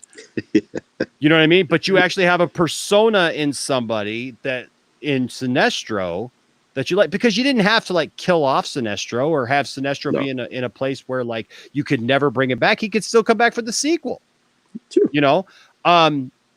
but they didn't do that. And to have him put on that yellow ring at the end and look so good to look so good, dude. Yeah.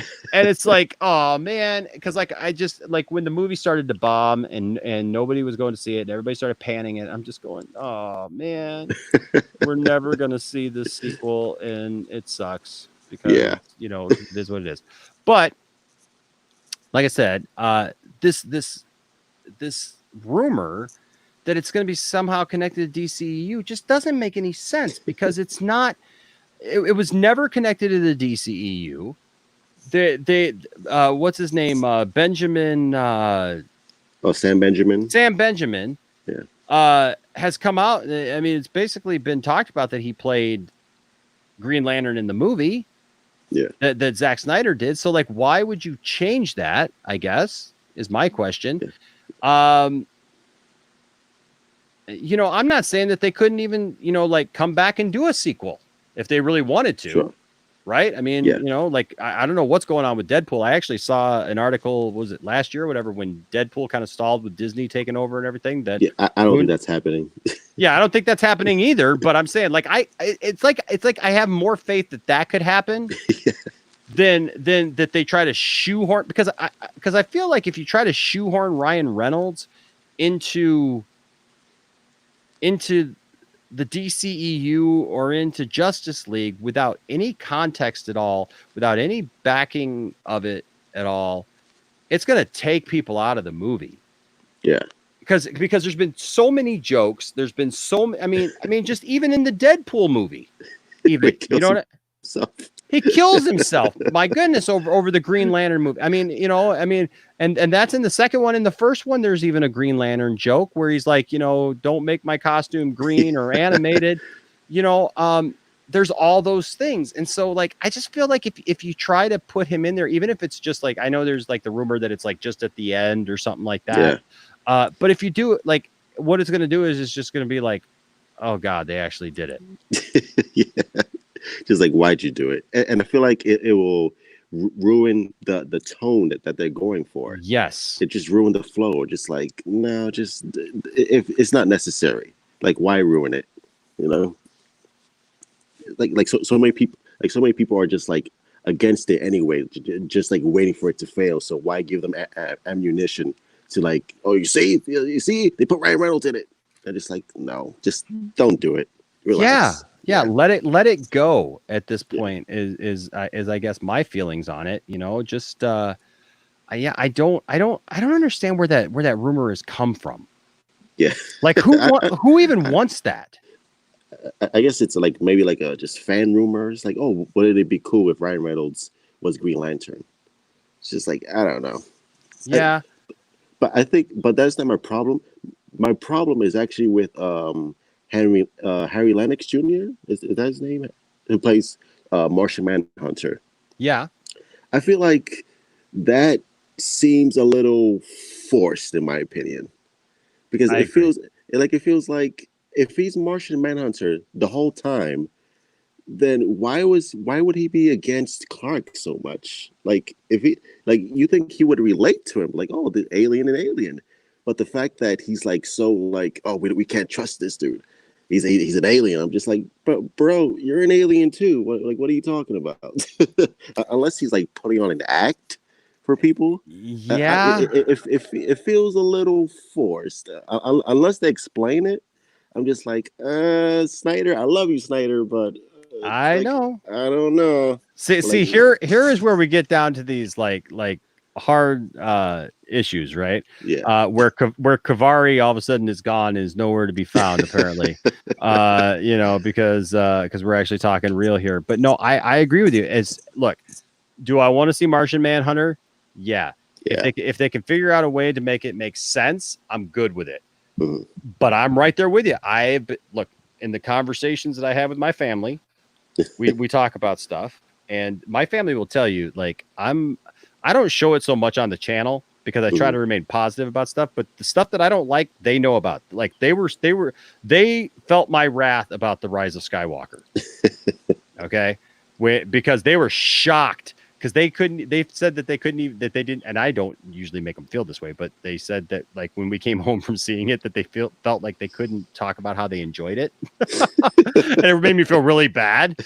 But it was the same thing actually with Endgame, because I thought Endgame was total crap. And I was actually really ticked off at Endgame. And I kid you not, Truth. Can I call you Truth? Yeah. Mr. 31. Mr. 31 to you. I literally, so we saw Endgame on a Thursday night. The next day on a Friday afternoon went to see it again by myself because I needed to come to peace with that movie. And I did. I still don't agree with it. And I still think that there's some stuff in there that is absolute garbage, and that the only reason people are okay with it is because it's a Marvel film. And, you know, but it still is what it is. But yeah, I just, like, I think about the Martian Manhunter thing, and I'm just like, if he's Martian Manhunter this whole time, Why is he doing X, Y, and Z? Yeah. This doesn't make sense, you know? And so you got to ask the question, did he always mean him to be Martian Manhunter? Or was it something after the fact that he went, this could really work if he's Martian Manhunter to him? Yeah. But, you know, it goes to show you, look, I don't agree with everything that Zack Snyder's done. I'm super excited about it. But like when all the rumors came out that Doomsday was in Batman v Superman, I was praying to God, truth, that Doomsday was not in Batman v Superman. Yeah. I mean, literally the whole movie, I was worried and I was scared that Doomsday was going to be in the movie. And I kept thinking, we're getting towards the end of the movie and no Doomsday and everything. And I'm thinking, okay, I think we're pretty scot-free here because no Doomsday yet. This is going to be good. This is all just between Batman and Superman and Lex Luthor. And this is good stuff. And then it's like, all of a sudden, this gray Ninja Turtle comes out with no mask on, and I'm just like, oh man, what is this? Oh man. And they never gave him the correct protrusions, and you know what I mean, it just didn't look right. And I gotta say, like, I just rewatched Smallville season 9 with the kids, and Doomsday's in there. Is it 8 or 9? It's one of those seasons, 8 or 9. I think it's 9. I think it is 9. I think it is 9. But Doomsday's in there, and I thought the Doomsday looked cheesy back in the day when I watched it originally on TV. Yeah. But actually watching it now, like, I was looking at it and going, man, they got the bony protrusions right at least. Like, that's like one of Doomsday's things, man. He gets bony protrusions, and like you never gave him enough. And so it's like and Zach is such an attention to detail kind of guy. Yeah. That I was really surprised that he didn't knock that out of the park at least. You know what I mean? The look. Because did you watch Krypton? Yeah. Now see Doomsday on Krypton? It looked great. Dude. Surprisingly. How does the low budget sci-fi network do Doomsday right? and that doesn't. So I don't know. But like when I saw it, I was just like, oh man, I was glad at least that when they introduced Doomsday at the end of the movie, that they killed Superman. Spoiler alert. Spoiler alert for everybody for Batman v Superman. I just totally gave away the end of the movie. Superman dies. And in Human Quake, you are right. So I will put this up in the defense. Zack Snyder said that wasn't fully Doomsday yet, and obviously Doomsday is a evolving creature. And that's why Zod. Yeah, so that's why I'm at peace with it, because it wasn't fully Doomsday. Yeah. It was a recreation of Doomsday. Yeah. And I think that's something that people miss. And you are absolutely right in Human Quake. And I see, I can, unlike some pundits, I can admit when I misspoke. And so you are right. So it wasn't the original Doomsday. It was a recreation of the whatever they call it, they don't call it an abomination. Did they call it an abomination? Yeah, I think they did. Yeah. Something like that. Yeah. So that, because it's mixed with Zod and all that stuff, I'm okay with it. But I was glad that at least they had the guts that if they were going to introduce Doomsday, that they killed Superman. Because if you have Superman fight Doomsday and Superman just beats him and doesn't die, you can't bring Doomsday. Can you bring Doomsday back in another movie and kill him off? It doesn't have the same. Yeah. And didn't Zach say that there was an actual Doomsday on Krypton? Yeah. But they didn't kill him. Like he destroyed like the Earth or one of the moons. He destroyed the moon. That's the dude. That was one of the biggest, hugest thing that I got out of watching Man of Steel today. That they dropped the Snyder cut, stuff. I never noticed that before.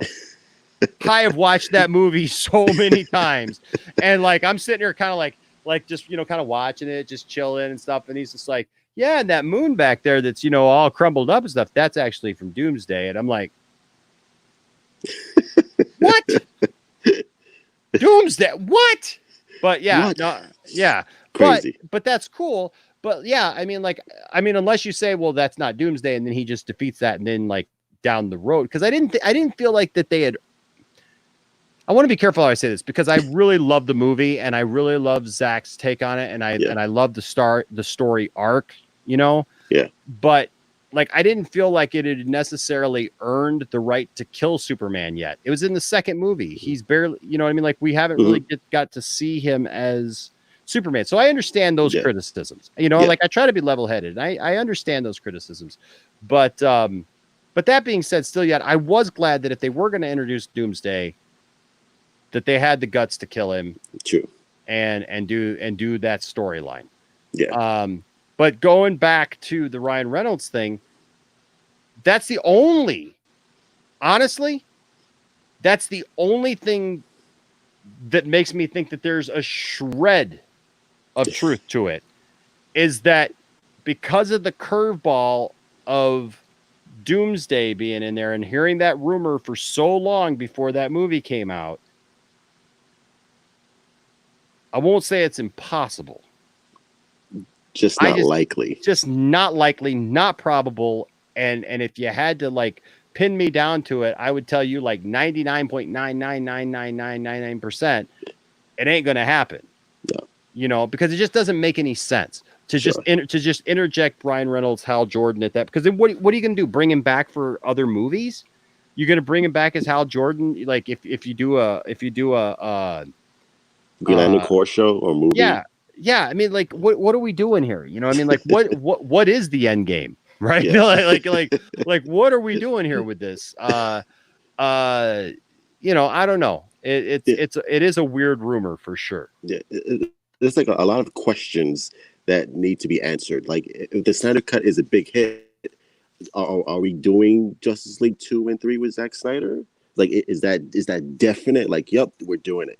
So, like, I don't know. It's like I would love it, obviously, but you know, if it's a hit, lot of moving parts. If it's a hit, I think we're going to see some kind of incarnation of what the storyline is. You know, like I really do believe that if this really goes over well and fans really react to it well, they're not going to leave money on the table with it. Yeah. You know, if this is something the fans react to and they go, yes, give us more of this, I definitely think that they're going to do something like that. Now, I will say this about the Ryan Reynolds rumor. Oh. If you told me in the Flashpoint multiverse movie, Ryan Reynolds makes a cameo as Green Lantern, I would completely buy that. I would completely agree with that. The only reason I disagree with this whole thing is because they're saying it's in Zack Snyder's Justice League, which makes no sense to me. Unless let me reel it back. Unless they are that far ahead on the Flash, which I don't think that they are. But if they're that far ahead on the Flash and there's some kind of scene that deals with the multiverse, like as a stinger or a tag, on thing or whatever, that like shows something like that, or is like a precursor that maybe shows like you remember the first time you watched The Flash? Yeah. Okay. Remember the first time the Flash went to Earth 2? That was season 2, right? Yes. He went and like you saw Supergirl.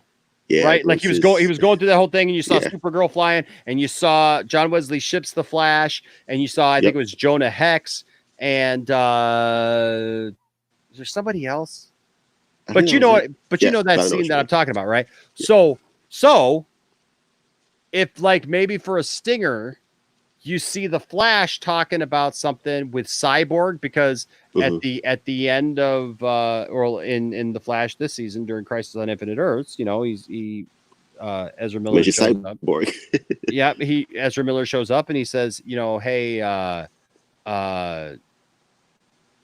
basically he alludes to the fact that that Cyborg, that he needed to tell Cyborg about this, because like, this was a possibility of a multiverse. So maybe at the end of the movie they shoot a stinger just to be able to help kind of catapult to what the next thing is, with the Flashpoint movie, and you see that maybe they're maybe testing out some stuff, and you see the Flash run into the multiverse for the first time, just like we saw Grant Gustin's Flash, and as he's running, he sees Ryan Reynolds' Green Lantern, and maybe he sees Michael Keaton's Batman, and you know what I mean? And there's like those kind of things, that's the only way that I could see that working. And since it's like the Flash multiverse movie, why not do it? And why not plant a seed for maybe Brandon Routh's Superman? Maybe that will be like a little whoop. It's like, oh shit, Brandon Routh. Oh. Dude, I never thought that I'd say that because I was not a fan of Superman Returns. Yeah, but I have a love-hate relationship with that movie, but yeah. Me too. There, I so do, man, because like I feel that the best two representations of Superman ever are in that movie, where one is where he's hovering above the earth, above Metropolis, and he's just listening, and then when he hears the car and everything with the brakes cut, and he goes, and he just like, it's like yes, and he pinpoints it and goes. And then also the scene where he is flying with Lois, and he asks her what she hears, and he's, she says, I don't hear anything, and he says, I hear everything.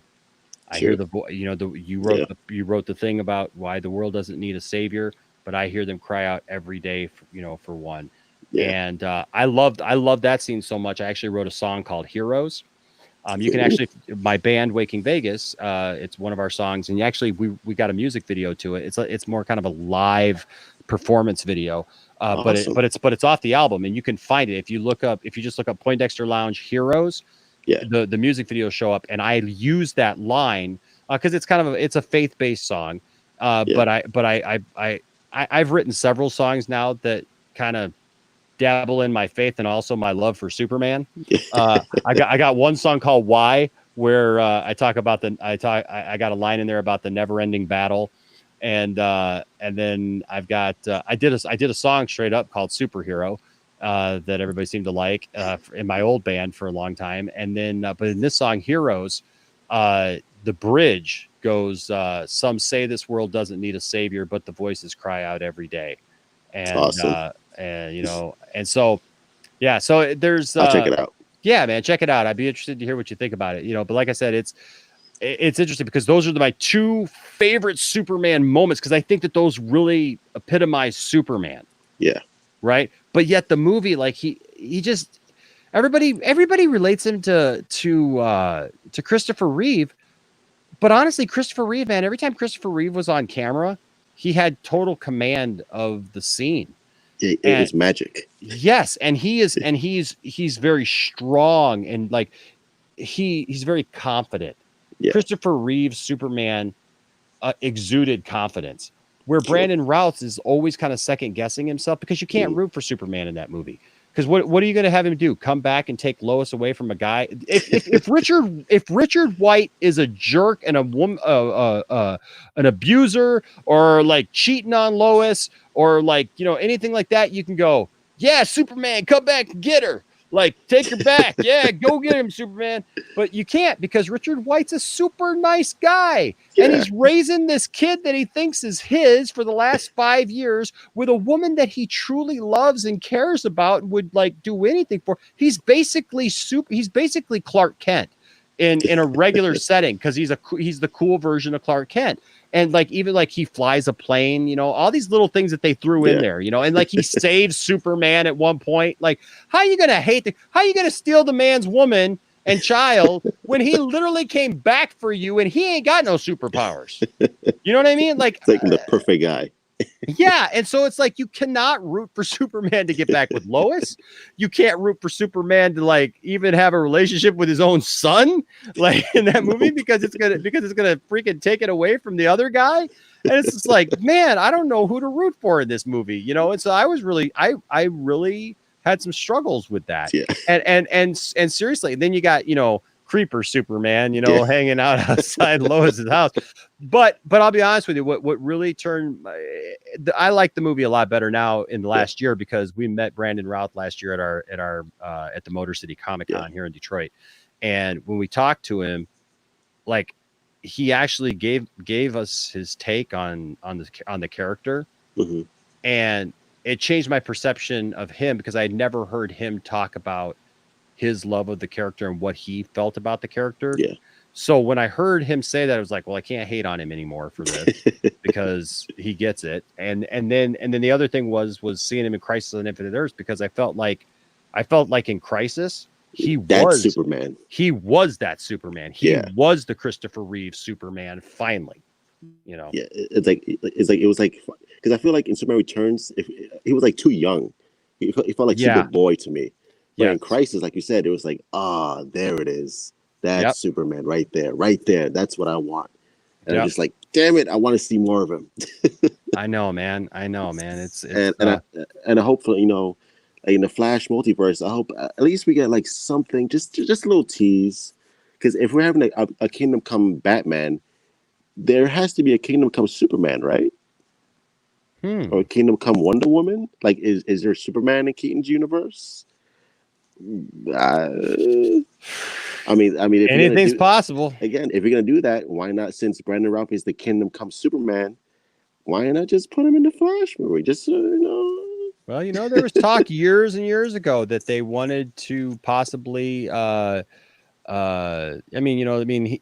hadn't played Superman in a couple of years at that point. By the time Batman came out in '89, but there was always those rumors and talks about like bring Christopher Reeve back for crossover with Batman or whatever. And it is interesting because so if you bring back Keaton, you're pretty much saying that Batman Forever and Batman and Robin either existed in their own thing and weren't really continuations of Keaton's Batman. They're just ignoring that, I guess. Yeah, and ignoring those movies. But George Clooney at the beginning of Batman versus Batman. I always want to say Batman versus Robin. I don't know why. But at the beginning of Batman and Robin, when Robin comes out and says, like, I want a car. Chicks dig the car. And he says, this is why Superman works alone. So he verified that Superman exists in that world, at least. I want to see what that Superman looks like. And that Technicolor bat nippled, Mr. Freeze thing. I just watched that movie last week again too. Why? Well, because first I watched I watched all the Batman movies actually last week. I watched all 4 of them and The Dark Knight. So there's a jump for you. I actually didn't watch Batman Begins because I wanted to skip to The Dark Knight because it'd been a while since I'd seen The Dark Knight. And so it was an interesting contrast for sure. But I got through those first 3 and I was like, yeah. And then I got to Batman and Robin, and you know what? I gotta admit, I don't hate it, but it is what it is. But it is what it is. And but I realized something. I don't like Uma Thurman at all. I never did. I never liked Uma Thurman.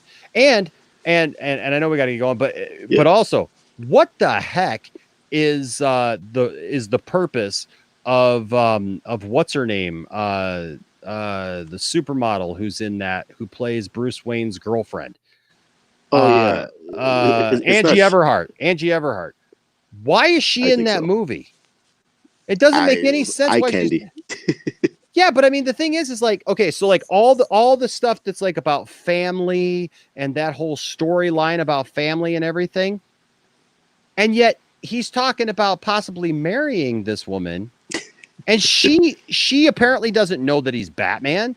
Like he literally this version of Batman has literally told every woman that comes around that he's Batman. I mean, like Vicky Vale, Catwoman, Chase Meridian, they all know that, but the woman that he's supposedly been with for a few years now, he doesn't tell her that he's Batman. And then seriously, like Robin's there. You got a Batgirl now. You got Alfred dying, and she's nowhere to be found. And literally, at some point, she just disappears from the movie, never to be seen again. She's not there at the end where they have the big kumbaya, we're all family. Family is important, moment. Oh yeah, that's right. I forgot about that. Why is she there? You could have literally put any kind of like just chick that he was dating. You know what I mean? Like, you didn't have to have like some serious character that they actually say, like, are you going to marry him kind of thing? I don't know. It's weird.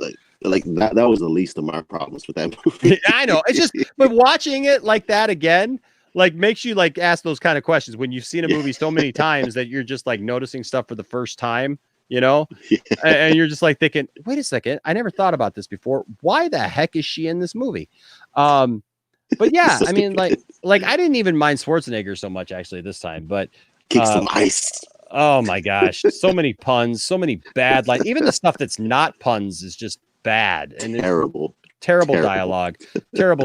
But yeah, I just but like if you skip all over that, I mean, Superman was apparently in that world, so Brandon Routh, do it.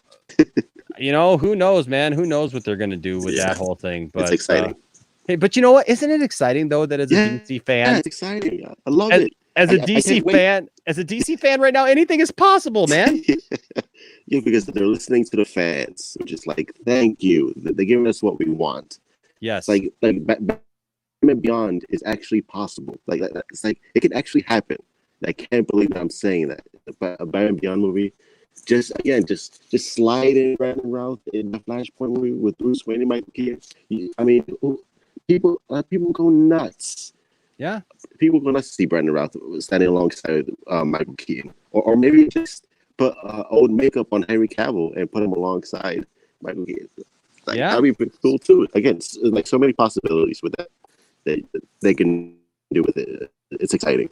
Oh, for sure. And Ray here in the chat did say one interesting thing, and he I'm assuming it Ray said, didn't Alfred spoil his identity to Vicky Vale by showing her the Batcave, and Catwoman found out by coincidence by those epic lines in the ballroom scene? That is very true. He did tell Chase Meridian though.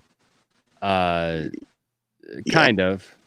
No, he told her. He straight up told her because it was right before Two-Face and the Riddler come for him.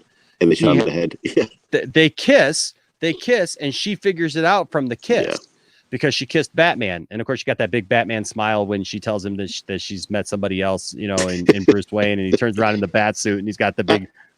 I actually like that scene. Me too. It's that actually works for me too, man. But Alfred, I think the problem is Alfred, because Alfred is tells Batgirl, and stuff, tells his niece. Alfred, shut up. Which I thought that was weird too, because Alicia Silverstone is supposed to be Alfred's niece. Just like what?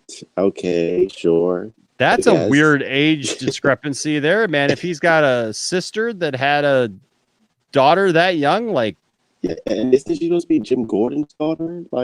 Why isn't that? Oh yeah, that's a whole other thing. And here's another thing about that movie I noticed. Why does she have the bat cowl on for 2 seconds?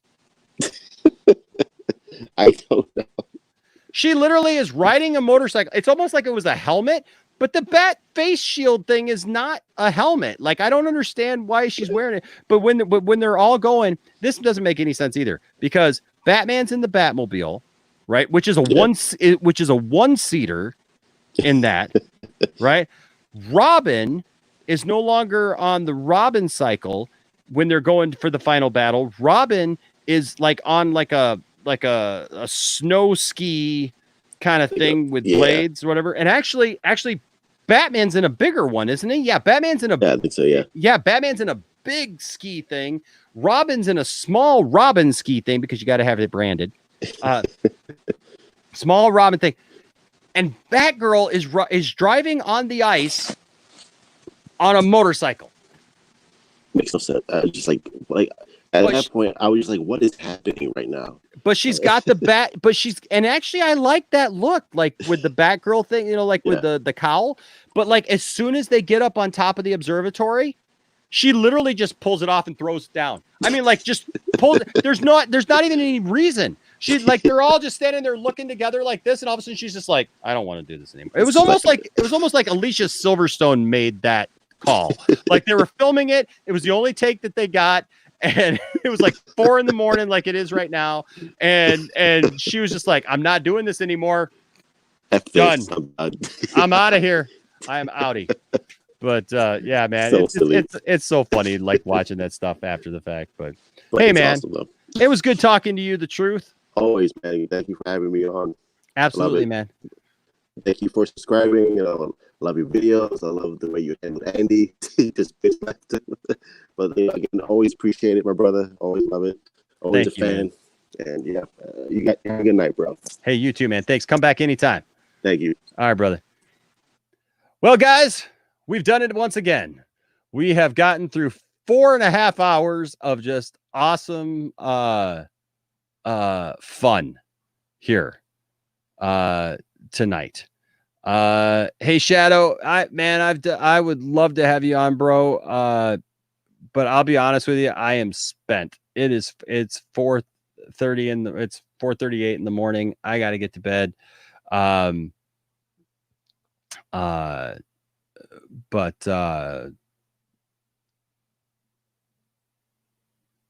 Somebody's asking about Gongaga.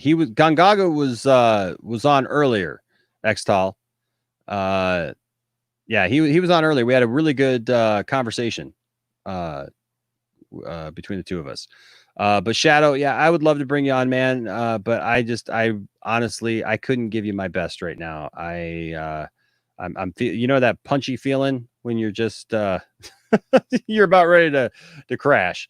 And we've been doing this now for about 4.5 hours now. But hey, I love doing this. But Shadow, definitely come back and like I was telling them earlier, I'll get you on, so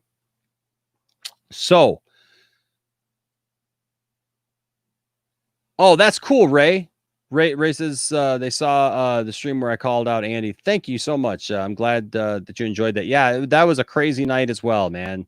Just crazy stuff. And I got a video actually coming out. I'm going to highlight some of the stuff that I said. Then I got some thoughts on that night and stuff. And I've reached out to Andy and I've offered him the chance to come on here in the Poindexter Lounge and talk to me. We'll see if he if he does it. I would love to have him. I don't want to attack him or anything like that. I just want to have a good old conversation. Well, hey guys, thanks for joining me tonight. It's always fun doing these live streams and talking. You can see the commitment. 4.5 hours, man. Other people don't get this. They do a couple hours and they're out.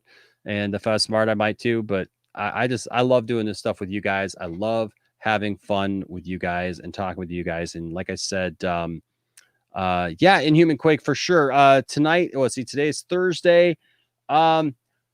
I'm doing an interview tomorrow night at 10 p.m. my time. If I get done with that, I might do one tomorrow night at about midnight Eastern Standard Time, kind of like we did tonight. So keep your eyes open. If you're subscribed to the channel, make sure to hit notifications because I usually do. These are a little different because they don't show up in certain aspects. But if I'm going to do one, I'll put it in there so it will be in and you'll be able to see that it's coming. And so I would love to talk with you guys for sure.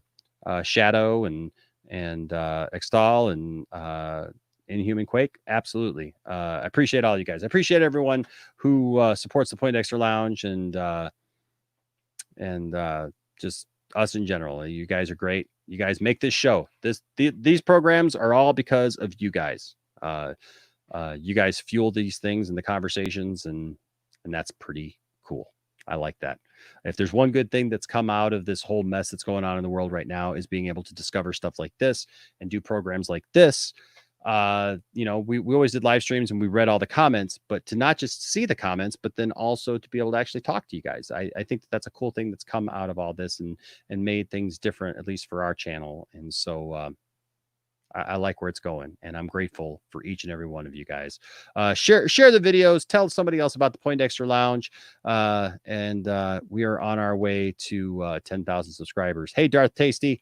Hey man, I got to get with you, bro, because you got a comic book coming, and so I need to touch base with you. And then tomorrow I will release the winner of last week's I just did not get to it this last week, but we'll release who the winner of the last comic book was and do a new comic book giveaway for this coming week. And also this weekend we'll also be announcing the July giveaway for all of our Patreon / people, anybody who gives in a super chat during a live stream. Okay.